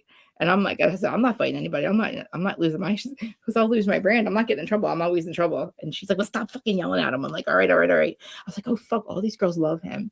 So then I'm like, kind of talk to them, right? Because they're all looking at him. I said, so you guys watch him off, like you guys come to his live shows often. They're like, yeah, he's great. Blah, blah, blah. I was like, oh, he was like an hour fucking late. And I'm sitting there, I'm like, they still think he's great. And I'm like, do they realize? Like, and I'm like, but who am I to ruin this fucking last live show? That got canceled after that because they realized, dude, like all he wanted to do was get off stage and go do drugs. And it was like, I knew it. And I was like, he lost his luggage. That means there's no drugs on him. And I could tell, like, it was like, it wasn't. And Kim and guys, you know what, Terry, it wasn't very therapeutic because I'm still saying the same shit about him. Because what did he do after that? He ended up losing everything. I said, dude, you're still got the shit. Well, I think he lost the show at that point. He was about to lose the bar and Brittany, and that was it. I think after that show was it. And he's like, and he said it. He switched to meth. I'm like, damn, dude. I said, but you did coke all this time. I said, and you withheld the shit. And you didn't get fired because of the drugs. I said, you just told Bravo you worked for them for 20 years and you were doing coke the whole time. And they're literally sending you to rehab twice and not firing you. Like, please stop. Please. Like, let this be it. But it wasn't like, and everybody's like, well, you can't save him. We don't save him. I'm like, I know that. I know. I don't know what I think I'm doing. Like, who the fuck, you know what I mean? I don't know, man. I didn't want him to. I hope though, Terry, though, I think he is in rehab. 2 people have said that because this is the first time he's been literally radio silent. Brady said they can't get a divorce because of something. That means he's not here. And I really fucking hope that he is because that means he did it without any of the show knowing, without any of us knowing, on his own, and he's taking it seriously. And like, hopefully he'll fucking come out. And this time he won't fucking. There's nothing left to lose but his life. So he's living in the apartment again. Like he just lost everything again. And like, I don't know what he's going to do for, I don't know, but it's like, there's like, you hate Jax Taylor. I don't fucking hate Jax. Obviously I don't, or I wouldn't spend any energy like worried about him. It's just, I'm not mad at him. I'm mad at this fucking disease. I'm mad at this shit I'm mad at this shit I can't fix. And everybody's like, well, when it's calm, I'm like, I think I can control chaos. I think when it's calm is my problem. Like when I don't have somebody to fix, like, you know what I mean? I feel like, I should just like mind my business and just worry about keeping myself clean. But then I'm like, well, then I'm sitting here and it's like, I don't know. I feel like I lived in chaos and I think because I could control that, I think, or I learned to. And then like, so I have peace of mind. It's like, there's sometimes where I'm sitting here and I'm like, I don't know what's wrong with me. Like, I should just, I was telling people for a long time, if you're not telling me where Lisa Barlow, who she's fucking to get courtside seats to the Jazz, I don't give a fuck. Like, I don't care about your drama. I want to know who Lisa Barlow's fucking from Housewives. I want to know who she's fucking to get courtside seats. That's all I want to know. Don't call me about anything else because I had to like keep my peace. But then now I feel like I got all this chaos again, but not really though, because it's not my life. Like I'm not getting divorced. My mom is like my kid's just, you know what I mean? It's not even it's not my issues. Like if you ask, like to me, I just deal with my bipolar and it's like, sometimes I can't control how I feel. Like it's called self-medicating for a reason. And I want to know what this energy is that's stuck on me so badly that I can't fucking be happy. Like, not that I can't be happy, but it's like, why do I have to process this shit like this? Like, I can't keep it in. I thought I like to my mom, I said, notice, Mom, I don't shut up and you don't say a word and I can't. Like, there's not one motherfucker in this world that doesn't know how I feel. And if you don't know, just my face, I can't hold it. I don't have a poker face. Like, it's just that bad. So it's like, I don't get how you hold your feelings in. I don't know how to. That's why I have this fucking show. Like, I have to start when January comes. I got to change this shit. I have to really, Terry, I got to like do this right. I got to stop doing what I'm doing now. I got to stop cursing. I got to stop going off on tangents for 2 hours. I got to be serious because if not, they're not going to let me. Apple and Spotify will not let me back on there. And I want to do it without having to pay somebody to do it. And I want to do it by myself. I have to like calm the fuck down is what I do. I really got to calm the fuck down is what I need to do. And I feel like literally, remember what, I don't know if Terry remembers this, but like when I was getting ready to start the show and I was like, Adam, I can't do this without you. Can't do it. I'm not doing it. It was like right around this time. And then I thought I couldn't do it without Erin when Erin left me, even though she's still here. I saw you, Erin, love you, bestie. But like, she's going to do Rhode Island with me. It starts in January. Anybody that's listening to me now from Housewives. But I have to get my shit together, my head together, because I can't keep doing this or I'm Bravo and like YouTube's not going to like it. Because I got to keep it down to an hour, and then I got to, like, if I'm going to talk about shit like this, I got to keep it separate. Because unfortunately, people want to hear about the Housewives. I know better. I got to do that. Like, I got to just, yeah. And I'm not uploading my episodes on anything else anymore. That's not good. It's not a good thing. But I got to take it serious. Like, this has got to be the last time I do this shit to myself. Like, I said I wasn't going to come back on until Monday. I was like, I'm going to take Friday off. I need to get my head together. Because I'm like, oh, I'm going to see my parents. I'm probably going to be really pissed for like 2 days. Not mad, just like, holy fuck. Like, why do I? And then I'm like, I don't have the right to talk. I should not judge anybody. Not judge, but like, I'm a horrible judge of character, I feel like. Because I felt like I swore to God that Marine's ex would never fuck up. And when he got out of jail, I was like, he's not going to fuck up. Like, I told him how to hang. Like, he literally went back to jail. There's ways to do, like, you know what I mean? Like, and then the other one, he literally, my other friend's husband, he literally was out for like a month and he went back again. And I'm like, holy shit. Like, I didn't see that coming. And like with my mom, I didn't see that coming. Like, who am I to sit here? I should not be like making decisions on people's fucking, like, you know, who am I to call Teresa a fucking narcissist? Like, I didn't even know my mom was sorry, mom, you know, I had no idea. Like, I really, really feel like bamboozled. And I'm like, whoa. But like, you know, thank God she's not perfect, because it bothered me. Because they asked my friends, I thought that she had nothing. I really thought it was me. I thought she was just not wanting anything to do with me, which I didn't understand. I'm clean and normal. And I have a show. Like, I'm actually like, you know, somewhat successful at this. It's, you know, like when I'm doing this, and it's like even when I wasn't, though, like, even like they didn't care, but it wasn't. And then I'm like, oh my God, it wasn't me. She was just literally had some shit going on that like nobody knew about. And like, it's just, I don't know. I don't know. Maybe we jump timelines and shit's just back to, do you guys believe in like that shit, the timelines and all? Do you talk about that? Do you believe in like the reality, like different realities and timelines? Like, do you believe we had a timeline switch or anything like that? Do you guys talk about anything like that? Like universally? Everybody has a timeline. I mean, Right. See, I feel like somehow we went back to a time, like, I feel like things, I don't know. It's weird. Like in the last 12 years, right? Since 2012, I feel like a lot of these people that were in my life before, they had to come back in, and like, I had to close off these, like, I literally had to cut them all out of here. And it's weird because I remember like listening to like Dolores Cannon say, there's going to be people that are going to leave your life. And I'm like, how's that possible?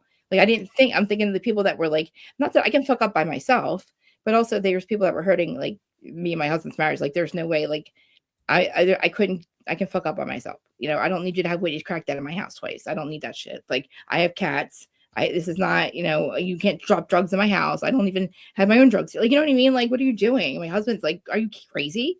So that's like shit I couldn't have in my house anymore. And like, once I wanted that done, it was over. Like after, and like, I don't know. I just feel like these people were not supposed to be here in this time. I feel like I think we jumped the timeline. I feel like in this reality, all things are possible. Like anything that was possible before is possible now. And I don't think that was the case before. Like, I feel like, I think there's a lot of things that had to be cleaned up, like from, you know, the way we were raised, like the way that our evolution was fucking robbed from us for like the last 125 years. I feel like this is the time that we had to clean up that shit. And we were just the ones that had to take that burden. Right. So now I think we're on the new earth. And I think now is the time that we're like, everything's getting kids chaos before order. Right. And I feel like now, like the people that we meet are supposed to be in our life, and the people that are going are not supposed to be in our life. Like, look at you guys. Like, look what you're doing. Like, you're doing something on a daily. Like, you're like, your guys are called earth angels. That's what an earth angel is. That's what an earth angel is. What you guys do. That's what that is, and that's what you're here for, right? So the people that we meet now are supposed to be in our lives. I think. yeah. I think this timeline, all things are possible. So. Hey, Yeah. Keith Pub, I saw that you posted up earlier. You have a good night, man. I saw that you wanted to head out. Sorry. I don't stop talking Oh, about no, this. you're good. No, I hope that that like you guys, I didn't scare you guys off. I like next time I'll stay on mute. Oh, I want to hear about you guys this though. is what I do. I mean, I'm good with it. I want to hear about your lives next time. I just talk. Oh my God, 3.5. Dude, is that serious? Does that really say 3:30? Does that really say 3:40? Hey, Dude, Terry, is that the longest I've ever done this? Oh my God, I should probably like chill the fuck out. I need to calm the fuck down. This is nuts. I'll be fine tomorrow. I'm like laughing at myself now. My friend's like, you know how sociopathic that is, right? Like you're crying and then you're laughing at yourself because you're like, what the fuck am I crying? Like, what am I doing? yeah. Like, I'm not 6. I have to tell myself everything's fine. I'm fine. Nobody's like, like my husband's not like, you know what I mean? I don't know. I don't know what it is. I just feel like I have to, yeah. I see you there, Road King. Thanks for tuning Thanks for in, any of you hanging that's out. Heck yeah, that's what it's all about. It's so weird that I can't be on camera. I tried. It's just gonna keep fucking around, but dude, and my friend Dustin, he was here earlier. He would be on my co-host with me, and then something would trigger this. I'm like, oh shit, Dustin, are you still there? He's like, yeah, I'm just listening to you. I'm like, oh, I love that. Like I'm telling you, like I've said to these guys all the time, like they've done more for me. And a couple of my friends live nearby. Like they've done more for me just showing up, like and just listening to me now, like, even just being here. It's like Terry usually will have to say cats or something, so I shut up, but I didn't pay attention to the chat. She probably said cats like 10 times. It's like triggers me to stop talking. Krista, because I'll put a note up here, Krista, stop talking, and I don't listen to it. It's like whatever, man. Because if not, I don't know. I have to do something with this because I can't shut the fuck up. Like if not, I talk to myself. Then my husband's like, "What?" I'm like, "Nothing." Just talking to myself. Like I can't keep it in. It baffles me sometimes. I'm people should not shock me at this point. Like nothing should surprise me. Nothing. And fucking somehow something does. And I'm just like, it baffles my mind. It really does. Like I should probably stop watching Idaho 4 at this point. Because if I'm not bitching about that, I'm bitching about this shit. And I think it's got me so mind fucked that I need like the FBI to tell me it's a fucking Fed deal and they got extracted or something. That's all I need to know. I just, you know what I mean? Just make it make sense. Just let the DNA make sense. Let the fucking crime scene make sense. Let that shit make sense to me, please. I don't give a fuck if Brian was there. I just want to know who else did it because he's not goddamn John Wick, okay? And somebody's not fighting for these victims. Nobody's fighting for the victims. The state has the fucking parents emotionally manipulated into believing some fucking weird, an impossible fucking timeline and narrative. They dropped all the docs, have all these fucking FOIA, everything. Nothing is, it's all fucked up. It's just all kinds of fucked up. Like, how dare you see a fucking murderous man in your house and you let your fucking roommate scream for help and you don't call help for 9 hours, you fucking bitch. And you want me to call you a victim? No, motherfucker. I'm not dumb. I know who you are. I know who her, like, I know exactly what happened. And it's like fucked up because all these agencies are involved in it. And it's fucked up because like nobody will ever believe that shit unless, they're like, oh, that's just the Hollywood shit. I'm like, dude, who do you think, like, who would be able to get away with 5 agencies are on this shit? And they're all like, oh, it's over. Brian did it. Yep. Time to go home. Everything great. Oh, here's a bunch of fucking footage that you're hearing screams at the time you said Brian says it, but then it's Brian's car. No, it's the undercover car. Right, Rick? It's like, what the fuck are you lying, motherfucker? It's like, oh wow. Like, please just tell me it's a Fed deal so I don't think you're gonna come. Like, think if it could happen to him, it could happen to anybody. Like my friend Willie, he's actually friends with Brian. He's like, Brian didn't do this. I said, dude, that's weird. It's your friend. Like, how this is so weird. I'm like, listen, there's no, I don't know. Maybe that's like him. I know nobody, you guys don't think he was, but like, I don't know why he pleaded guilty at this point. Unless he files an appeal soon, I'm gonna have to believe that he was there. But then I need Idaho to get the other people, and I know who you know who they are. They murdered 3 people after that. 3. And 3 people that were the suspects are gone. 1 got swatted. Oops, sorry. Another one showed up at the hospital that night with 2 broken legs and I guess all cut up somehow. And they're like, oh, blah, blah, blah, is involved in the, Idaho 4. That guy dies. Wonder how that happened. You know what I mean? It's like, wow. And the other guy's in prison. So it's like, wow, please just tell me that they were extracted or like you guys really fucking covered this to shit the fuck up over what? Money? Because the wrong fucking people are bringing the wrong shit to that town and you need the money. Like, what? And these kids, I don't know what these kids got involved in, but I don't know why 4 people need to be 4 college students are slaughtered. Like really bad. Like it's not what they told you. Everything you ever heard about it, throw that the fuck out. None of it's true. PCA is lies. Probably PCA was a fucking lie. And nobody knew that for 3 years. You have 2 fucking people that survived, that saw and heard everything and didn't call 911. They were shocked. No, they weren't. She said, we didn't perceive any danger. I saw a guy with a gun and a mask and I saved myself instead. What the fuck? Wow. My sister screamed for help and you said that and you fucking tell me that and you tell me that you don't perceive any fucking danger. Besides somebody's in the house and she's running for her life and then you're trying to call your friends and they're not answering and you're in a house that's like a fucking like a cardboard match. They fell down in like 3 seconds. They tore it down. Dude, you could hear everything. My friend went into the house before. Like you could hear everything.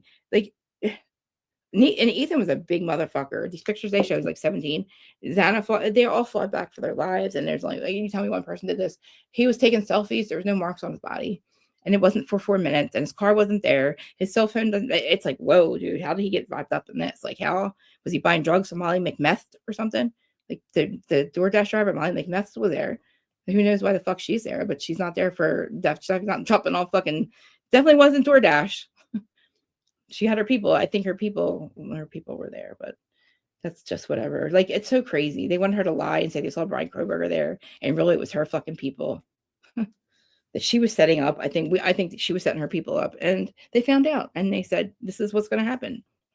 Molly, like never gonna like they send. There's only a few people that would send a message like that. And the cops will cover up for it. So it's like nobody believes that shit's real. It's like, well, how do you think the drugs and the money get here? Do you think that prosecutor gives a fuck about you guys? No. That's Santa fuck over there. All he cares about is that money coming in here. And that's in the college and fucking drugs keep coming in. And who do you think he's gonna let fucking, he's not gonna let 4 kids fucking put them down. And it's a shame because the parents are like, Brian did it. I'm like, 7 minutes, 4 fucking bodies, huge. Like, I'm sorry. Ethan was 6'4", okay? Like, a very little house, and Brian's not that big, okay? He's got, and then no motive, can't put him there, no DNA, no marks on him. Yet there's blood everywhere, cleaned up. And Dylan's like, oh, I fell asleep. Bethany's like, oh, can I get home for Thanksgiving? Pretty much. Bitch, what? My sister said, what? You did what? Like, oh, I'm sorry. In my world, that's a felony when you don't render aid for somebody who's dying. You're calling your roommates to check on them. Because you thought something happened. They didn't answer. So you didn't think something was wrong? Why the fuck you calling then? When they didn't answer, you heard, what did you think was happening? They didn't answer. What do you think was happening? Did you think that they were okay? You saw Xana laying on the floor. It's a fucking joke, dude. I'd be in handcuffs. It can't be real. They have to be feds. This can't be real. Like, Kim, this cannot be real. There's no fucking way this is real. Unless they're fucking shooting goddamn Ozarks fucking jugglers. If not, then they need to say this shit. I don't know. Or like, where are they? Because this is nuts. Like, I shouldn't be mind fucked over that. I just want to make sure that these, like, it's crazy. Like, what am I missing? What are we missing? All right, I gotta go because this is crazy. I'm sorry. Like, if I'll just keep going on and on. I'm sorry about that, guys. I probably haven't been this manic in a while. I don't even know what kicked it off. But thank you for like staying on the stream though, Carney. Yeah, no problem. You're definitely an earth angel. I'll give you that. I tell you that right now. And I know that you both are. And tell Kefab, I'm sorry that I was talking. No, you're good. You guys are good fucking people. We're just enjoying the stream for tonight, Thank you. I appreciate you guys listening. Honestly, like I know it's like I'm embarrassed. I usually get embarrassed by this shit, but like I think I'm kind of like I just need it. People that kind of know sometimes. And it's a shame because like I shouldn't really complain about anything at this point. I'm lucky just to be alive at this point, But if I'm not getting it out, I don't know what I would do with this energy. My poor husband's playing. He's playing PlayStation. We try to tell him that. Like at 3 in the morning, I'm like, babe, hey, babe, guess what? Something about the Idaho 4 or something. Like, guess what? We found more footage. He's like, please. I'm like, sorry. I'm sorry. Cats, come here. Guess what? Yeah. Oh God. Thank you for being here. Whoever's here. If you stayed here. Yes. Thanks for staying tuned in and hanging out with us. Yeah, thank you. Next time I'll just hold space for everybody else. I promise. I gotta make use of the mute button. I'll make use of it next time. But thank you. I appreciate you a lot. Well, like honestly. Like, I don't know. Thank you for being here. Aaron, I'm excited about Rhode Island too. And you guys, all your friends that stayed too, that was nice of them. Thank you. Now I'm starting to read the comments. I apologize. I don't know. I get mad like this. And a lot of people will be like, oh, she's on drugs. This is me without it. If I took my Adderall, I'd calm the fuck down. But I don't want to. That's the whole thing. You know, I can be manic. I think I just need to, like, honestly, what was I doing? Like, I was masking this shit the whole time. I think I just have to get it out, and that's good. And I'm good sometimes. You know, what am I going to do? Numb myself so I don't think about it. Right. That did me good for like, what, 20 years? That didn't do good. That didn't do well for me before. So it's like, you know what I mean? I numbed myself because I didn't give up. Like, I just didn't want to deal with anything. What did that get me? Nowhere. So now I just have to deal with it this way. If not, then, you know, it didn't work for me the other way. But I'm just grateful that there's people that are just willing to just even understand and listen, like, and recognize, like, oh shit, this shit. Maybe she just needs to talk right now. But I see you, Aaron. Love you. I saw something about Rhode Island, but my brain's not working well. I'll read the chat tomorrow. I love you guys. So I'm gonna end this now. And let's link up soon again. Yeah, sounds good. Yeah, I wanna when I'm more, my head's more in it, because I know that I have more questions, but I can't think of them because, like, you know, I'm not gonna shut the fuck up if I do. All right, I love you guys. I'm gonna end it. If not, I'm like that person, like, you hang up first. No, you hang up first. But please, guys, like, comment, subscribe, and CARNY'S people, you want to say goodnight before I hit the button? Alrighty, Carney Riders. I hate to spoil that fun, but that's it. That's all. I hope you had a ball. But Carney's ride is now over. Don't forget to hit that like, subscribe, hit that notification bell to let you know when the show is on. Till next time, peace. Yeah.